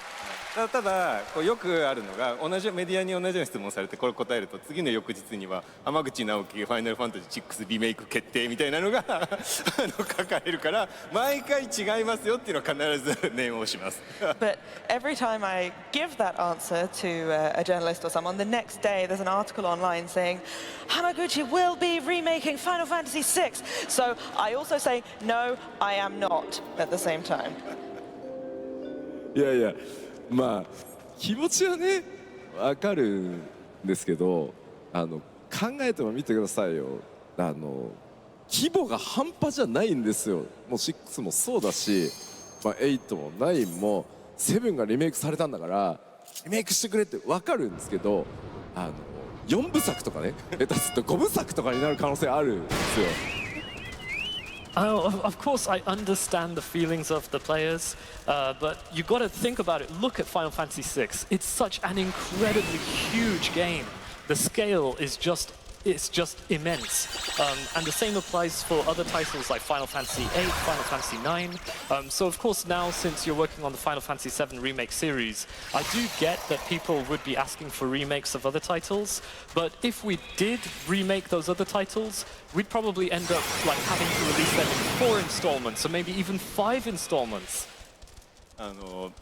このファイナルファンタジー7のリメイクを作っててやっぱこう思ったんですけど、もう本当に私は本当にチームに恵まれて、やっぱりこう同じこう3部作10年ぐらいをかけて作っていくところについてきてくれたチームがやっぱいたから、やっぱ完成まで、まだリベレーションローンチしてないですけど、もう目前ですけど、走り切れたとはやっぱ本当に思ってるんですね。I really think, having worked on the Final Fantasy VII Remake series, that I am truly blessed with a wonderful team. They've stuck with me for over 10 years working on 3 separate games that are a remake of a single game, and there's not many that would do that. You know, we're not quite at the finish line yet. Revelation isn't out, but we're almost there, and I'm so grateful to them that we've been able to make it this far. それがなんかこう一作終わるたびにチーム解散してもう一回リビルドだってなったらもうとてもじゃないけどやっぱ作れなかったなと思って、それは本当に私恵まれたなとは思うんですけど、それぐらい結構なんかタイミングとなんかこうそういう奇跡というかなんかないとなかなかこうその期間をモチベーションを続けてなんかページタイトルに付き合ってくれるやっぱ揃わないとなかなか厳しいので、そんな簡単に私6やりますみたいなそんな軽いノリではとても言えないっていうのがあります。And if, for example, we were doing something where every time we got to the end, we released one, we said, okay, we'll have a separate team, we'll look for new people, then I'm not saying it would have been impossible, but it would have been close. So yeah, I'm truly blessed with such a great team, and I do think it's, well, not only is it a matter of timing, in a way it's a miracle that we were able to get these people willing to stick around and willing to, you know, keep up the motivation to work on so many of these standalone titles back to back. So that's why I can't just sit here and go, yeah, I'll remake 6, because it's not quite that easy. いやだってそれをね言った瞬間数年飛ぶっていうのを確定するのでスパーンとね。But yeah, of course, as soon as you say that, then you know several years just flies by like that. ちょうどいい話題になったんで、もうこのまま次のトピック行くとつながるんで言ってください。But yeah, this kind of connects on to the next topic, so let's take a look. まさに今話が出てるその。ずっと FF を開発されてはいるけど、ある意味7リメイクシリーズではついに一番上の責任者っていうところにこう上がってって、やっぱりこうやりがいって変わっていくもんですかね、立場とかによってシリーズの中でも。So of course, we've both been involved in the development of the titles in the Final Fantasy franchise, but having been now in the position where you have become the top person responsible for the Final Fantasy VII Remake series, does that change kind of your perspective of, or how, what you feel it is to make Final Fantasy to you?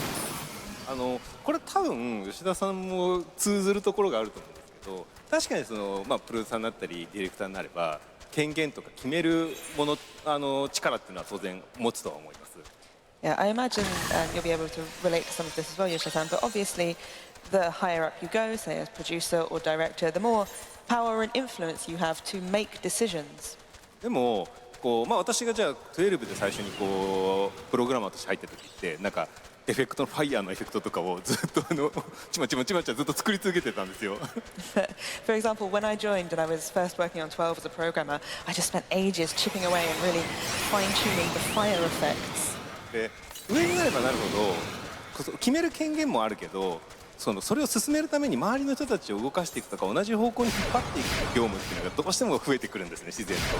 And the higher up you get, obviously, the more you can make these decisions, but the more work you have trying to get other people to follow your lead and to come along with you. だから純粋に一クリエイターとして何かに対して没入したいみたいな気持ちは多分昔の方が表現できて、今はそこを多くの人たちをさらにこうパフォーマンスを上げながら同じ方向で一緒の作品を作っていくためにそこに注力するというところが、そこは変わったなと思うけど、ただ結局出来上がった作品に対してのその思いはやっぱり一緒なので、そこのなんかいい作品を作ると思いは全く変わってないですね。So when we're talking about being able to really get immersed in your work, get stuck in as an individual creator, that's something really satisfying. And I think that's probably something you're able to do a little bit earlier in your career.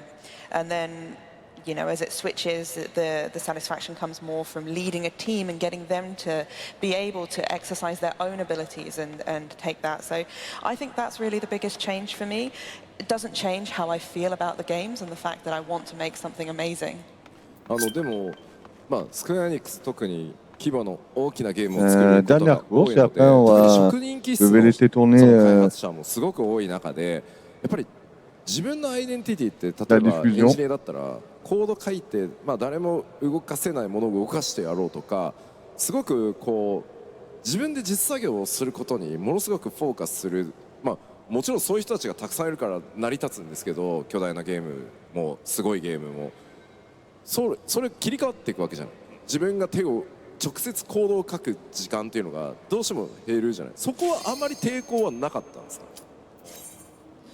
So of course in Square Enix, it's a company that often makes very high-profile big games, and due to that, there's a lot of developers in the teams who are really kind of like experts at what they do, and they're really at the top of their game. So, for example, there are some engineers who would be the only people in the team who could create code, and no one else would be able to match what they do. And those kinds of engineers, they really just focus in on their work and try to create things which no one else would be able to. But I think because we have so many of those kinds of developers in the team, that's precisely why we are able to produce a complete title in the end. But in the case of maybe like an engineer or a programmer who was originally coding so much and then their position changes, suddenly there's that switch. In your case, did you feel apprehensive or did you feel that you didn't really like that switch? もともと私この業界に出たのってなんかこういう役割で働きたいっていうよりはやっぱり多くのゲームファンの人々になんかずっと心に残るようなそういうエンターテインメントを作る作品に関わりたいっていうのが原動力なんですよね。でその中で私は理系の人間でもあったのでプログラミング得意だったんでそこから入ったんですけど、なんか別にプログラムである必要はないというか、そこのその開発に対して自分が最大にアウトプットできる役割であれば正直そこにこだわりはなくて、で、流れの中でいろいろチームマネジメントもすれば企画もするしみたいな、そこは本当にそのチームにとって一番その開発にとってなんか最も効率がいい方に自分のアウトプットが出せればそこがモチベーションかなと思って。So, I didn't originally have a specific role in mind when I wanted to get into the industry. My main motivation was that I wanted to be involved with creating these amazing games that are really memorable and stay in people's hearts. I just happened to be a fairly logical person, so I ended up going into programming. But that wasn't necessarily what I always wanted to be. I just wanted to be in the best role that would allow me to contribute the most to what I was doing. Didn't really matter how that was. So I'm happy to help with management, with coming up with ideas, and wherever is most effective. Les amis, nous on va aller manger. On se retrouve après manger. Après. Je vous laisse tourner ça et puis on se dit à tout à l'heure. 販売計画も立てるし、何でもやるんですけど、そうやっていろんな役割が出てくるのに。コード書く時間が減ってなお、描画も物理もシステムも、クライアントもね、なんであんなハイレベルでジャッジできる一線級のエンジニアたち今でも現役でだってキャップをどこまでスペックのキャップをどこまでするかとかってやり合うことになるじゃない。それはどうしてるの普段。すごい疑問なんですよ。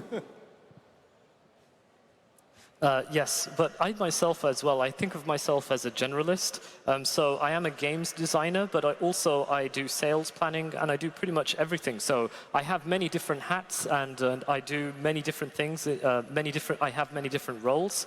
But then having less time to code, there are also other things that you have to think about. So like rendering system, the client, and for when you go up for those like really top-level engineers where they have to think about where to cap the specs, they start like making arguments and such. And how are you able to manage everything on your end? I'm really doubtful about how you manage this. そこは多分プログラミングもそうだし、多分ゲームデザイン的なところもそうだし、なんかアセットのワークフローもそうなんですけど、なんかやっぱここって常に最新というかの情報に触れてないと。なかなかやっぱりコミュニケーションやりにくくなるっていうのは実際あると自分も思ってるんですね。Well, I mean, this is the case for programming, for game design as well, probably, and things like asset workflows. But unless you're staying up to date with the most recent information, then it's really hard to communicate with others. 私はこれがいいのかどうかわかんないですけど、時間で解決というか、私あんまりそんなに睡眠長い方じゃなくてですね、もう体力の許す限り時間で解決するっていうのをやってます。I don't really know if this is a good way of doing it or not, but I am essentially just solving the problem by throwing time at it.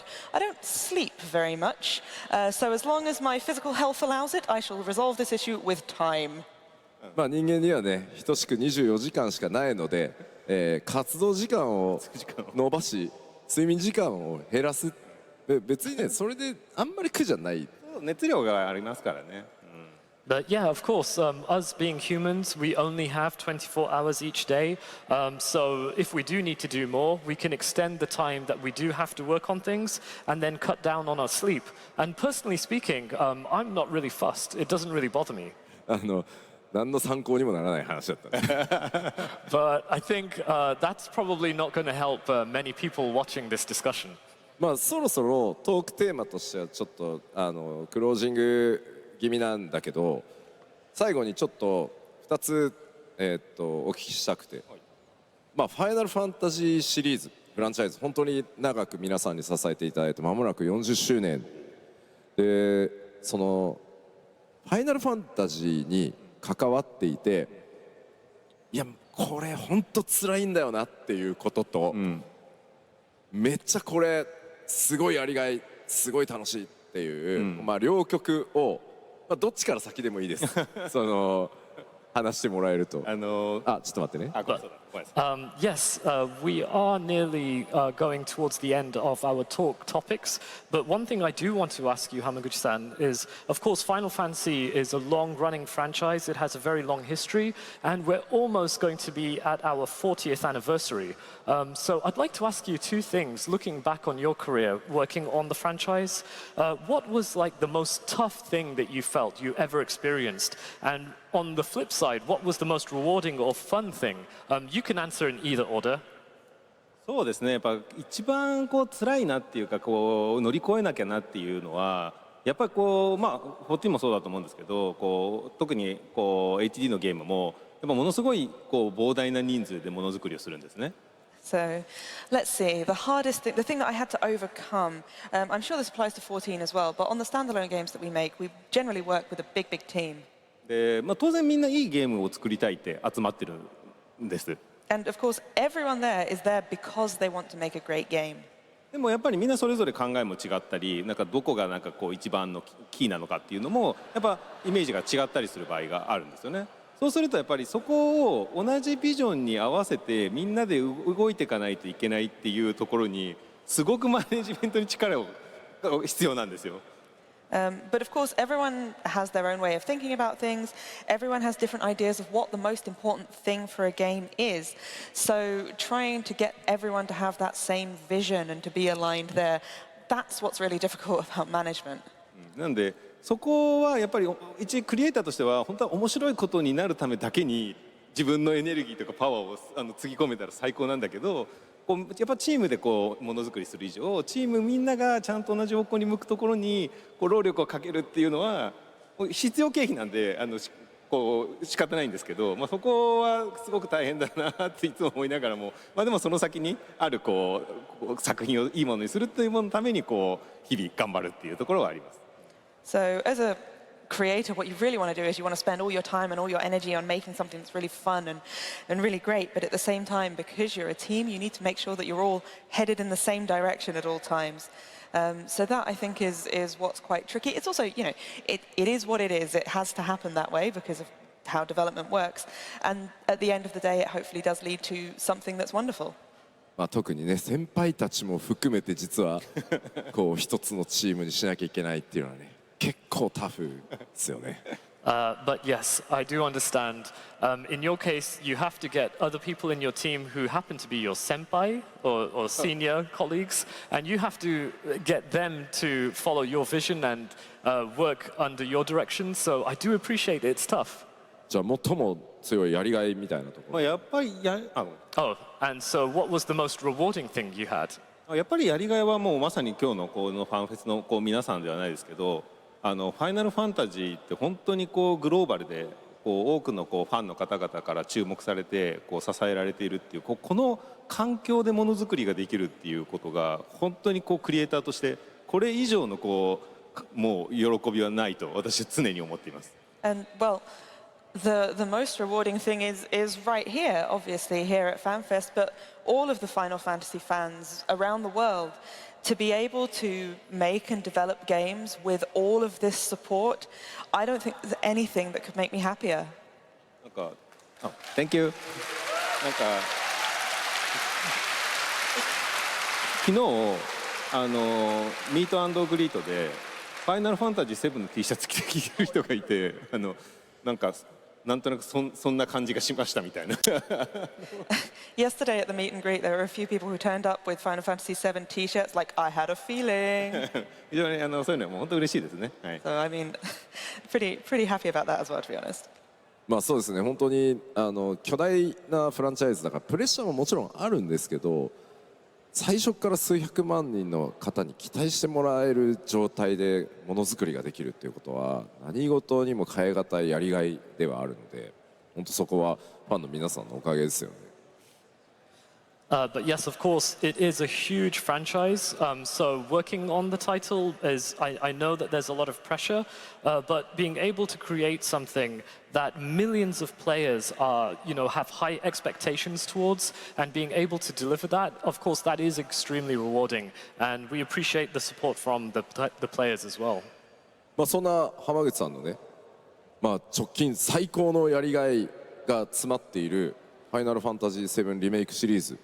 いよいよ完結ということで、せっかくねベルリンまで来ていただいたので、ぜひちょっとこの場で最新作紹介してもらってもいいですか。But of course, as you mentioned, Hamaguchi-san, the most rewarding thing you feel is working on the franchise, and here we have the Final Fantasy VII Remake series, which is almost reaching its conclusion. I think it would only be fair that you've taken time out of your busy schedule, that we provide this opportunity here on stage in Berlin, if you could showcase the latest installment. じゃあちょっと少し紹介させてください。Okay, so allow me to talk a little bit about Revelation. なんか私ちょっと聞いた情報によると14の方って本当に若い方から私と同じ40代、むしろ50代の方とかもいっぱい幅広くプレイされてるじゃないですか。なんで結構若い人がそもそも7知らないですみたいな人も結構いるんですって私言われたんですよ。Before I came here, I was told, there's so many people who play 14, young players, people like you and me in our 40s and 50s, but the younger players, they don't know what 7 is. That's what people said to me. そうありがたいことに14が初めての FF ですっていう方結構いらっしゃいます。Yeah, I think it makes me happy to hear, but there are quite a lot of people who say that 14 was their first Final Fantasy. ちょっと今日はファイナルファンタジー7についてちょっと全体を少し紹介させてください。So in that case, I did prepare a sort of overall introduction about Final Fantasy VII for you all. はい、ファイナルファンタジー7はですね、1997年に発売された RPG です。So Final Fantasy VII is a legendary RPG released in 1997.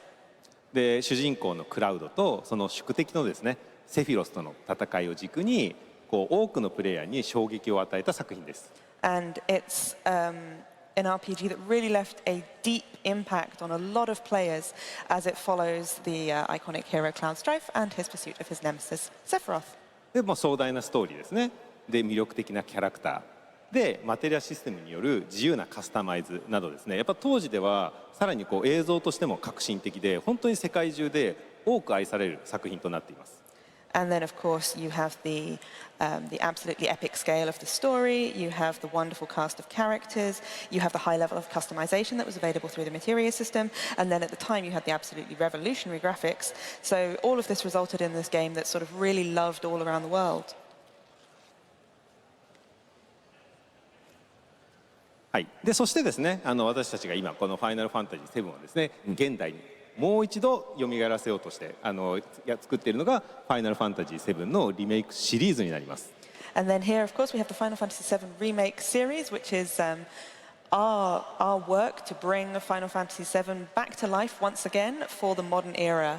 でこれはですね、単純なリマスターの作品ではありません。And this is no simple remaster. 当時のプレイヤーの皆さんがですね、想像していたこう世界観だったりキャラクターたちっていうのを現代の技術で再構築してより深くゲーム体験できる作品として蘇らせることを目指しています。What this is this is us sort of rebuilding the entire world and game on a much deeper level to create what the players of the original games actually imagined, the world and the characters that they were seeing in their mind's eye as they played. まあ先ほど14から入ったゲームユーザーがいますっていうのと同じようにファイナルファンタジー7にもですね、当時プレイしてなかったこうユーザーの新しい人たちにもこのファイナルファンタジー7の魅力を伝えたいっていう思いも込められています。So, you know, as Yoshida-san mentioned, there are people out there who have started playing Final Fantasy with a later installment, say, for example, Final Fantasy XIV. And what we want to be able to do is to be able to introduce these newer players to Final Fantasy VII in a way where they can really understand what made it so great. はい、なので、まあ、世界観だったりですね、キャラクターの描写っていうのをよりこう拡張してですね、より没入感のある作品として、生まれ変わらせています。So the world, the lore, the characters, the way all of these are depicted is even more in depth, even more exhaustive, and yeah, really doing a deep dive on all that. そうすることで、まあ、次の世代にですね、このまたファイナルファンタジーをちゃんとこう受け継がせていくっていうことがこのプロジェクトの出発点です。And so the whole reason that we kicked this project off was because we wanted to bring Final Fantasy VII to the next generation. はい。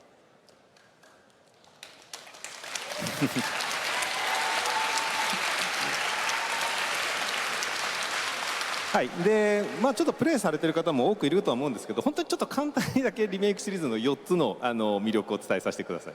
And I do appreciate that a lot of you have probably played it for yourself, but please let me just quickly go over 4 of the main things that we really think make Final Fantasy VII Remake great. まず1個目はワールドマップですね。ワールドですね。So first we have the world. やっぱこのファイナルファンタジー7っていうのはですね、もう当時すごいまあ、当時のポリゴンではありますけど、もう本当にスケールの大きいワールドマップがあってですね、それをまあ実際にこうより今のディテールで感じさせるっていうことを目指しています。So back in the day, the original 7 had this huge world map. I mean, in the graphics of the time, of course, but we really want to recreate that sense of scale. はい、でさらに最終作のリベレーションでは、まあ、ちょっと一部画像も出てましたけど、映像も出てますけど、ハイウィンドウでですね、ワールドマップを自由に飛び回ることもできます。And in the upcoming Revelation, I think some of it's in the video up there, you will actually be able to explore the world from the airship Highwind. はい、で次がですね、バトルです。And the next battle. やっぱ原作のこうコマンドの RPG っていうのをオマージュしながら新しい今のゲームらしくアクション性も取り入れたこう爽快感と戦略性を融合させた新しいバトルシステムとして実現しています。So the Final Fantasy VII Remake series combat system draws heavily from the turn-based, menu-based system found in the original game, but also combines that with action to create a unique battle system that's really exhilarating at the same time as being strategic. そして3つ目が絆です。And third, bonds. キャラクター同士のですね絆の関係っていうのを物語だけではなくて、まあ、連携などバトル要素にも取り入れゲームのデザイン全体で表現するっていうこともこだわっています。And this is talking about the bonds between characters, but we don't just want to explore those throughout the story, we really want to carry that through into the entire game design. So for example, through the different skills that they can use in battle. はい、でキャラクター同士のつながりをですねストーリー体験も含めてこう、まあ、ストーリー体験ゲーム体験合わせてこうしっかり体験できるというところが本当に魅力になっています。And I really think that one of the real strong points of the remake series is the way that you can experience these deep connections between the characters through the gameplay experience and the story. でもストーリー最後はもうもちろんですけどストーリーです。And so, of course, lastly, we have the story itself. はい、でもちろんオリジナル版が持つ魅力的なストーリーを大切にしながらも、まあ、今作ならではの新しい要素っていうのも加えながらより深く世界観ストーリーを表現しています。And of course, while we are really making sure that the original story is treated with the utmost respect. We are also diving in deeper, expanding the lore and the world and lots of things around that. はい、これは4つがですね、このリメイクシリーズを支える大きな4つの要素になります。So these are really the 4 pillars that we have supporting the Final Fantasy VII Remake series. はい、簡単にですけど、ファイナルファンタジー7の作品と、リメイクに関しての魅力を紹介していきました。So anyway, that was a brief overview of Final Fantasy VII and the Final Fantasy VII Remake series. そしてです。Thank you.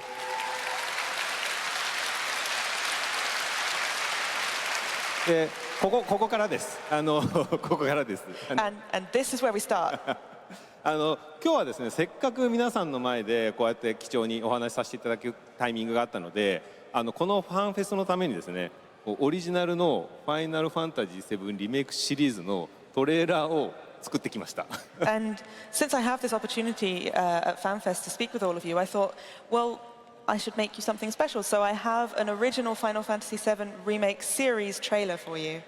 まだ公開してないやつ。公開してないというか、このイベントのためにだけに作りました。So this hasn't been released publicly yet? No, we made this for today.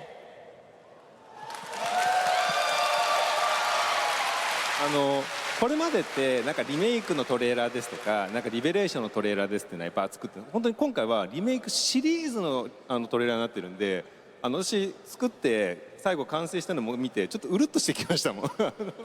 So obviously we've made a lot of like remake trailers or rebirth revelation trailers, but this is the whole series trailer. So after it was done and I was watching it back, I sort of teared up a little bit. じゃあ再生してもいいですかね。Okay, if we could play it. じゃあお願いします。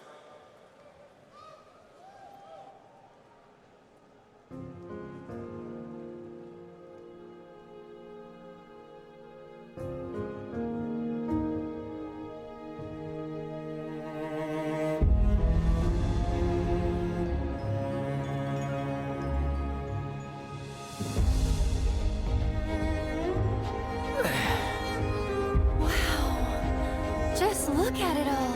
It's so green. Even after everything we've done to it, it's still going strong.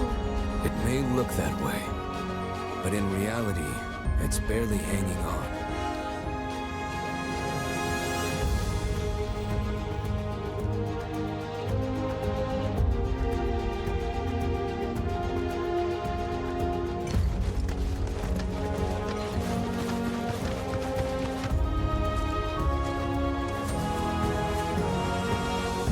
Long story short, the world's in trouble. It has been for a while. So what are we waiting for? Let's give Sephiroth the beating of a lifetime.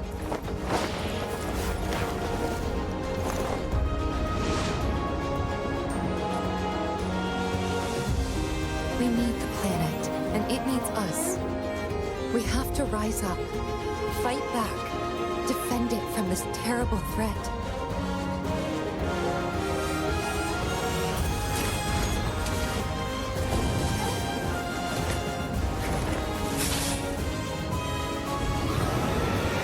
I'll make this quick. Good night. The sky's the limit!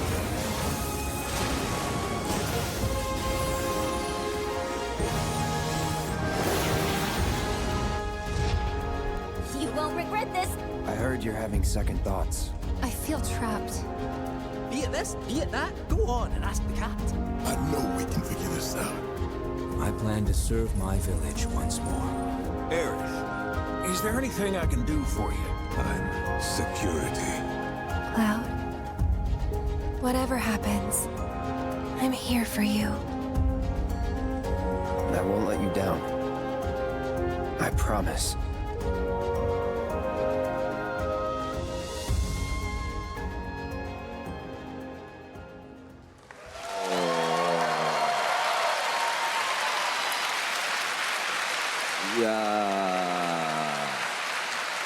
Yeah, でも改めて本当によく作ったと思います。But yeah, looking back at it now, I do think it looks amazing. You've done such a good job making it. ありがとうございます。Thank you. いや、これなんかこうつなげてみるといろいろまた違った感情が出ますよね。I feel like when you put them all together like that, it just something feels different about it again, you know? はい、気に入っていただけたら非常に嬉しいです。Anyway, I hope you enjoyed that.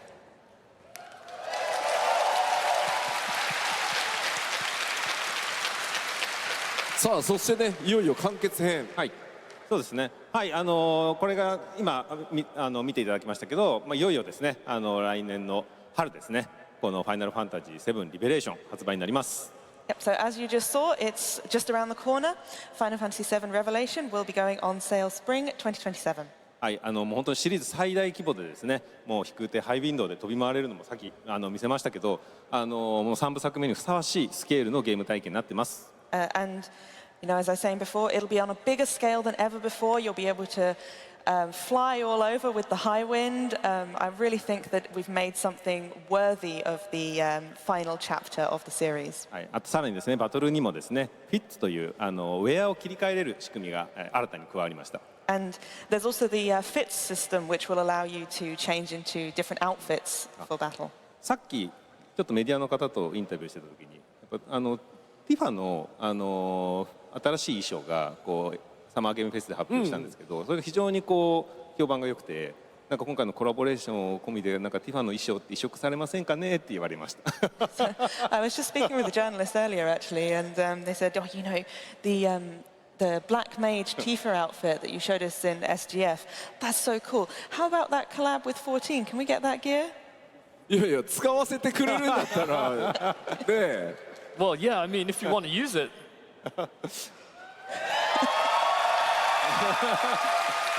イエーイ。はい、コラボレーション今回もきっかけにいろいろ長くやっていければと思いますので、本当に近い距離で私のチームと吉田さんのチームやっていきたいと思います。Anyway, I hope this collaboration marks the start of a long and fruitful cooperation between our two teams. So hopefully there'll be much more in the future. はい、ありがとうございます。じゃあそろそろクローズしつつ、改めて両者のねクロスオーバーも簡単に最後ご紹介して終わっていこうかなと思います。Thank you. So it will be brief, but I'd like to give a little bit of a recap of what we're doing in terms of crossover. ちょっと立ちながらやりましょうか。Oh, let's do it while standing. はい、改めて、昨日発表させていただいた「ビヨンザライフストリーム」ファイナルファンタジー7リメイクシリーズチームの皆さんとですね14チームががっちり手を組んで、8.01 からレイドスタートしてまいります。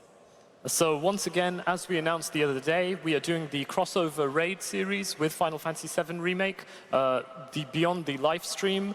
Both teams are fully hard at work together on this crossover, and the raid will hit starting from patch 8.01.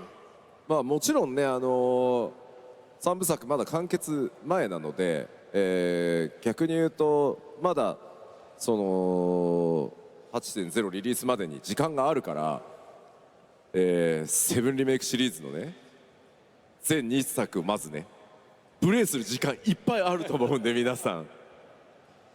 But of course, the concluding chapter in the trilogy has not been released yet, and there is still time until 8.0 as well. So for those of you who haven't played the Final Fantasy VII Remake series yet, there's plenty of time to get started.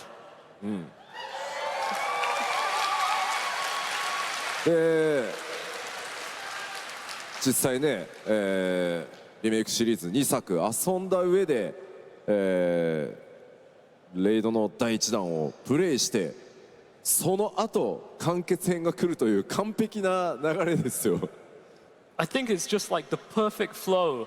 You can play the first two titles in the Final Fantasy VII Remake trilogy, then the raid hits, you'll be able to play the first tier, and then the final chapter of Final Fantasy VII Remake series releases. Isn't it just perfect? Yes, perfect. Perfect. さあ我々ファイナルファンタジーシリーズのフランチャイズ同じ仲間としてもう一つね7の方、8.0 の前にねちょっとやらせていただくコンテンツもございます。But of course, we were working together as allies for the Final Fantasy franchise, and with the Final Fantasy VII Remake series, there is something else that we're working on which will get released before 8.0.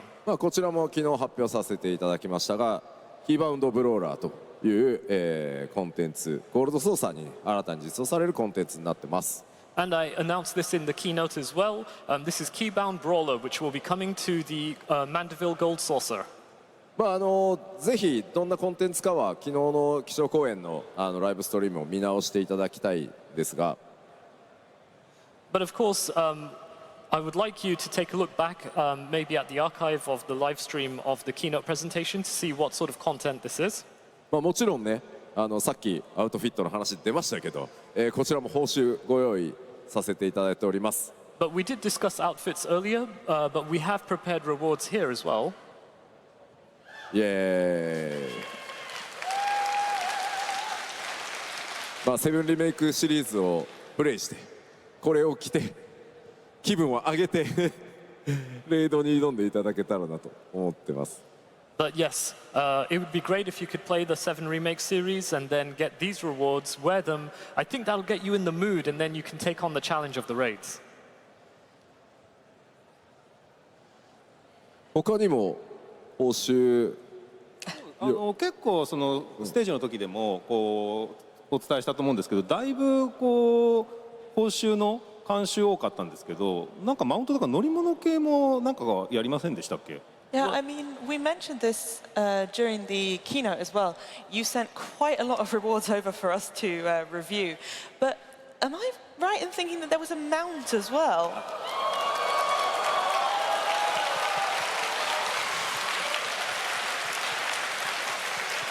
そうですね。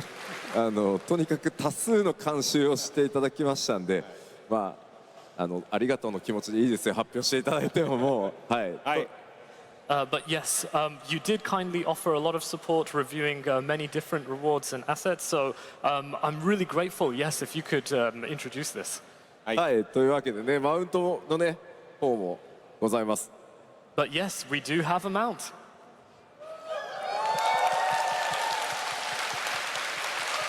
キーバウンドブローラーは最大4人で、マルチプレイできるので、フレンドとか FC の仲間とちょっとねキータッチ苦手だっていう人もみんなでカバーし合いながら遊べるようになってますし、コツコツやればいろんな報酬手に入るようなバランスになってますので、あまり気構えずに気楽にプレイしてもらえれば手に入るんじゃないかなと思います。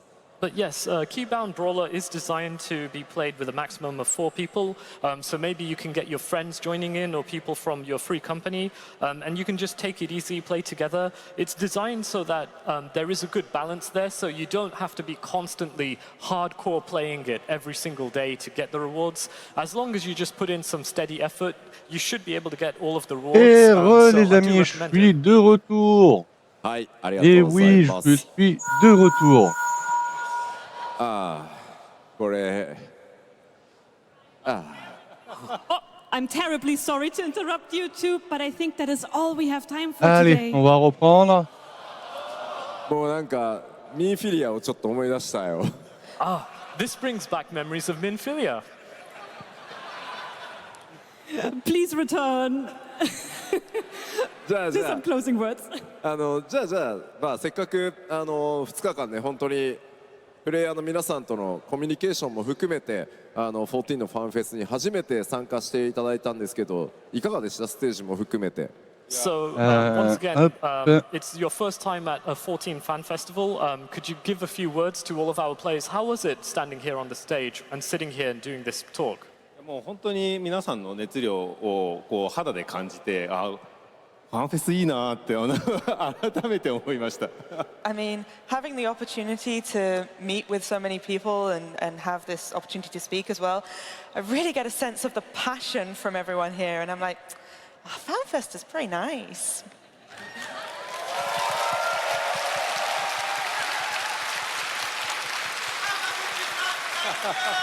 Thank you.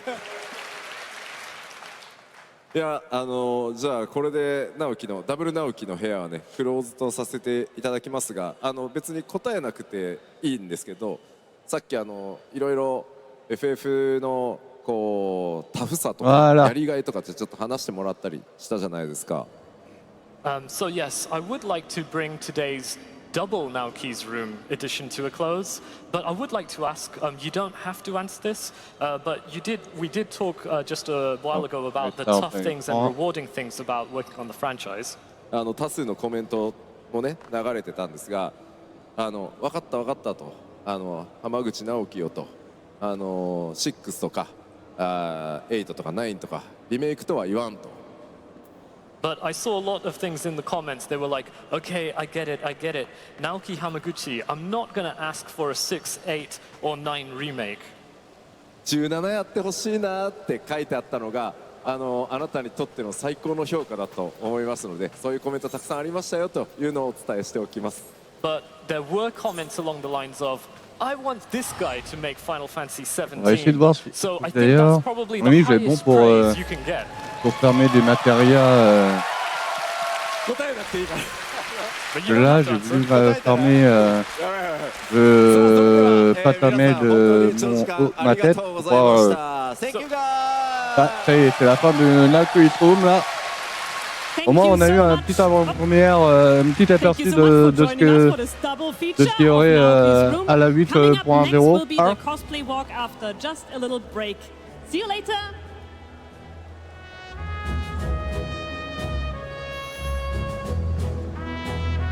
Et franchement, j'ai hâte d'être à cette extension, même si ça va être très long. On n'est que le 26 juillet et il nous reste, que je regarde, on va le voir de toute façon. On est le 26, ça fait donc 1, 2, donc ça fait 1, 2, 3, 2, 3, 4, 5, 6. On a 6 putains de mois pour attendre la prochaine extension. 6 putains de mois.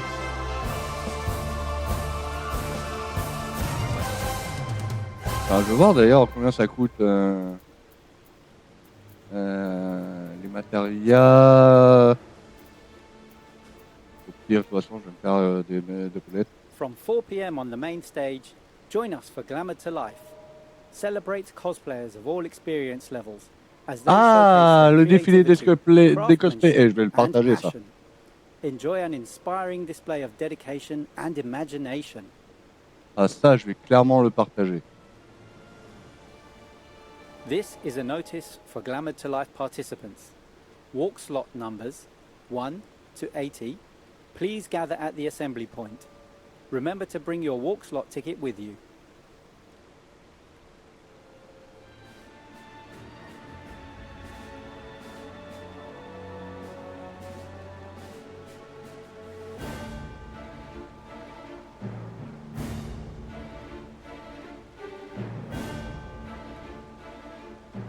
Voilà.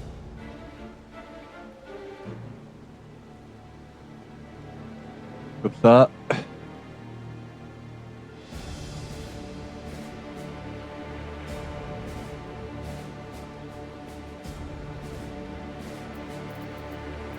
On va voir.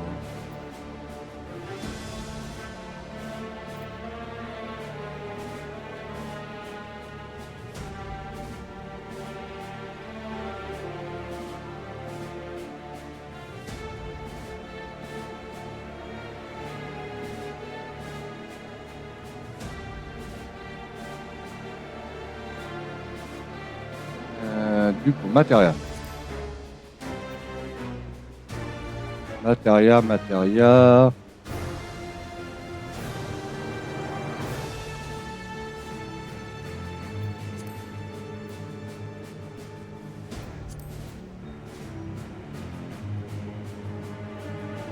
Je crois que c'est les bleus. Ah, j'y suis. Voilà. Et moi, ce que je veux, c'est...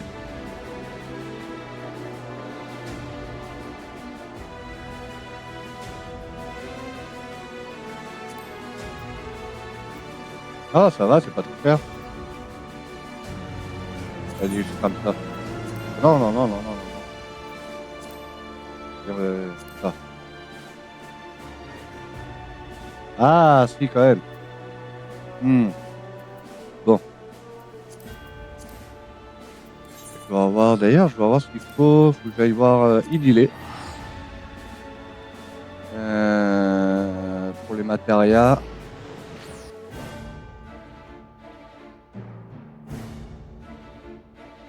Ah, le Glamour to Live Cosplay Walk. Ça, je vais le partager sur Discord, ça. Les gens vont mettre leur meilleur cosplay là.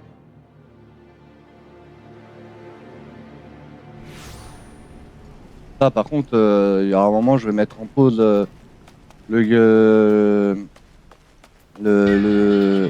let's play là. Parce que ça, il faut le voir en grand.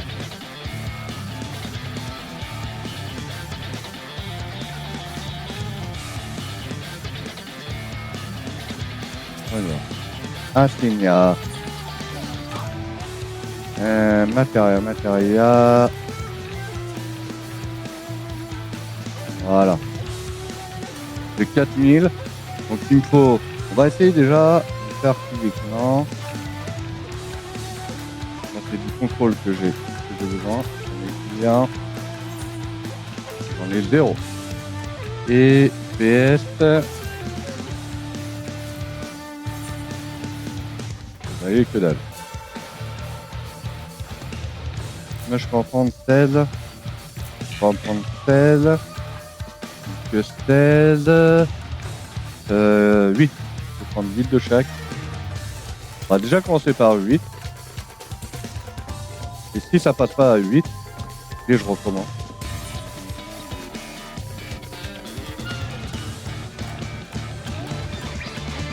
Hop.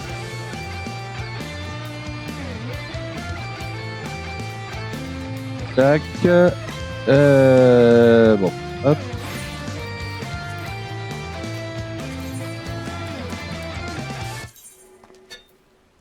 Ah. Ah, il repasse le trailer. En vrai, le trailer, moi, ça ne me dérange pas de le regarder parce qu'il est trop classe. Alors, dis-moi tout. Ça y est.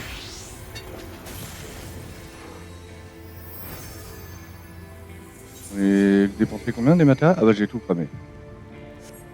Ok. Donc déjà là.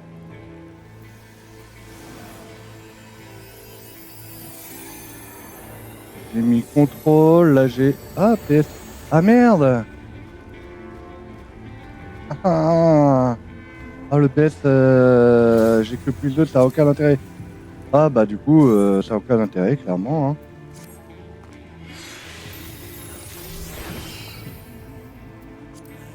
Bon moi j'ai récupéré le matériel. Bah du coup il faut que je mette du contrôle. Je vais mettre du contrôle hein, clairement. Là contrôle. Contrôle quoi. Il faut du contrôle. Contrôle.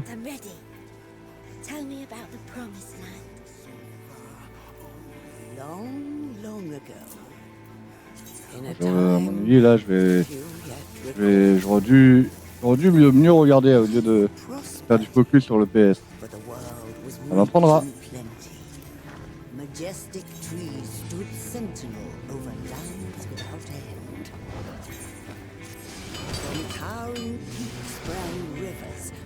Ah, dégoûté.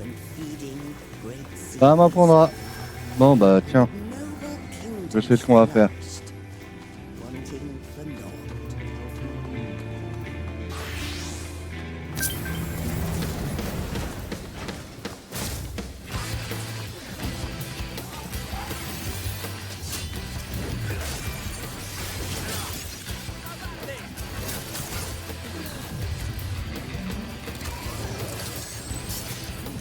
Ah.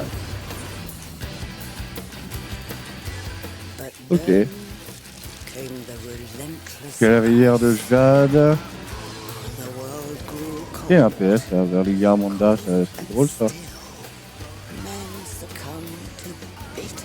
Ah c'est tellement dommage là, j'aurais pu aller là-dedans et ça m'aurait fait plus 2 là. C'est pas grave. C'est lac de Cyrus. Ligne de lamentation extrême. Interface. Ah, c'est tellement dommage, j'aurais pu venir en DPS. Mon tank il est même pas chargé, il est pas stuff en plus mon tank.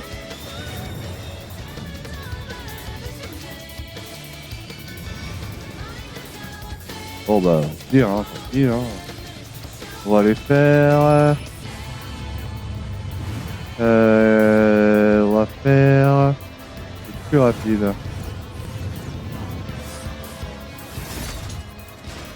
Ah, faudra que je me refasse, mais ça je le ferai quand... Pas, je le ferai à la fin, je pense que je le ferai demain. Allez. Du coup, hop. J'ai bien changé de classe. Hop, j'ai sélectionné. Défi. Je crois que c'est Event World. Il est où? Ah, lui, c'est lui.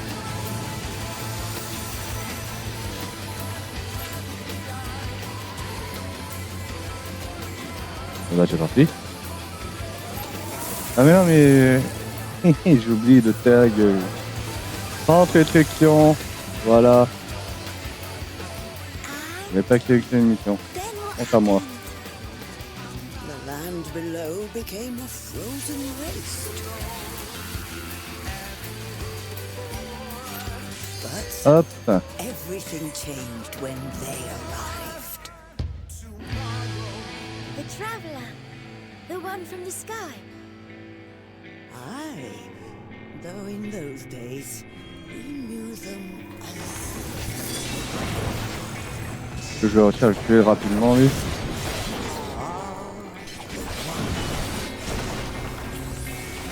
Oh putain.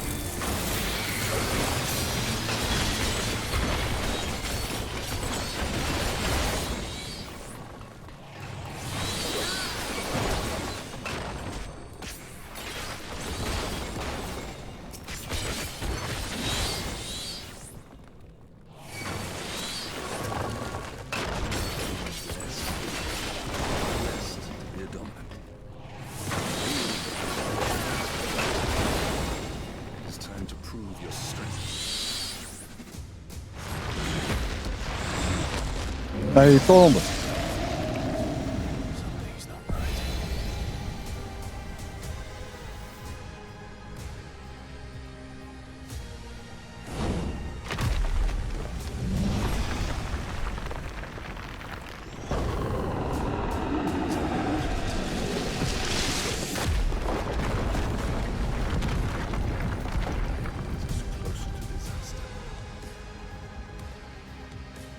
Oh, il a tout fait Fleury.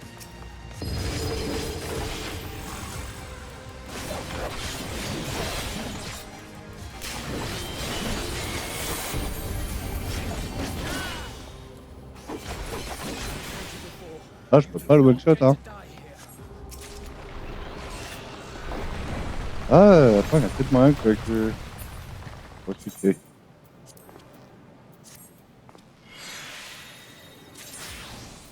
Ouais. Oh.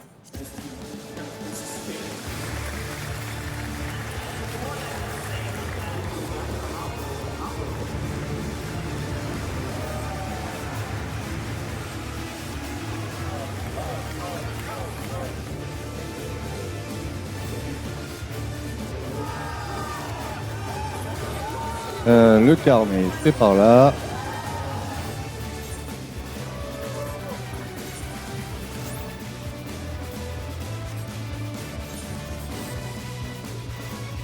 Hein?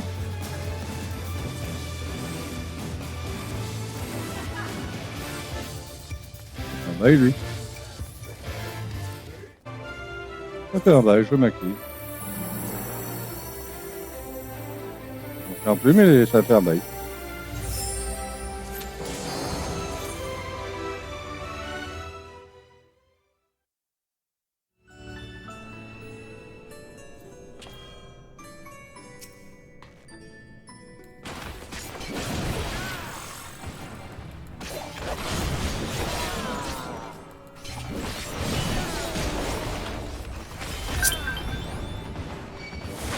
Ah, dang.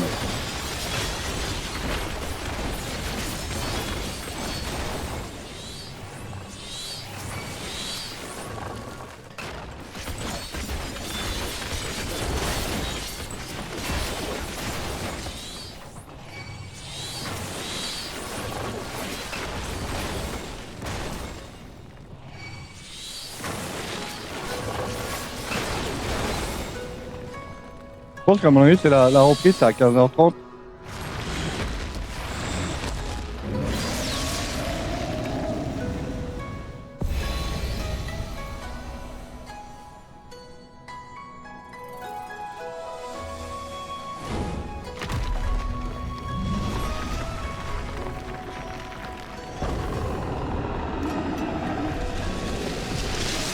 Monsieur a des yeux rouges. Monsieur est pas content.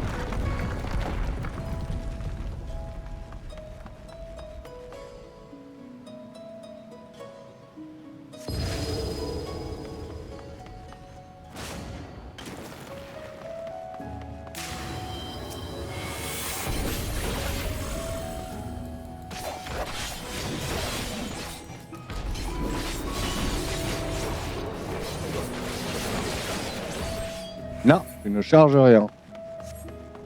On va pas récupérer le loot, hein. Si ma chance est égale à est proche de 0, hein.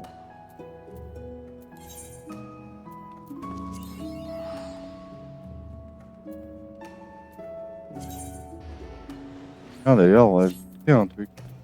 Terre de jade. Je pense que je peux pas le faire, mais éclairé de jade, il y a peut-être moyen que je fasse de l'eau. On va essayer.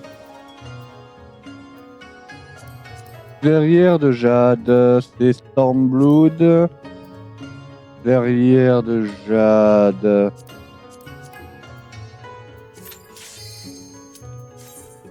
On va essayer, hein.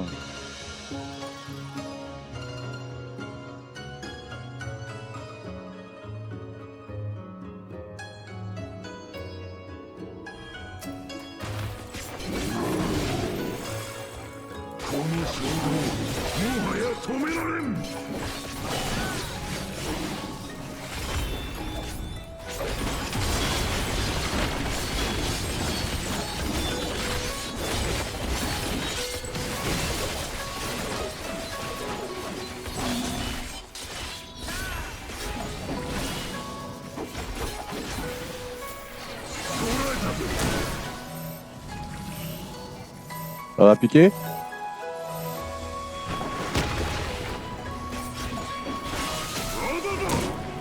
Monono!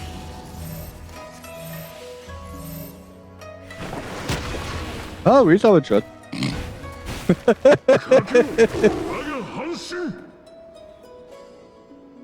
Ah ouais, donc bah non, je peux pas le faire solo celui-là. Je fais pas assez de dégâts. Ah, je me suis fait... J'ai vu le debuff, j'ai fait... Ah, le debuff, il vient de faire mal. Oh, je peux peut-être faire un donjon, attends. Un petit donjon... Faudrait que d'ailleurs je fasse mes roulettes, hein. Ah, je peux même faire... Bah d'ailleurs, quasi m'attend de faire des roulettes. Roulette, une mission de la catégorie niveau 100. Je vois que les roulettes, ça compte.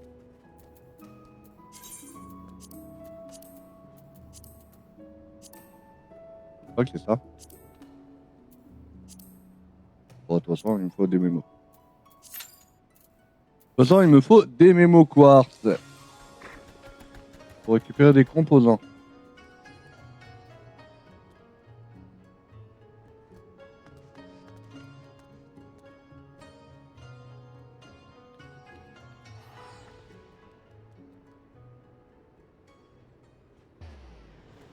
This is a notice for Glamour to Life participants.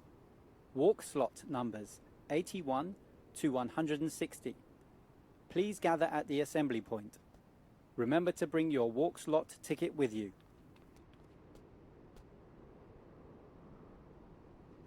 D'ailleurs, ça va bientôt commencer là.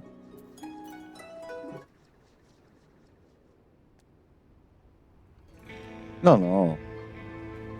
Bon, par contre, si on fait ça peut être avec tout de suite, ça serait top.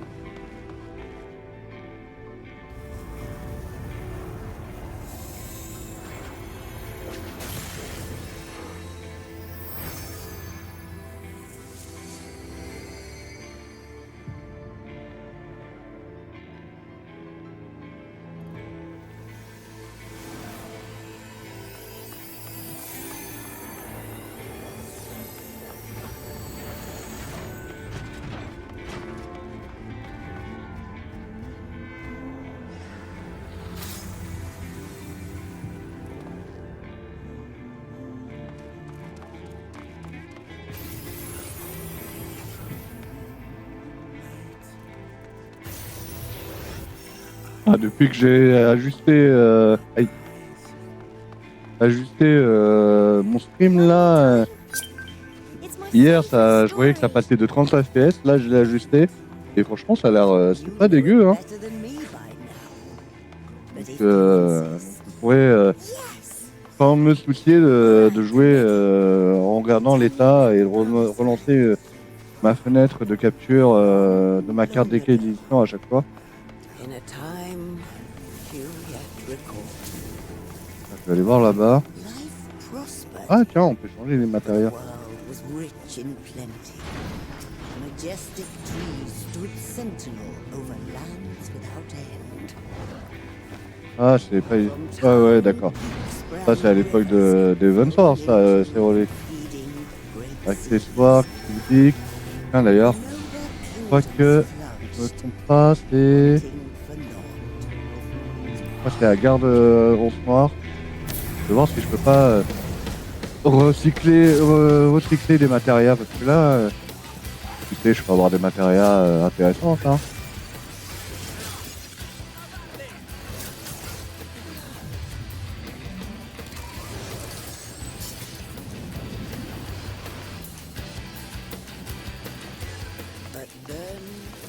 Normalement, je regarde la carte, c'est là-bas. The world grew cold, cold and still.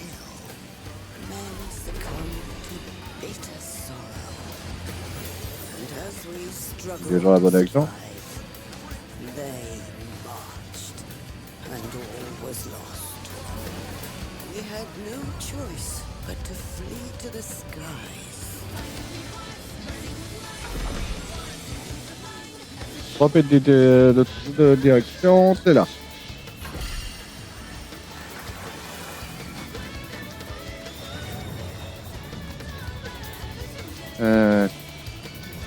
Mutamix. Transmatérialisation.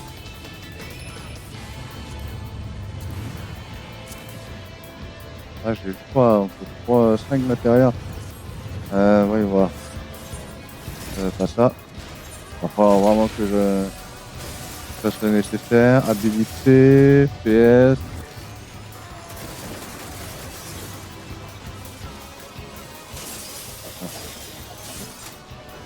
On va voir sur quoi je vais obtenir.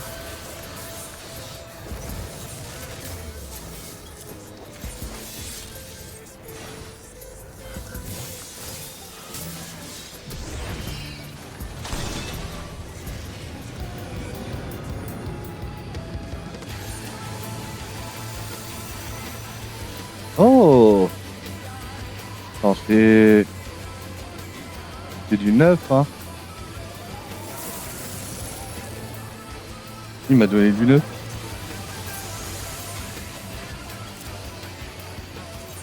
Trop bien. Mais c'est purement aléatoire. The land below became a frozen waste. But everything changed when they arrived. The traveler. The one from the sky. Aye, though in those days we knew them as... Oh la hâte de FF14 quand même. Hein. Elle est si bien, mais si hâte, si hypée, mais si loin.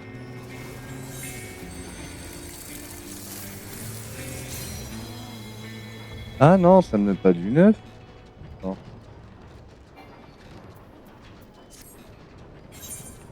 Non. Là j'ai du 10, ça c'est du 11. D'ailleurs. You have been blessed. Blessed to be a dominant. To wield the power. D'ailleurs, je pense garder ça longtemps ou pas? It is time to prove your strength. Il va falloir que j'avance de monter. Le d'avoir. Ah oui, il faut que je m'occupe des bienfaits de l'ACL d'ailleurs. Oh là, il y a trop de choses à faire. Ça, est-ce que je peux le ranger? It is only a matter of time. Every day delayed is Ah, déjà, ça me libère de la place. Oh. Potion d'alchimie multicolore. Salut d'Amel. Stand pour DJ.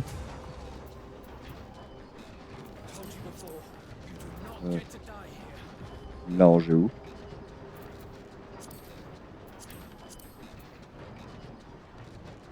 Ah, c'est bien qu'il me semblait que ça va pas au bon endroit. Ça, c'est quoi? Good. Eh?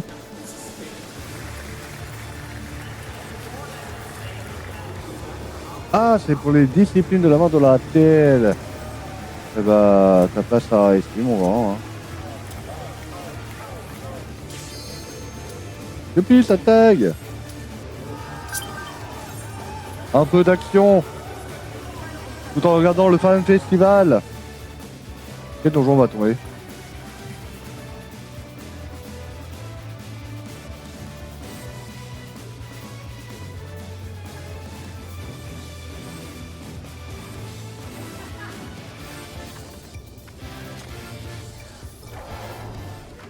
Ah, donjon, il est pas mal.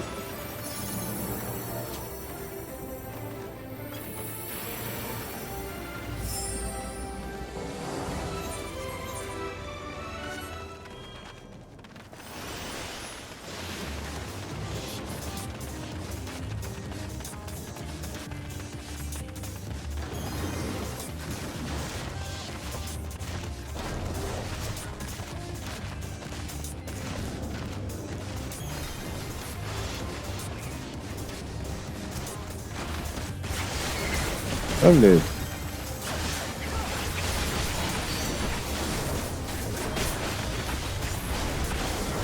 Allez, on va envoyer du lourd direct.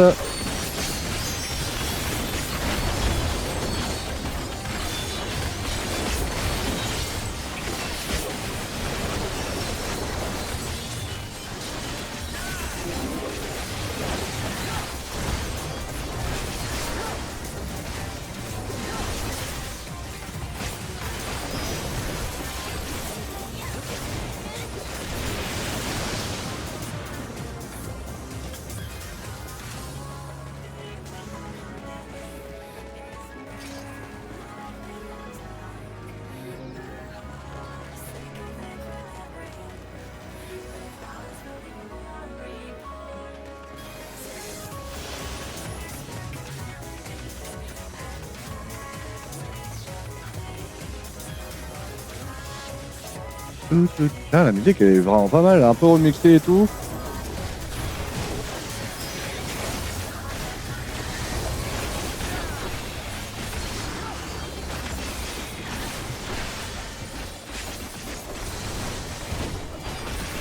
On a vu ça va être 15h45. 15h45 le code PF. Si je peux le finir avant le donjon, après finir avant son arrivée, ça serait top.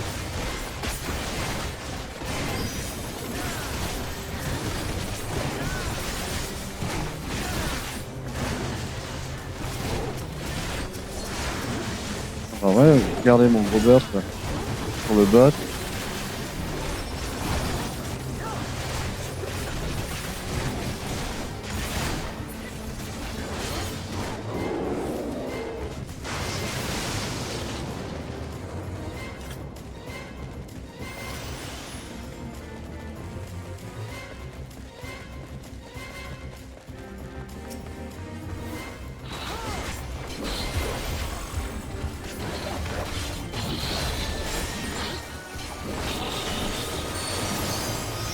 Et c'est parti!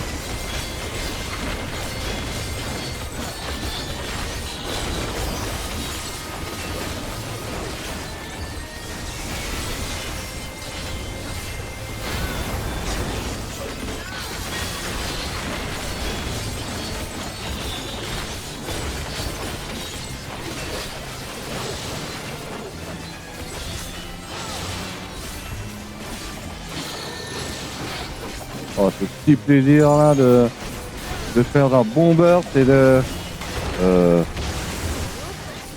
c'est très cher. J'ai parlé trop vite.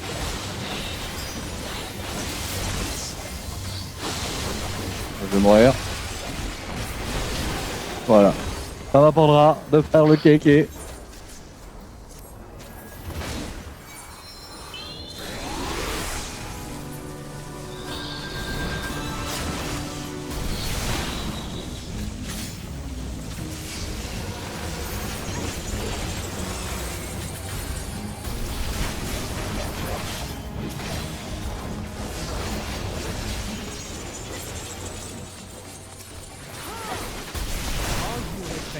Unable to attend your upcoming fantastic festival. Fear not. The featured musical performances can be viewed remotely with a paid ticket. Wonders of Alexandrian broadcasting technology. Should you have access to a terminal, purchase your ticket. Not the song roasts, but piano performance from Miss Kate first, followed by an appearance of the privates on the second, but I best inform the other sides.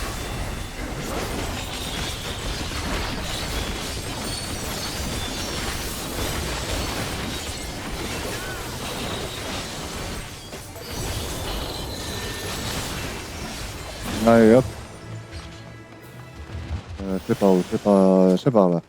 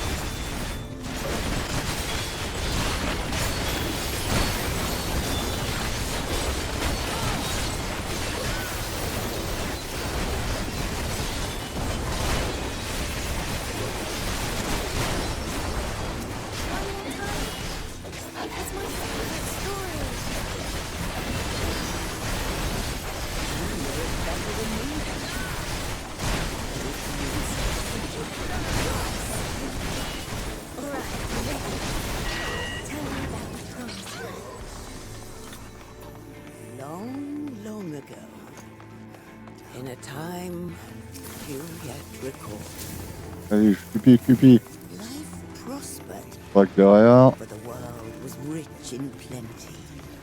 Majestic trees stood sentinel over the lands below.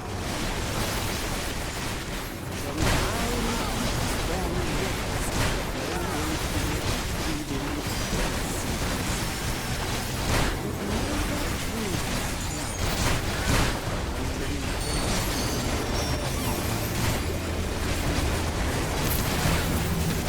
Ainsi, le gros balourd, ça va suite. Allez hop.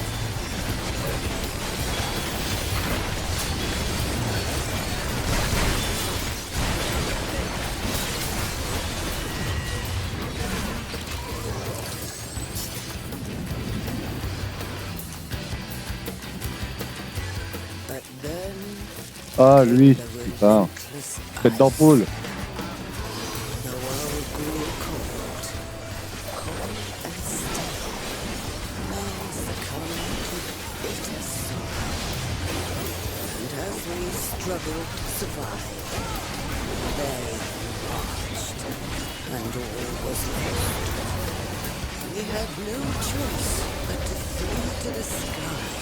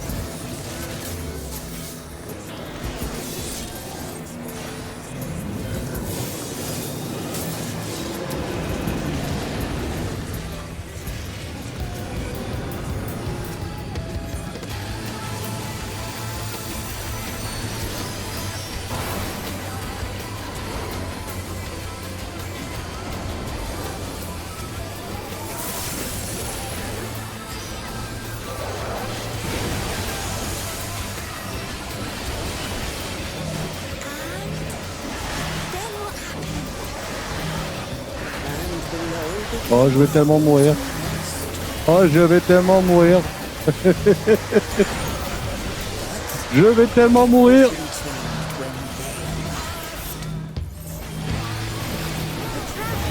Je vais tellement mourir. Oh là là. Ah, j'étais...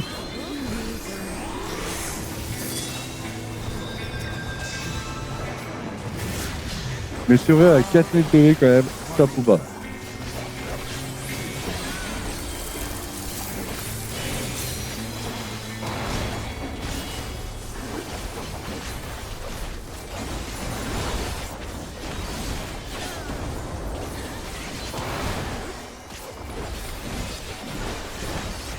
Allez, tu meurs. Dégage. Tous du balai. La sortie est par là-bas.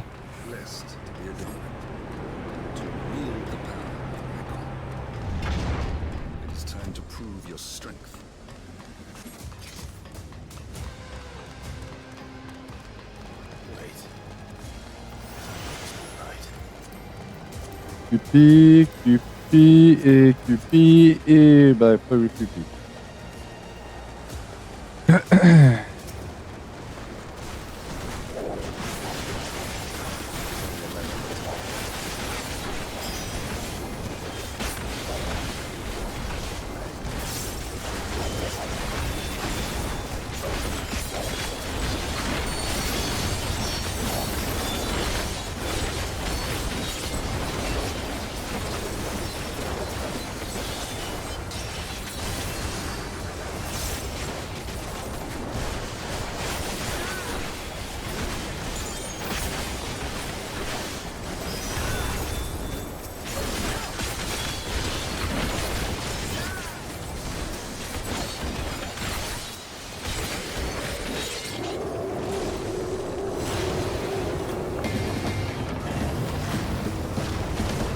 Bon, c'est quand tu veux pour... Voilà, merci.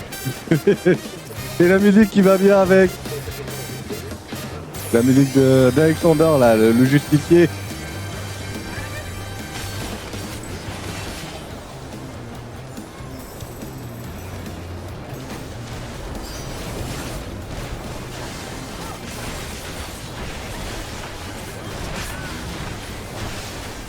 Ah!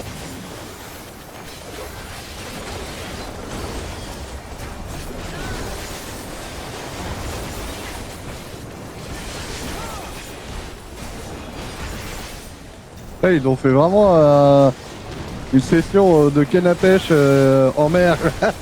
Excellent.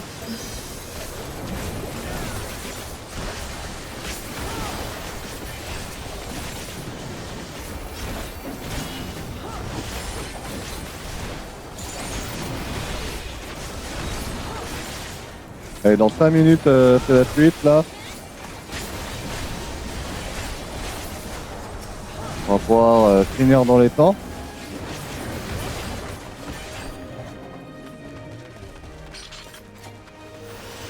Yata!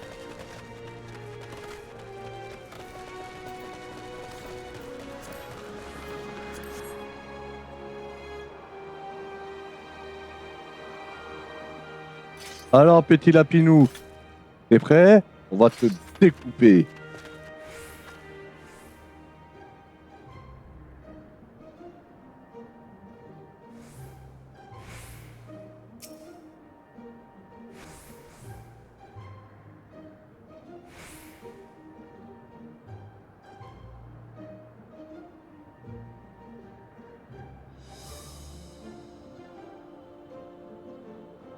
Quand tu veux l'huile, hein. Allez, l'huile. Voilà.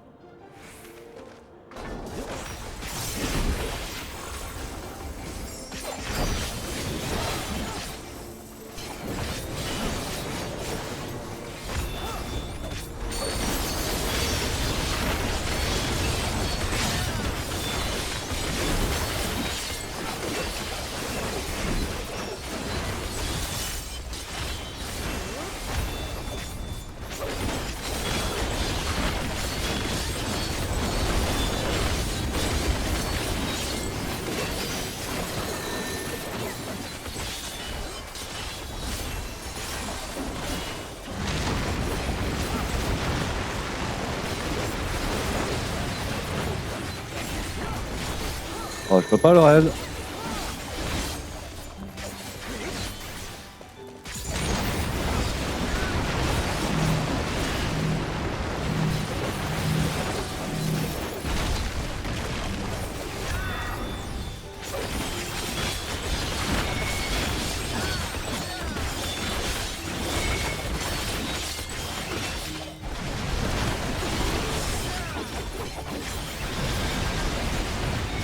Oh, bah, ah non, le heal à raid.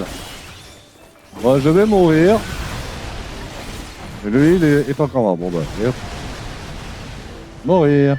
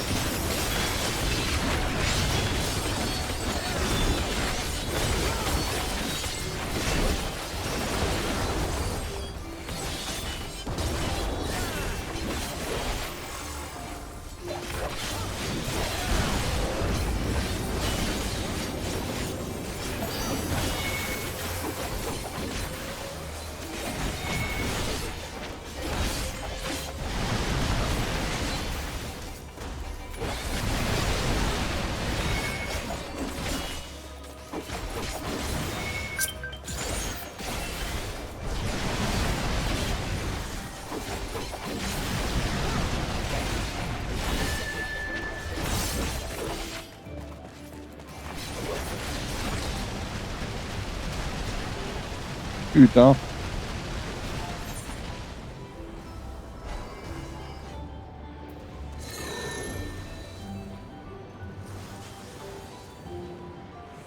Je peux utiliser mon queue clinique. Ouais, pour utiliser ma queue clinique.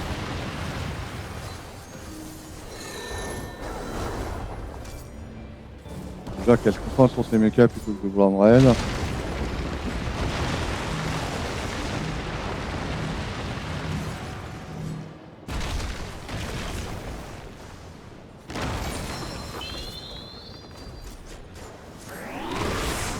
Je reste tout de suite avant. On va avoir une mauvaise surprise là.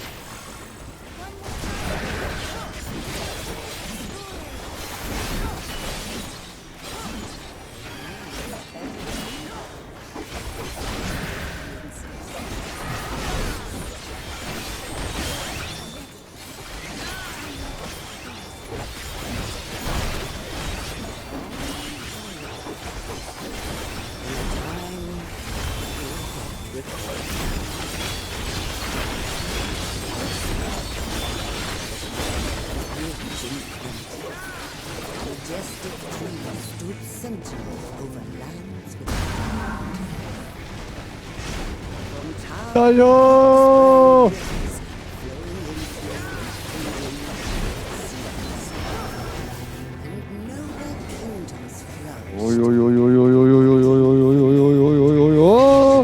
2 du 7.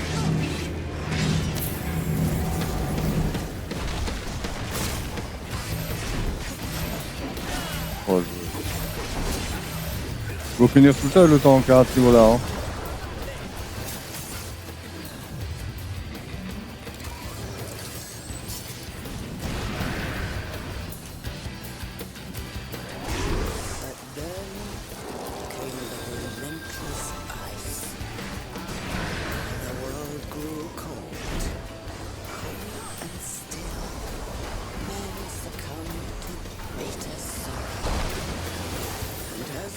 Struggled to survive. They marched, and all was lost. En plus, j'ai l'impression qu'elle n'attaque même pas. Est-ce qu'on tente juste de soigner la mistinguette?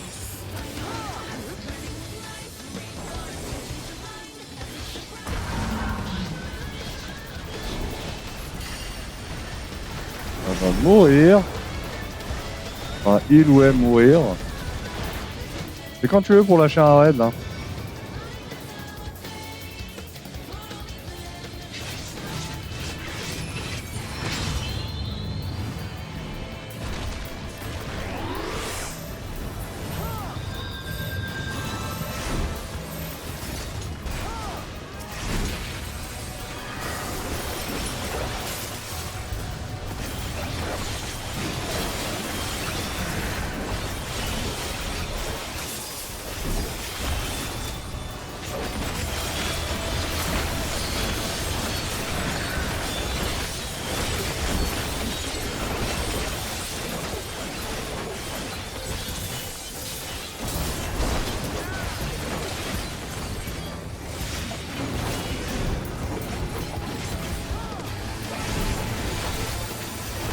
Là, faut finir.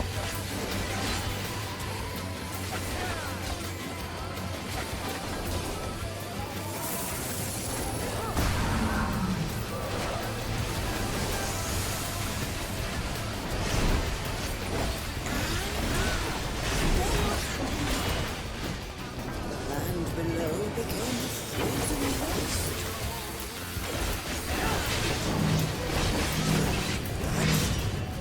Everything changed when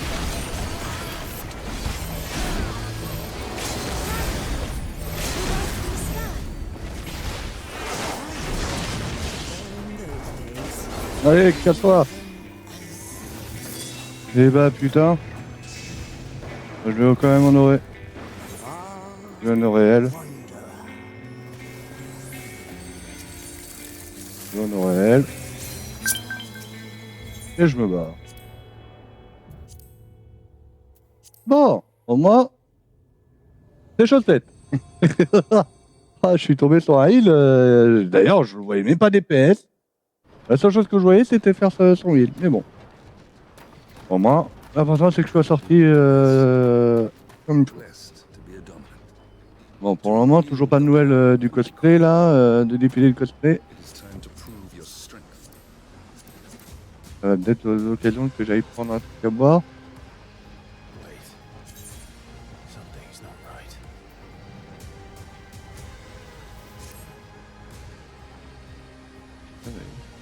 Là, je regarde.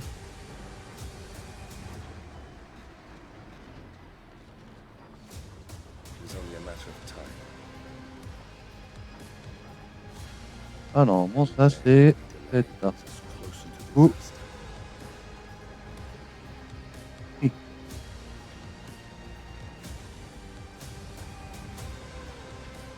On ne verra pas sur l'autre. Là, c'est juste des fusions 2.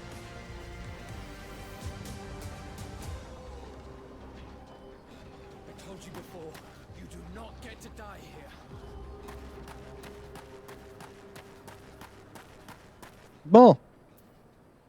J'ai eu des mémos. D'ailleurs, je me demande s'il y a eu un nouveau style. Monture. Ah, c'était ça que je voulais voir. Ah, la musique du justicier, moi, elle me fait plaisir à entendre.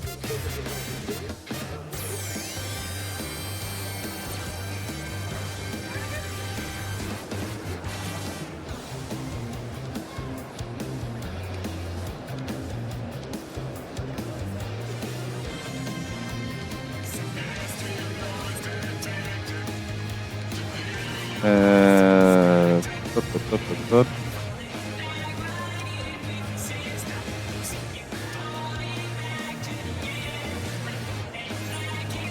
Là, ils ont fait des caps là version bouquin quand même. Hein.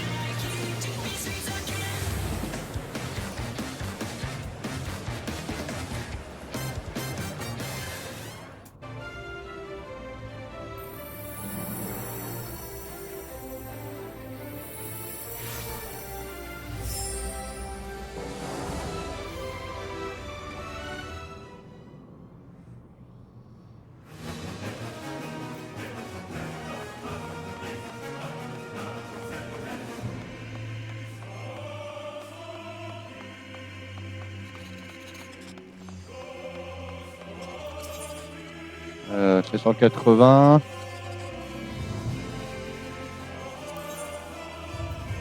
Je regarde d'ailleurs.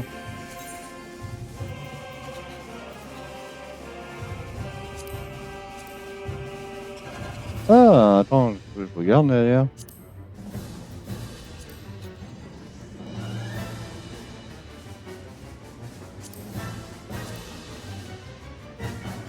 Ça fait un peu Jojo Bizarre Adventure quand même.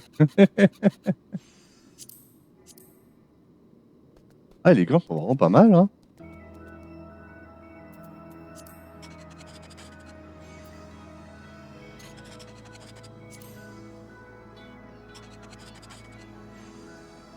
D'ailleurs, je suis en train de penser. Ça se trouve jusqu'à l'ouest. Ah, on n'a pas eu la troisième partie de... Ah si, attends. On n'a pas eu la troisième partie du Raid 24. Je crois qu'on l'aura d'ailleurs à la prochaine mage, non?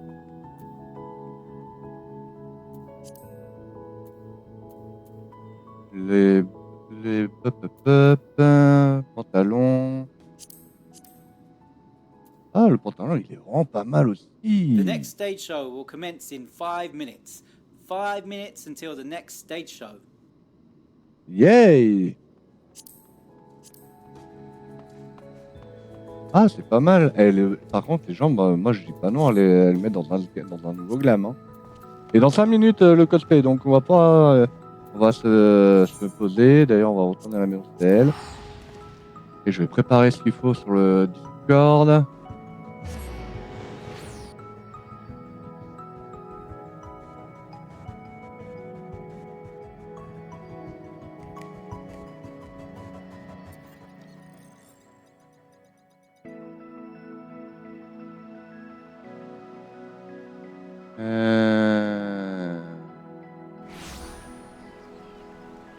Je peux créer un fil ici.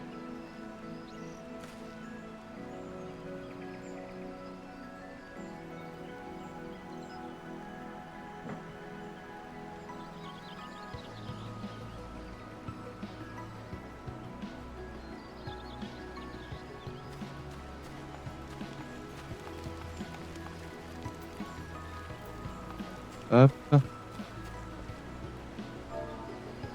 Se poser.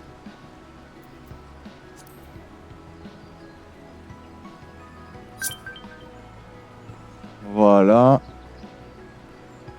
Là, dans 4 minutes, ça pop.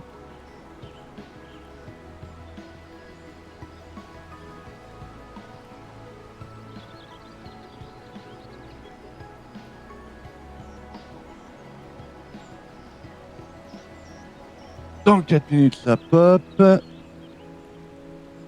Donc, du coup, je vais pouvoir faire ceci.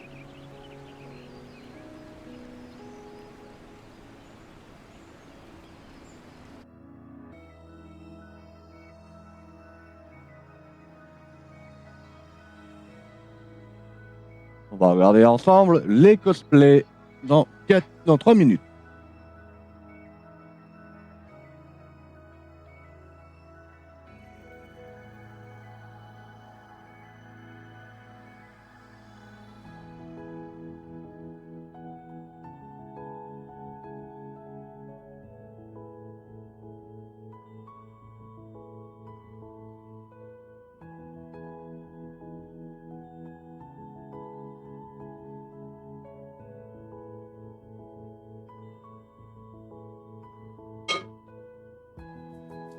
Voilà. J'ai récupéré de quoi boire. Non, là, j'ai bien mangé. On a mangé tard en plus. Donc non, on va pas prendre de petits gâteaux. Juste de quoi boire, c'est très bien.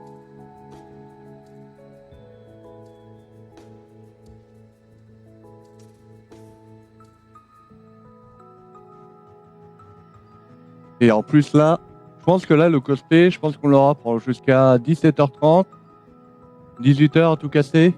Je dirais, ça va durer 2 heures. Et après, on aura le concert de Primal à 19h30. Malheureusement, le concert de Primal, je ne pourrais pas le partager. Mais je pourrais toujours le partager en direct pendant que je fais du craft.